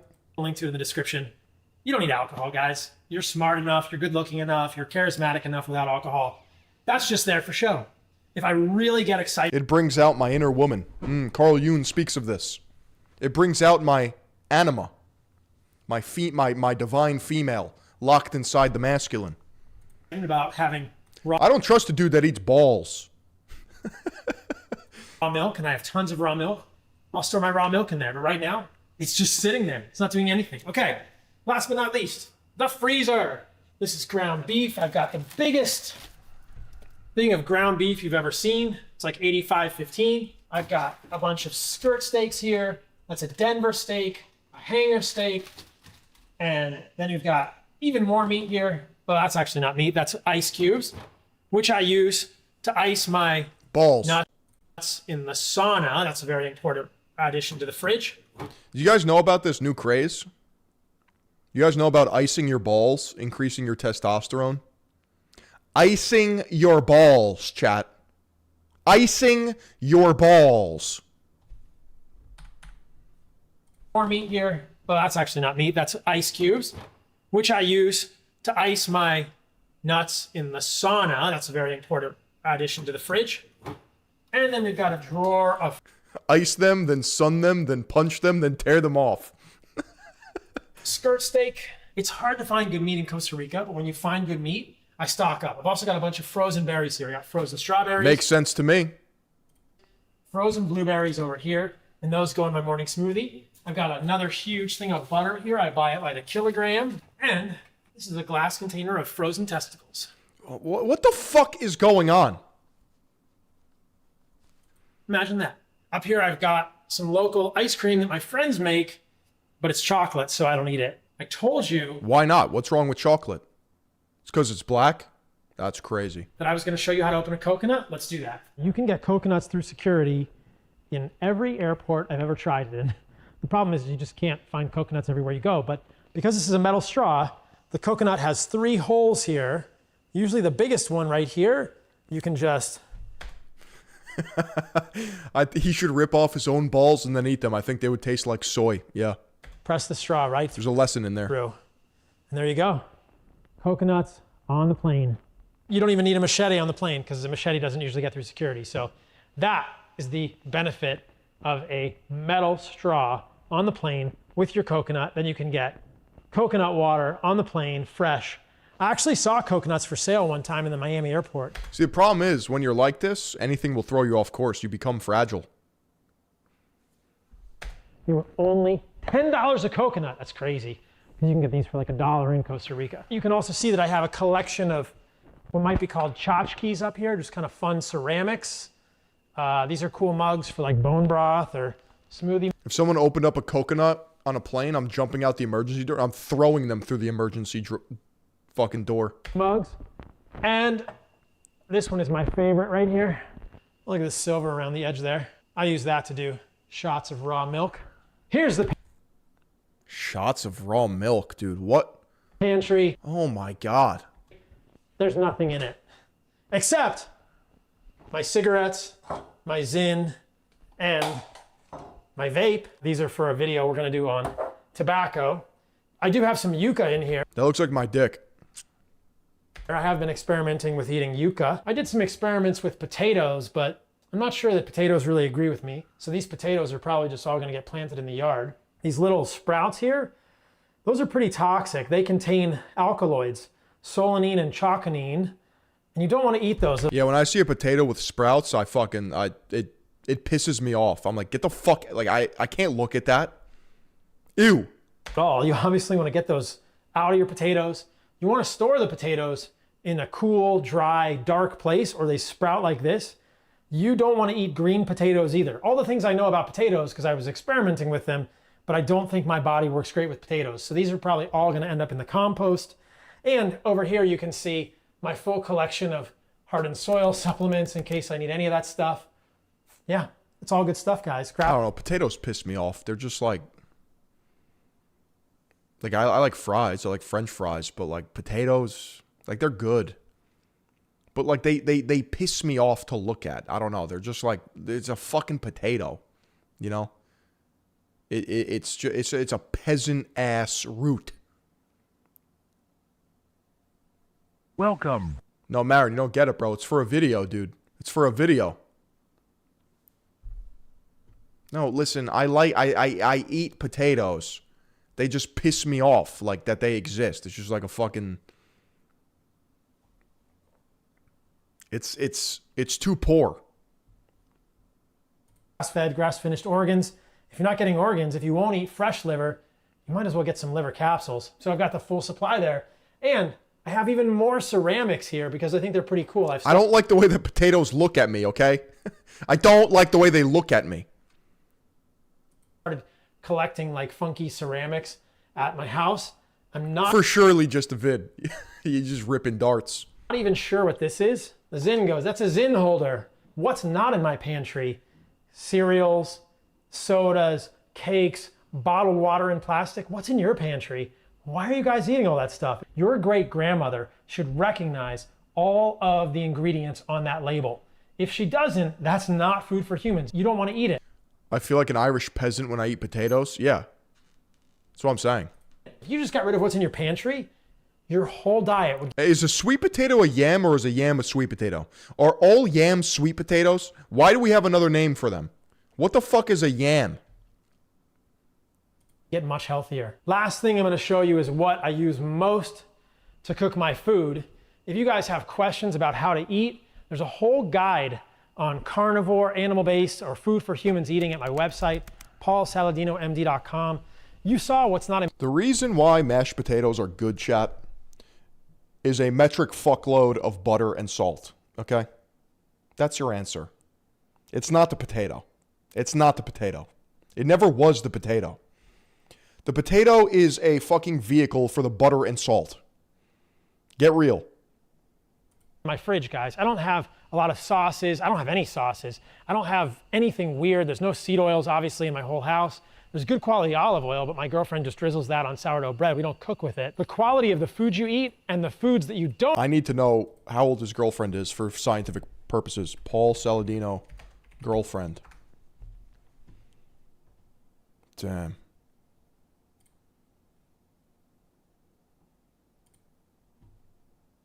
Eat mean everything to how healthy you are as a human. I mean, that's everything. And you know, the proof is in the pudding, right? The favorite thing is not really in the kitchen, it's outside. It's my grill. I used to have another type of grill that was an infrared grill, but this one also has infrared features. I cook the majority of my food on this grill. I eat meat twice a day, in the morning and in the evening at sunset. I'm out here with the grill and my dog is usually right there. You can see that he broke his leg.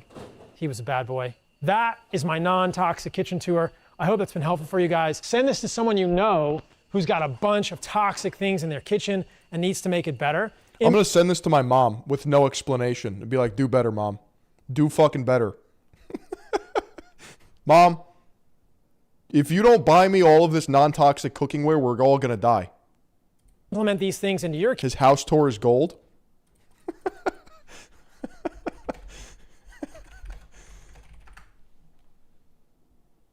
Hell yeah. No. Chat. Should we? I think we frolicked around in this video, but should we watch it? I need an espresso. What's up, guys? Welcome to my house in Costa Rica. Yes, this is the Paul Saladino house tour. We were gonna watch this a while back, but we need to do the deep dive. All right, let me. It's time for a second coffee angle. Let me get this second coffee. Let me get this second coffee ripping. All right, BRB. Let me give you some music. Let me give you some fucking music. What are we thinking here?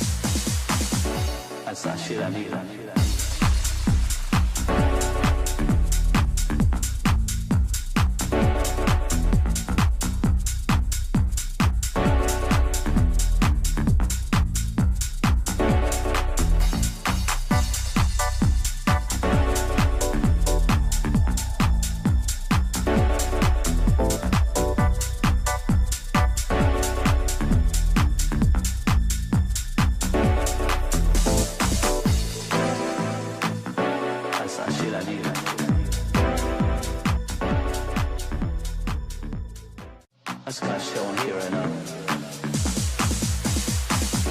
That's that shit I need.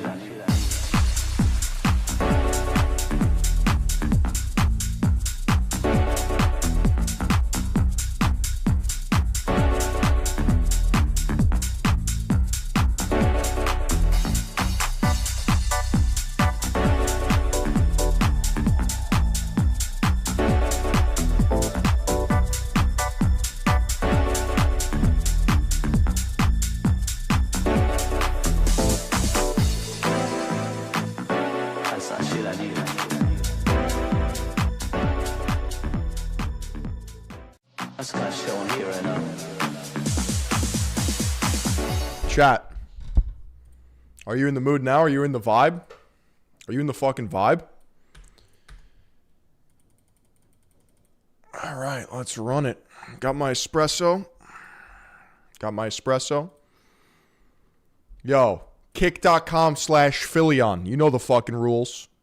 You know the rules. You want these reacts? You're going to have to come on over to kick.com/Philion. All right, got my espresso in the simp mug. Cheers. How you doing? Absolutely. What's up? What's up, dude? Paul Saladino is a fascinating person. Oh my. What is this? What is this? Who is dropping bunker busteroonies? Who's doing it? It's Regret This Channel. Phil, you need to learn about Tescreel if you haven't. I don't even know what that is. Kick only right now? No, we gotta finish strong with the boys. I'm just saying people should come on over to kick.com/Philion. I mean, we have 350 people on YouTube that could be on kick.com.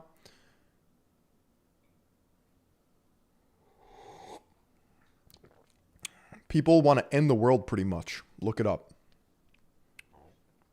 All right, let's get into this react.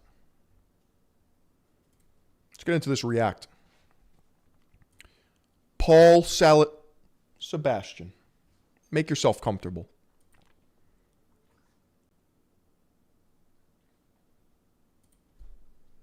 Paul Saladino is a fascinating figure.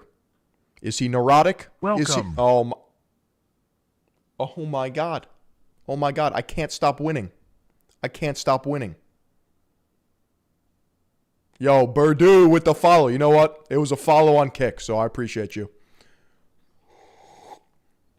All right, take 7.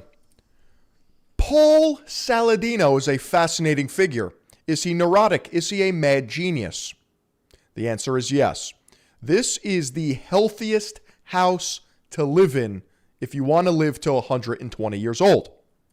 What's up, guys? Welcome to my house in Costa Rica. Yes, this is the Paul Saladino house tour. I've always wanted to do this, and I've always been a little scared of doing this, but I'm going to...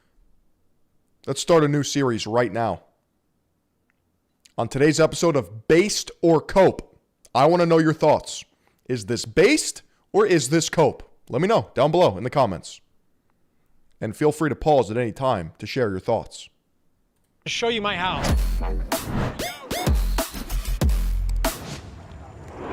As you can see here, I've got a pretty amazing view. So, first thoughts, some impressions that I have. It's very whimsical. This is a bachelor pad for a man without a wife and children, from what I gather. We'll look out here. There's an amazing river below my house. This is where I wanted to live in Costa Rica. I wanted to be able to see the ocean, but I want to be in the jungle. So I basically have a tree house, and I'm going to take you through my tree house. There's a lot of things in my quaint bachelor pad tree house that are specific that I've changed to make it a little healthier environment for me to live. And so I hope you guys will find value in this. Let's go. Come on. So we're going to come back to the pool at the end. Just so you guys know, this took a long time to build, and I built this specifically. So stay tuned. I will tell you all about the pool. And It's a nice pool. Used to be a lifeguard. I've seen many pools. Paul Saladino's got a nice pool. I'll give it to him. We'll jump from up there at the end of the video. So I've got an outdoor gym here, bottom level outdoor gym. I hate LED lights, guys. I hate being indoors for working out. When I'm outside, I also agree with that statement. That's why I get fundamentally anxious when I'm in TJ Maxx and Marshalls. These are women-coded stores. like this, I get infrared light, I get ultraviolet light. And if I want to be in the shade, I can be in here under the awning, under the ceiling, and I'm still getting infrared light. If you listen to my podcast with Tristan Scott, you heard that infrared light is essential for human health. I think so many of us are deficient in infrared light because we're living in buildings with glass and we're not getting outside. So I love working out outdoors. In Costa Rica, it's hot. I've got some fans, but let me show you some of my favorite stuff in the gym. So punching bag is my favorite. Obviously, it's a thing that exists. It's why interrogation rooms use fluorescent. It's well used. It's definitely been through a lot in Costa Rica. It's probably time for a new one. And every Heavy bag. I'm in. So far, he's ticking a lot of based boxes, not going to lie. day I'm hitting this, I feel like it's a piñata. I feel like maybe I'm going to get lucky and it's just going to absolutely explode when I kick it or punch it. And that's going to be super fun. So we'll see. Let's just roll the dice right now and see if it explodes. You guys ready? Nope. Nope. Okay. Yo, does Paul have hands? Wait a second. Is Mr. Saladino actually him? It lives to fight another day. But that's one of my favorites. I love hitting the punching bag. It's my favorite thing. I just love movement. I did jiu-jitsu when I was in medical school. I'm super rusty. Never mind. I retract my former statement. And today, here on kick.com/Phillion, we are suffering from success. I mean, welcome. The seeding round for my Costa Rica goon pod is going swimmingly.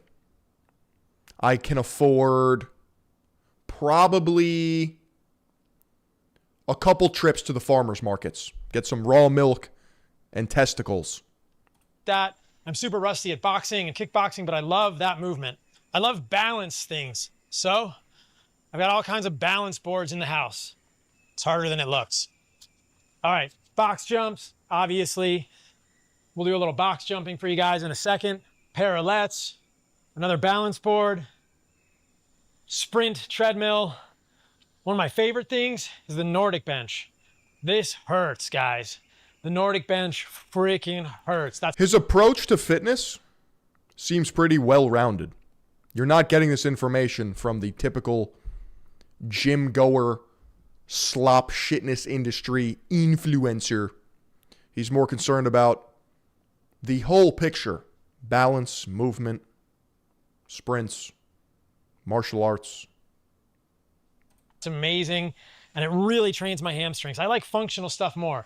I've got a backwards treadmill here that I use when I'm between working and like I really want to just get my knees a little break, and I just love the way it feels on my knees, and I got it from Ben Patrick. Shout out to Ben Patrick. He was here. We trained. So I love my backwards treadmill.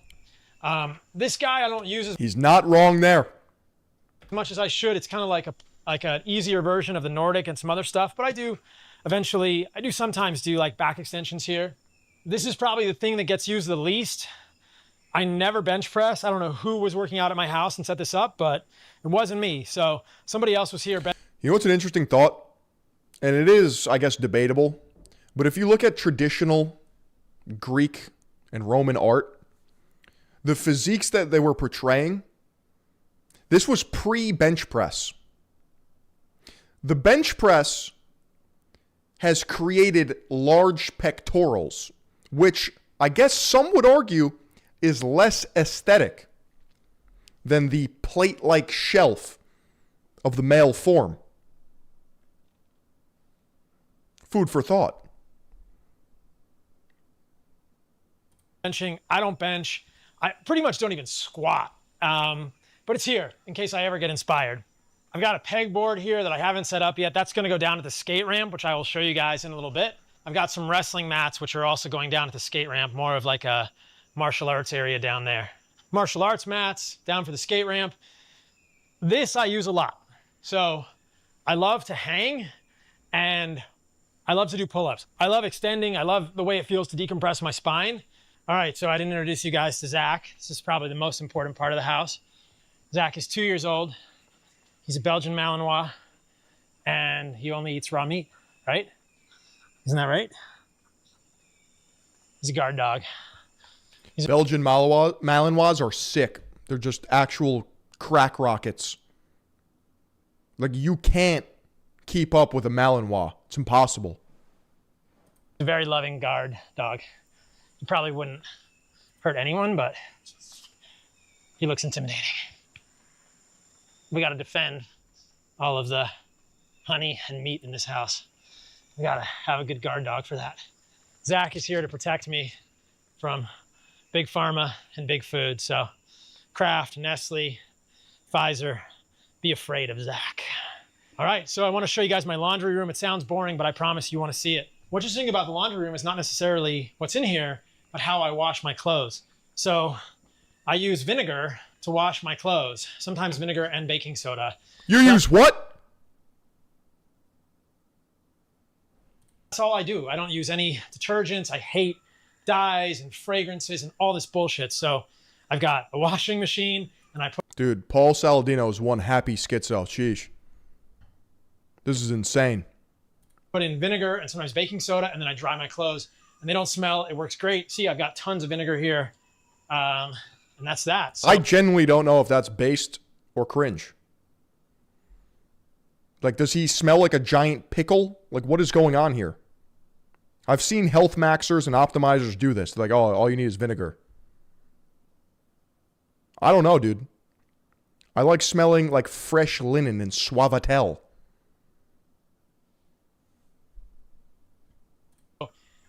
Also, when you guys see my kitchen upstairs... I'm gonna be real. He kind of looks like he smells like a pickle. And red meat. You'll see that I wash my dishes in baking soda. So I use baking soda to wash dishes. I hate traditional cleansers. I hate fragrances, like I said, and dyes. And so I love vinegar and baking soda. Clean almost everything in your house. This is the entry to the house. And I get to see my surfboards all the time. I've got a bunch of Pizels. I've got a Power Tiger, a Red Tiger, another Power Tiger. Don't ask me why I have two. Got a Shadow. It's a 511, a 6.0 Shadow, and a 6.0 Ghost. And then I gets absolutely pitted, brah. Got a fishy type board for when the waves get really small. And I got a fun board over there that I've never used, and a boogie board for the kids, and a boogie board over there for friends if they don't want to get on a surfboard. So you can see my truck is here, guys. Raptor here in Costa Rica. I don't know, all the big people, when they show their house, they show their truck. So this is my Raptor truck in Costa Rica. It's pretty great. How does it feel to live my dream, Paul? I basically just use it to go to the beach and back and go on dirt roads and drive through rivers. So, but it's cool that it's a diesel because hopefully it'll last longer. There seems to be a huge wealth disparity between me, Chat, and Paul Saladino. What the fuck? No electric cars here. All right, let's go up. Yeah, this is all great. I would love to live this way. I would love to frolic in the jungle and be whimsical, but I am hardened by the New York winter.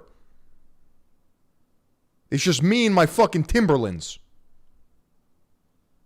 I'll show you guys the kitchen. So, welcome to my kitchen. He 100% brushes his teeth with charcoal. I'll do you one better. He makes his own toothpaste.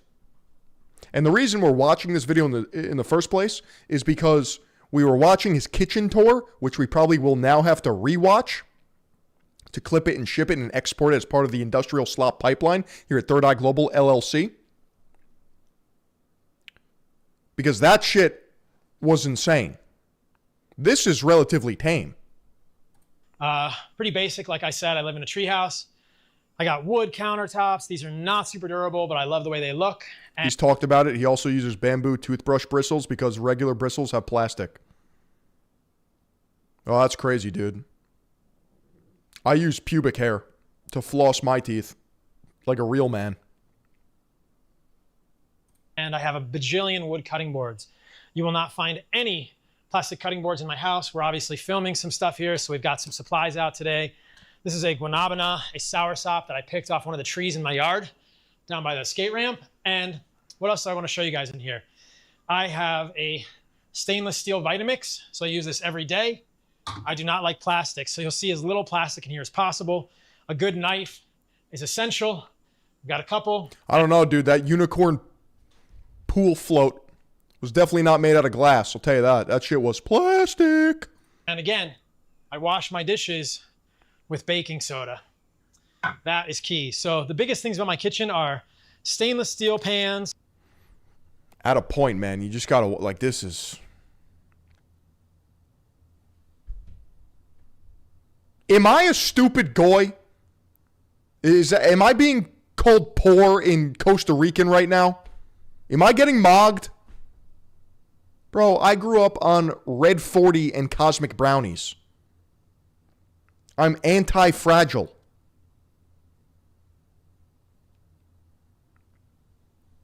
At what point does this become fucking diminishing returns? I want to get a cast iron with ceramic, like a Le Creuset. That's the next purchase. A bunch of wood cutting boards, no plastic cutting boards, and that's basically it. I'll show you guys my... Dude, that's a plastic garbage bag. That is a plastic garbage bag. Oh my... Dude, your garbage is wrapped in plastic. Fridge too, because I know you want to see that. Got some Lineage creatine here, some Lineage animal-based complete. I've got some squash and some watermelon here because tomorrow is the farmer's markets day. I've got a practice gun here. This is not a real gun, YouTube, don't censor me. I'll actually show you guys how this works real quick, and then we'll go into the fridge. So it's just a SIG replica, and you can fill the magazine. It's like an airsoft gun, but it shoots an infrared laser. And then I've got an infrared target there, and I can stand here or further back and do target practice in my house.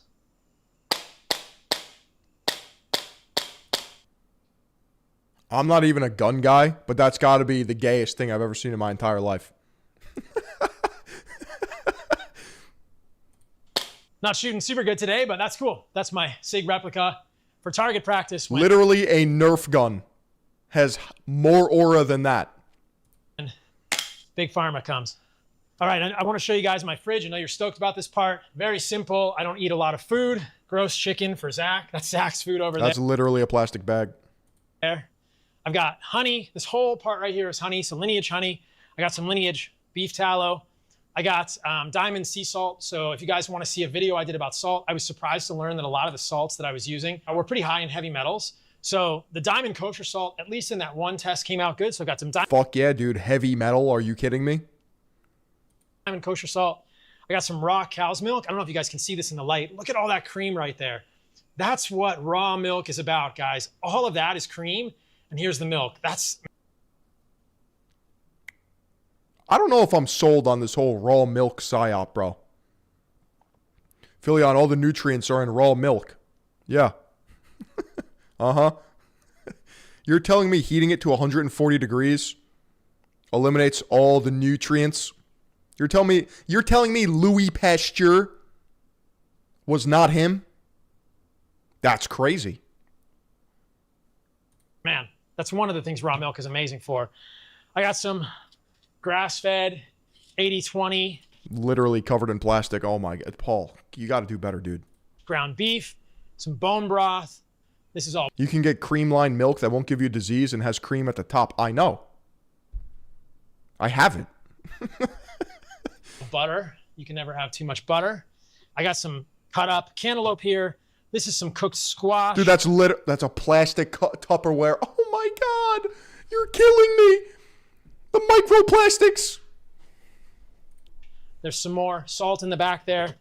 I've got oranges here for orange juice, cantaloupe, cucumber. There's no sauces. There's no processed foods in here. Over here, I got some... Dude, those oranges are green. Those look like oversized limes. Why aren't your oranges orange? Hardened soil, so I got a whole package, which is testicle and liver. Bro eats dick and balls. Holy shit. Yeah, here's my mason jar of testicles. Bro paid money for the whole package. I take that every morning. I got some grass-fed colostrum from Hardened Soil. case you guys didn't know, I founded Heart and Soil and I founded Lineage. I believe very deeply in both of those companies. So that's what's in my fridge, guys. I love how because he's anti-plastic, he's going to get judged so hard for having anything plastic. Yeah, it's a slippery slope. I mean, these are plastic components in his fridge. That's not glass. Guys, pretty basic, pretty simple. What do I eat in a day? I'll put a link to that video below if you guys are But this is the you have to be careful of the battles that you choose. curious. It's basically If you want to live by the plastic, you're going to die by the plastic. meat, a little bit of organs, raw dairy, raw milk, honey, and fruit. And including in fruit are things like squash and cucumber, which are actually fruit. I'll show you guys this real quick over here. So this is the living room. The rugs in here are all wool. So I imported wool rugs. There's no polyester rugs in here. Polyester rugs put microplastics into the atmosphere. The couch is all wool, so I tried not to get any polyester. It's a super comfortable couch. It's probably the most comfortable couch I've ever owned. One of my favorite books, shout out to Rick Rubin. I was recently on his podcast. If you guys haven't read The Creative Act, that book is amazing. You already know I already read that. I love this piece here. It's a huge piece of petrified wood. That is petrified wood. It weighs so much. 600 pounds, who knows? Out here, we've got the grill. You guys have seen this in my videos. So got a stainless steel grill, and that's where I cook most of my food. There's a deck out here, obviously. You guys have seen this. And it's a nice deck. I bet this place hits in a rainstorm. Could you imagine? That's got to be a vibe. It's got to be a serious vibe. Party at Paul's house when it rains. A little sleepover. Instead of popcorn, we'll have the whole package. We'll just pass around some nut. host gatherings and stuff here. And behind you, this is the stairway to heaven. So we'll go up here at the end of the video. I'm going to show you guys the diving platform on the top of the house. It's 21 feet into the pool, which is all ozone. So just in case you were wondering, the pool is all ozone. There's no chlorine in my pool. This is the... What? I've heard of salt water. Ozone? lower platform for kids, or if you just want to jump I'm lower. unfamiliar with his game. This is insane. And there's an upper platform up I there. I got to get on his level. There's enough dick and balls for everyone in the fridge. That's 21 feet. So stay tuned for the end. We'll go up there and jump off. Let me show you guys the other side of the house over here. You might be wondering about this very... That's a fancy way of saying rainwater. Oh. Exciting, beautiful rat's nest of cables. This is my abstract art piece. It's called Ethernet cables, and I don't want EMFs.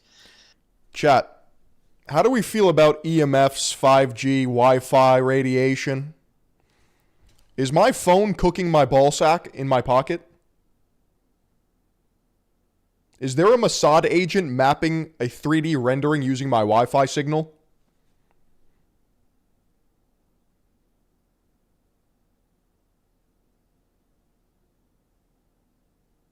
Hundo P. As a pool technician, ozone pools are dumb as fuck. The systems break constantly, and every single one I've ever worked on ended up just going back to chlorine. See, here at Third Eye Global, we have assembled probably the most eclectic, diverse group of individuals. We can tackle any problem. We are a network of high-value, high-agency, high-tier individuals. We have specialists, technicians, seers, philosophers of all different walks of life. Everyone is welcome. And I also see that Paul's got the Cleto Reyes gloves in the corner, which are made in Mexico, and they're very good because I use them. So that is another point 14 based. So, yeah, there's no Wi-Fi at my house, which means that if you ever come to my house, like if you come to the gathering in Costa Rica... And Yo, wait a second. no Wi-Fi at my house, which means that if you ever come to my house, like if you come to... Where's the invite? Party at Paul's. I'm on my way to Costa Rica right now. So this is what this is about, huh? I see what's going on here. The gathering in Costa Rica on Memorial Day of this year, 2025. Details are at the abnrf.org/events. It's a nonprofit that I built. I make no money from that event. It's just a community building event. It's going to be here, not at my house, but in Costa Rica, and some people will come to my house. Why is everyone white? Not that it matters. I'm just asking questions here. If you're lucky, you will see this and you'll notice there's no Wi-Fi at my house. That's because I'm doing this sort of Yeah, it looks like a vegan polycule. That's what I'm trying to say here. There's a lot of expats in Costa Rica. Is it because they're smurfing in a different country? Or do they want the homegrown local buns? Do they want the Costa Rican chicas? I think I'm starting to catch your spin drift. RF EMF experiment. I don't Going to the third world for a fitness retreat is exclusively Caucasian. want any RFs at my house. And by doing this, this is not on Wi-Fi, it's just an internet router, and I can run cables to my computer and my phone. I'll show you guys that here in the kitchen. I don't know if you guys knew this, but you can take an Ethernet cable, plug it directly into your computer. It's much more stable than Wi-Fi, and then depending what we think about how Wi-Fi is affecting human physiology, you have no RF EMF. You can also do it with your iPhone. I have an iPhone 13 because I'm old school.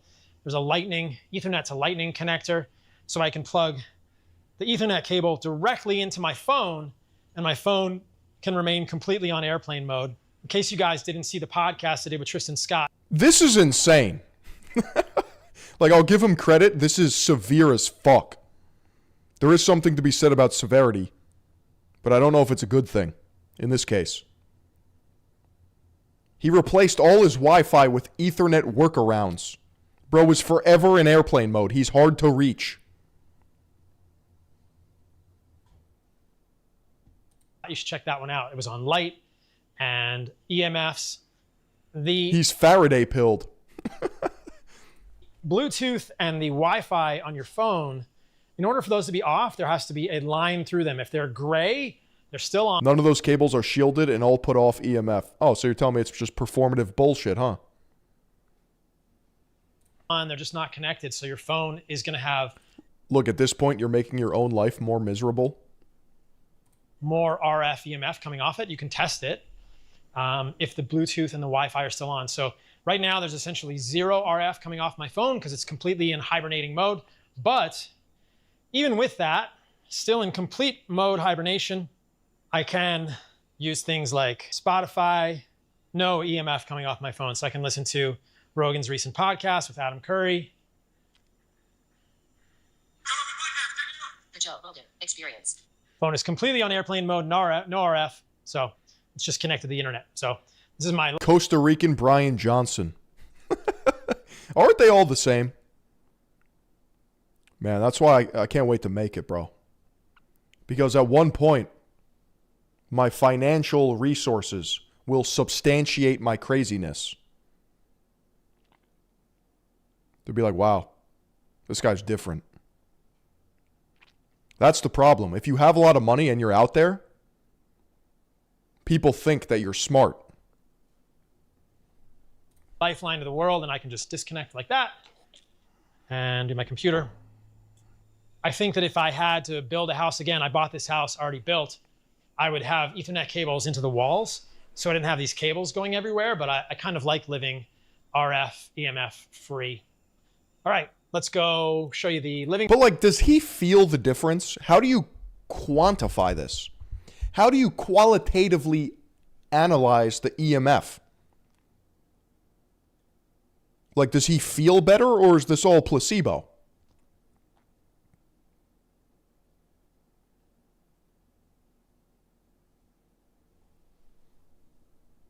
Side of the house, the bedrooms, all this kind of stuff. I love these doors. You don't? You don't feel the difference? It's complete bullshit. Okay, good. Just checking. By the way, guys, these are custom for my house. They're teak. It's all a substitute for personality. Stained teak, but I think they're... Sleep with the phone next to your head with internet on, and you're going to wake up feeling brain fogged and tired. My phone is probably about 1.5 feet away from me, and the internet is on at all times. I am never not locked into the internet. And I am sharp as a tack.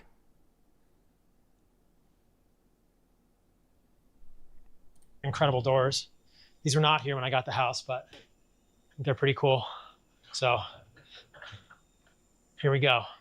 We've got the podcast studio, which is a little dirty. It's a little disorganized, but this is where I do my podcasting. You guys have probably seen. You've probably seen this background over here on my reaction videos or my podcasts.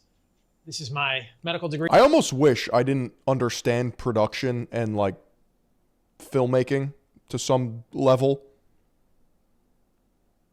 Because I'm jealous of people that can just like have a ragtag setup and just fucking like run and gun do shit. Meanwhile, I'm over here like, I'm like, nope, lighting's off. It's cooked. I need to spend $12,000 to get this perfect.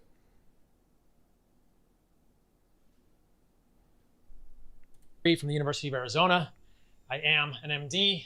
This is my degree from College of William and Mary, where I went to college. Got all the hardened soil stuff here. This, I think, is from a swordfish. It's like a swordfish sword. That thing is scary, dude. That's pretty crazy that a fish has this as part of their head. And then these are antlers from a deer that I killed many years ago with a bow. But yeah, this is the podcast studio. I try to keep it low EMF even when I'm not working in here, or even if I am working in here. All right, I'll show you guys the master bedroom. When you can download your Twitter feed to your brain while you sleep, I will be the first one on it. So true. Philion will be literally volunteering as tribute. We got a bathroom here, super simple. Like I said, it's a treehouse bachelor pad, guys. Nothing exciting. I just prefer everything to be simple, clean, no plastics, etc. So this is the master bedroom. This is my bed, natural mattresses, no polyester, as few pollutants as possible, no off-gassing, this kind of stuff. Organic cotton sheets. You think you get good sleep here? Or the worst sleep of your life? I feel like there's no in between.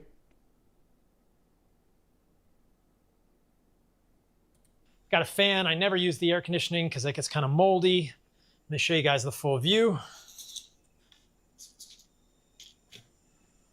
Got a red light there that I use sometimes, but mostly I just go in the sun.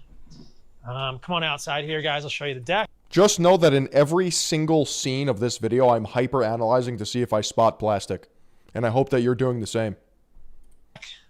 So, pretty good. I mean, that's a fucking view.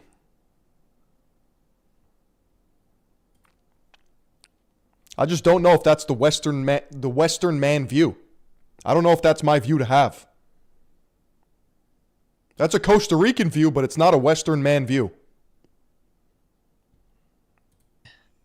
View out here in the treehouse. Out to the ocean, the river, the pool. And from here, you can see the jumping platform there. George of the Jungle head-ass view. The pool. The pool looks pretty good today. The pool. Tropical is not my biome. I'll vacation there. I will partake. But it's not my home. It was 12 feet deep because I wanted to be able to jump off. Yeah, imagine waking up and just soy facing at the trees. Wow, look at that tree. Oh, another tree. Wow, that's definitely a tree. The roof. Oh, I'll show you this. If you don't suffer through winter, you're a pussy. Simple as. So true. Thank you. Thank you for understanding me. That's why I'm never leaving New York, ever. I actually have a grounding system for my bed. I have a grounding mat on my bed.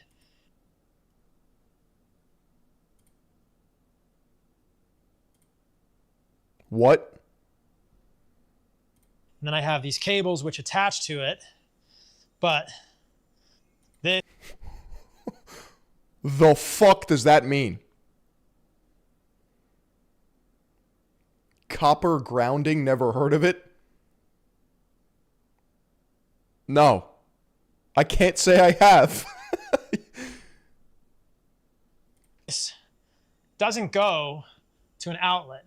This goes into the actual ground. I sunk a 3-meter copper stake into the ground. You can see here, there's a little wire here, right here, and it goes down the edge of the house and into the actual dirt. So my bed is truly grounded. I don't like plugging grounding mats into outlets because it's a bunch of dirty electricity, but I can plug that into a grounding mat and actually ground into the soil. When we're down there, I'll show you guys a video of that. There's a stake in the ground. There's a wire going into the ground. We're treading into batshit insane territory. Dude, I was with him on the surfboards, the martial arts. Shit. I was even open to hearing him out on the raw milk. He lost me on the testicles. He lost me on the copper bed grounding system.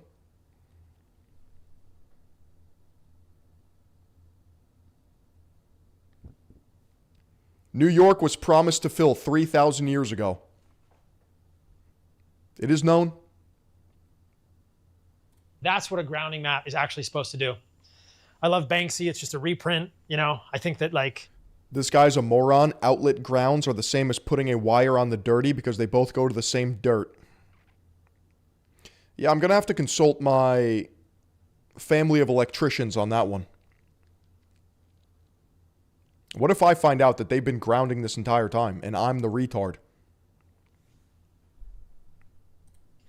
This is what we're doing, guys. We are whitewashing our history. We're forgetting about where we've come from as humans. This is obviously a reproduction of cave art, I think in Lorraine or Lascaux and France. And this is what we're doing today, guys. We're forgetting where we've come from. So I love this concept. And I'm a huge fan of remembering where we've come from. Bathroom is here. Yes, I actually poop and pee indoors, guys. And so it's super simple. I don't even really use many toiletries. I have a Dude, look at those plastic bottles. Oh my God, I'm going to crash out. silk floss. My cortisol is spiking. Your floss is bullshit. Oral-B Glide floss had very high levels of PFAs, forever chemicals. So I use a silk floss. I use a boar's hair toothbrush because I don't want microplastics from toothbrush bristles going into my mouth. I don't use toothpaste. I just brush my teeth with water. You see, here's the problem with the Saladinos of this here world. And to each their own. But at this point, he has lost touch with reality, frankly. Reality, I guess, is the shared experience of a cross-section of the normal populace. He is closer to a literal Neanderthal than he is to the modern Homo sapien. And I don't know if you can recover from this. Because now what you've created is this us versus them dynamic of the health maxing bio-optimizers that will forever push him further and further to continuously optimize the human experience. You might as well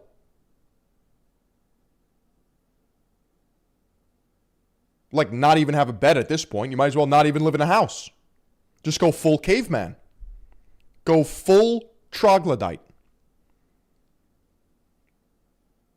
In leaving Plato's cave, he has returned to it. Lesson in there.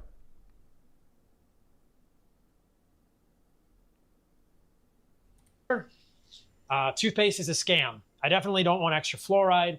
Just so you know, there's no fluoride in my water because my water comes from a spring here at my house in Costa Rica. If you have municipal water at your house, you should put a shower filter on your shower because remember that when you are showering, you are inhaling all those chemicals and... No toothpaste for no fluoride is crazy. This is what happens after you've been through the Bali time chamber. Elite reference.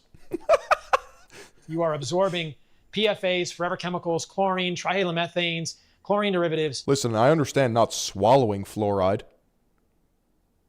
Because fluoride is in toothpaste. From the water. So I don't need to do it here because I'm on spring water, but if you are on municipal water, think about having a shower filter in your shower. That's it. I mean, there's nothing else here in my bathroom. I wear contacts. So I got contact solution, a razor here. Occasionally I shave the beard. That's it. So that contact solution is into plastic. You're squirting microplastics into your eyes. Yeah. Brush teeth, floss teeth. This is nuclear levels of unchecked autism. Every day I wake up, I ask myself, why did I leave the cave? I'll weigh myself here, you guys. Aren't contacts plastic? They're certainly not glass, I'll tell you that. Can, Bro's literally putting plastic contacts on his eyes. It's a type of silicone. See what we're working with. Let's get to the bottom of this.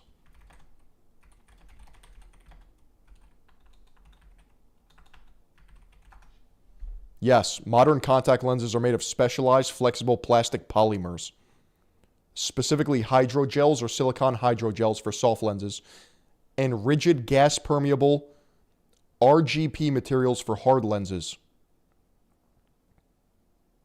Damn. I'm about 5'9", 165. Cooked.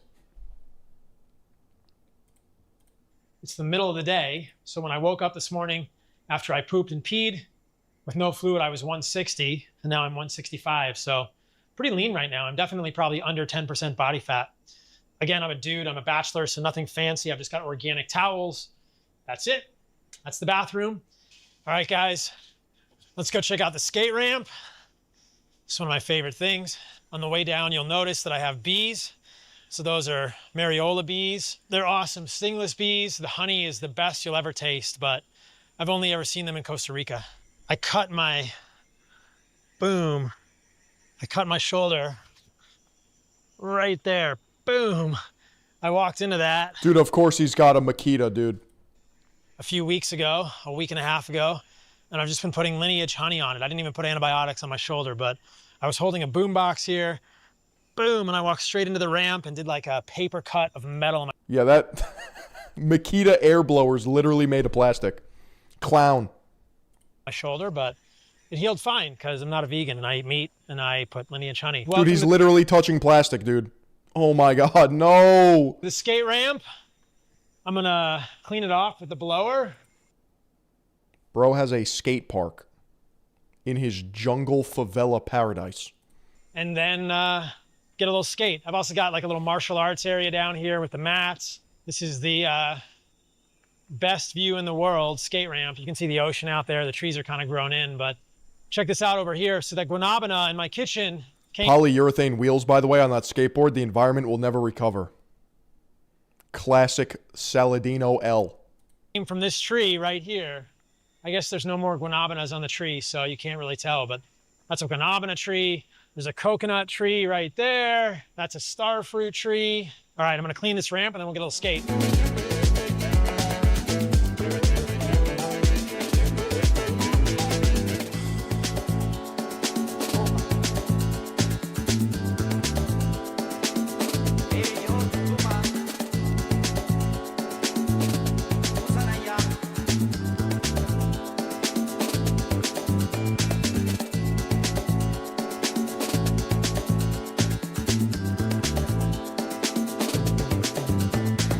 Okay, so... You know what's funny to observe? How when we see a man just moisturized, sunning his balls in his own element, it pisses us off. Like, why is he happy? He should not have this.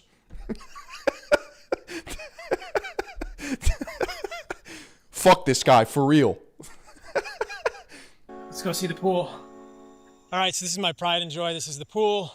Got the shallow area here. He should be miserable and cold like me. The deep area, which is 3.5 meters, 12 feet. I'm gonna jump off the top. I'm gonna take you guys up to the top and show you the jump. And then what I prefer to do here, what I do most of the time is I just go to the bottom of this pool. You have to equalize your ears, and I spend time breath holding. I don't do it by myself. Do not hold your breath in water by yourself, guys. That's how people die. Never hyperventilate before you do breath holding, but as a surfer, I really enjoy spending time under the water. I really enjoy spending time holding my breath on the bottom of the pool. Some of my best thoughts have been just floating in my grandma's pool, typically at the bottom of it, and just letting that viscosity of the water float me through space and time. I'll show you guys a little bit of that. And I just love having the mask and kind of just swimming around in that deep area of the pool. It just feels so cool to me. So, and obviously the view is amazing. Got like a hot tub here, which is an infinity, sort of like a seamless hot tub. So this is the hot tub, rest of the pool. Costa Rica is amazing, guys, even without having to heat the pool. Dude, I get it though, because if I was a crystal maxed California mommy hippie shaman witch doctor with the grippiest grip of my life, I would be soaked for this man's life setup. I'd be, I'd have to go on all the health retreats. Are you kidding me? Raw milk and meat and balls.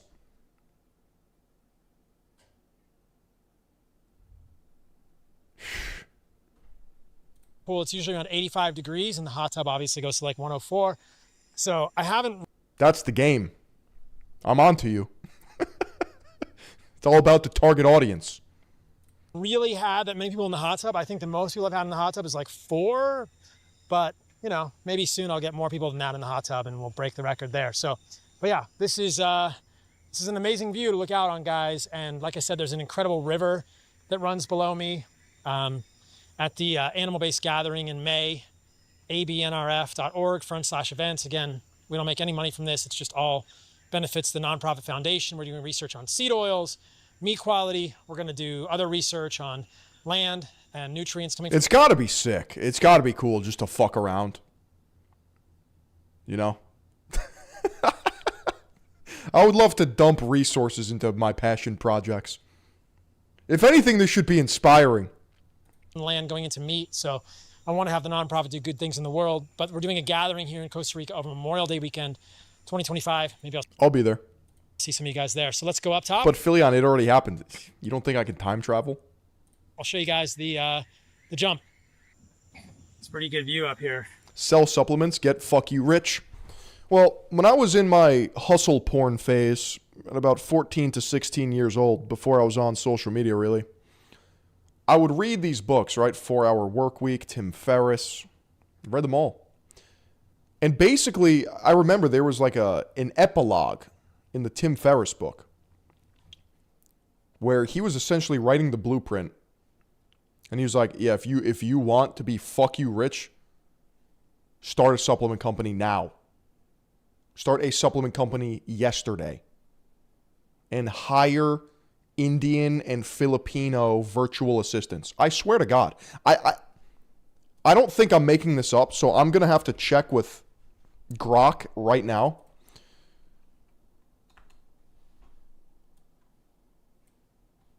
I remember reading a Tim Ferriss book,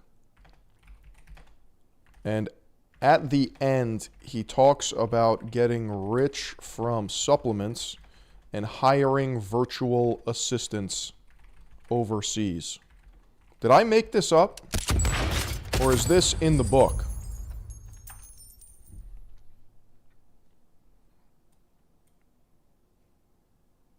Yeah. I knew I wasn't going crazy. No, you didn't make this up. It's straight from Tim Ferriss's book, The 4 Hour Work Week. Escape the 9 to 5, live anywhere, and join the new rich.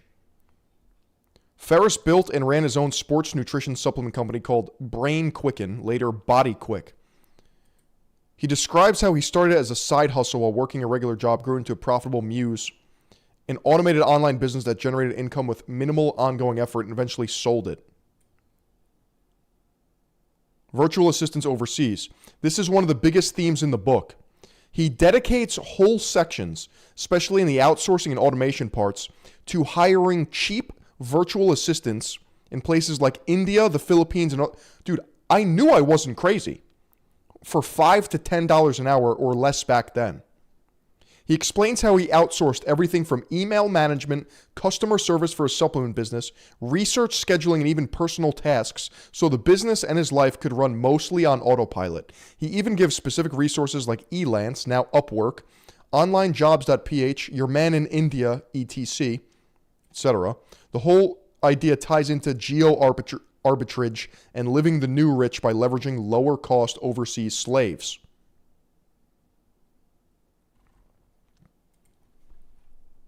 When was this book published? He kind of predicted the AI bubble and actual Indians.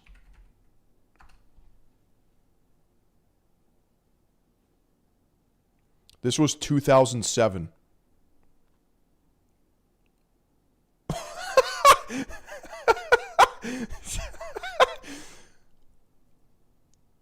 Wow. Wow.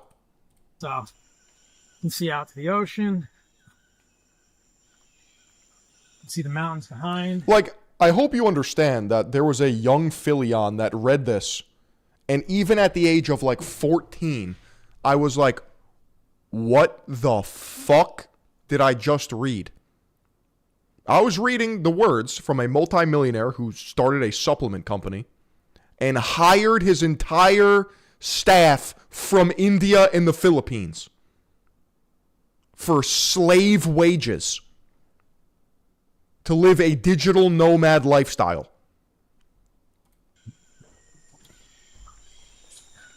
Yeah. Can't Fiverr speaks of this. see much elk, guys. You can't see too many houses. There's a farm over there on the ridge. But that's the only thing. There's some cows over there. Escape the 9-to-5 by using cheap slave labor.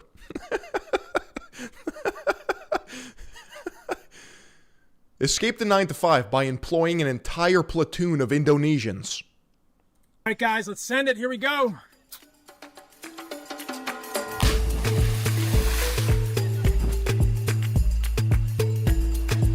So, I'm going to do a little breath holding. We'll show you guys that. Every time I jump, Zach, the dog, comes over to make sure I'm okay. Or Sweetie. Chat, natty or not, I have my thoughts, but I'm going to keep them to myself. Natty or not, chat? I'm good. That's a TRT looking body if I've ever seen one.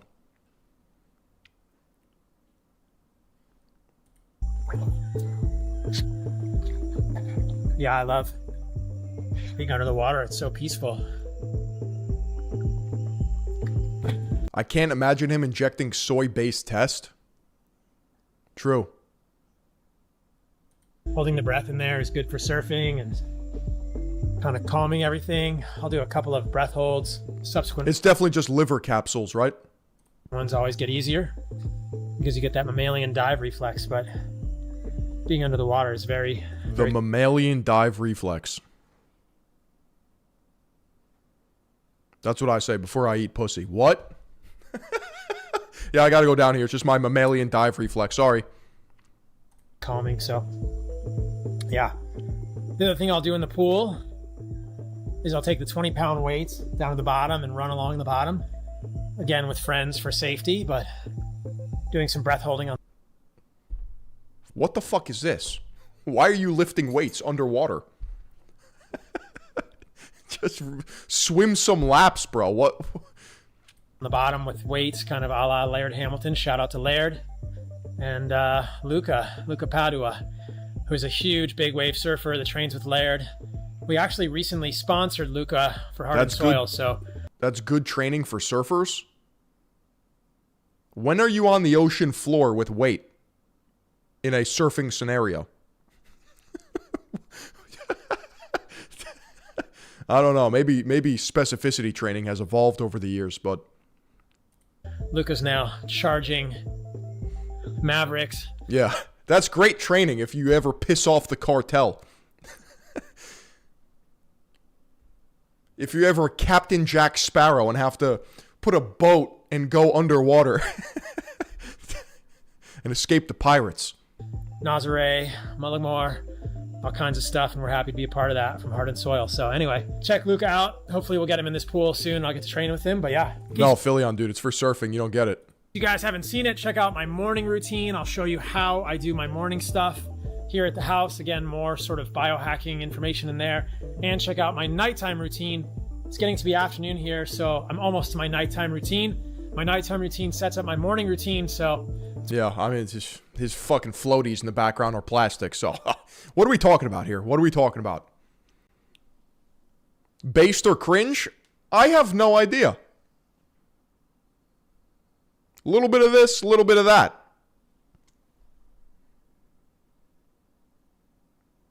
All in the name of science. Between this video, my morning routine, and my nighttime routine, you're basically my roommates. Thank you for coming along for the MTV Cribs Paul Saladino edition, and I'll see you in the next video. I feel like we have to watch them all. I feel like we have to watch them all now. Holy shit. Chat, 5.5 hour fill is going to clock out. I am going to rest, recover, and repeat. I'm going to finish this here espresso and have myself a chill evening. That was an absolutely phenomenal stream. I will be back tomorrow at 9:30 sharp. And this time, I'm not fucking around because I have to be live by 9:30 sharp. Okay? Gamers, it is dinner time. I appreciate everyone tuning in. Self-actualize. Get that workout in. Practice gratitude. And I'll see you guys tomorrow.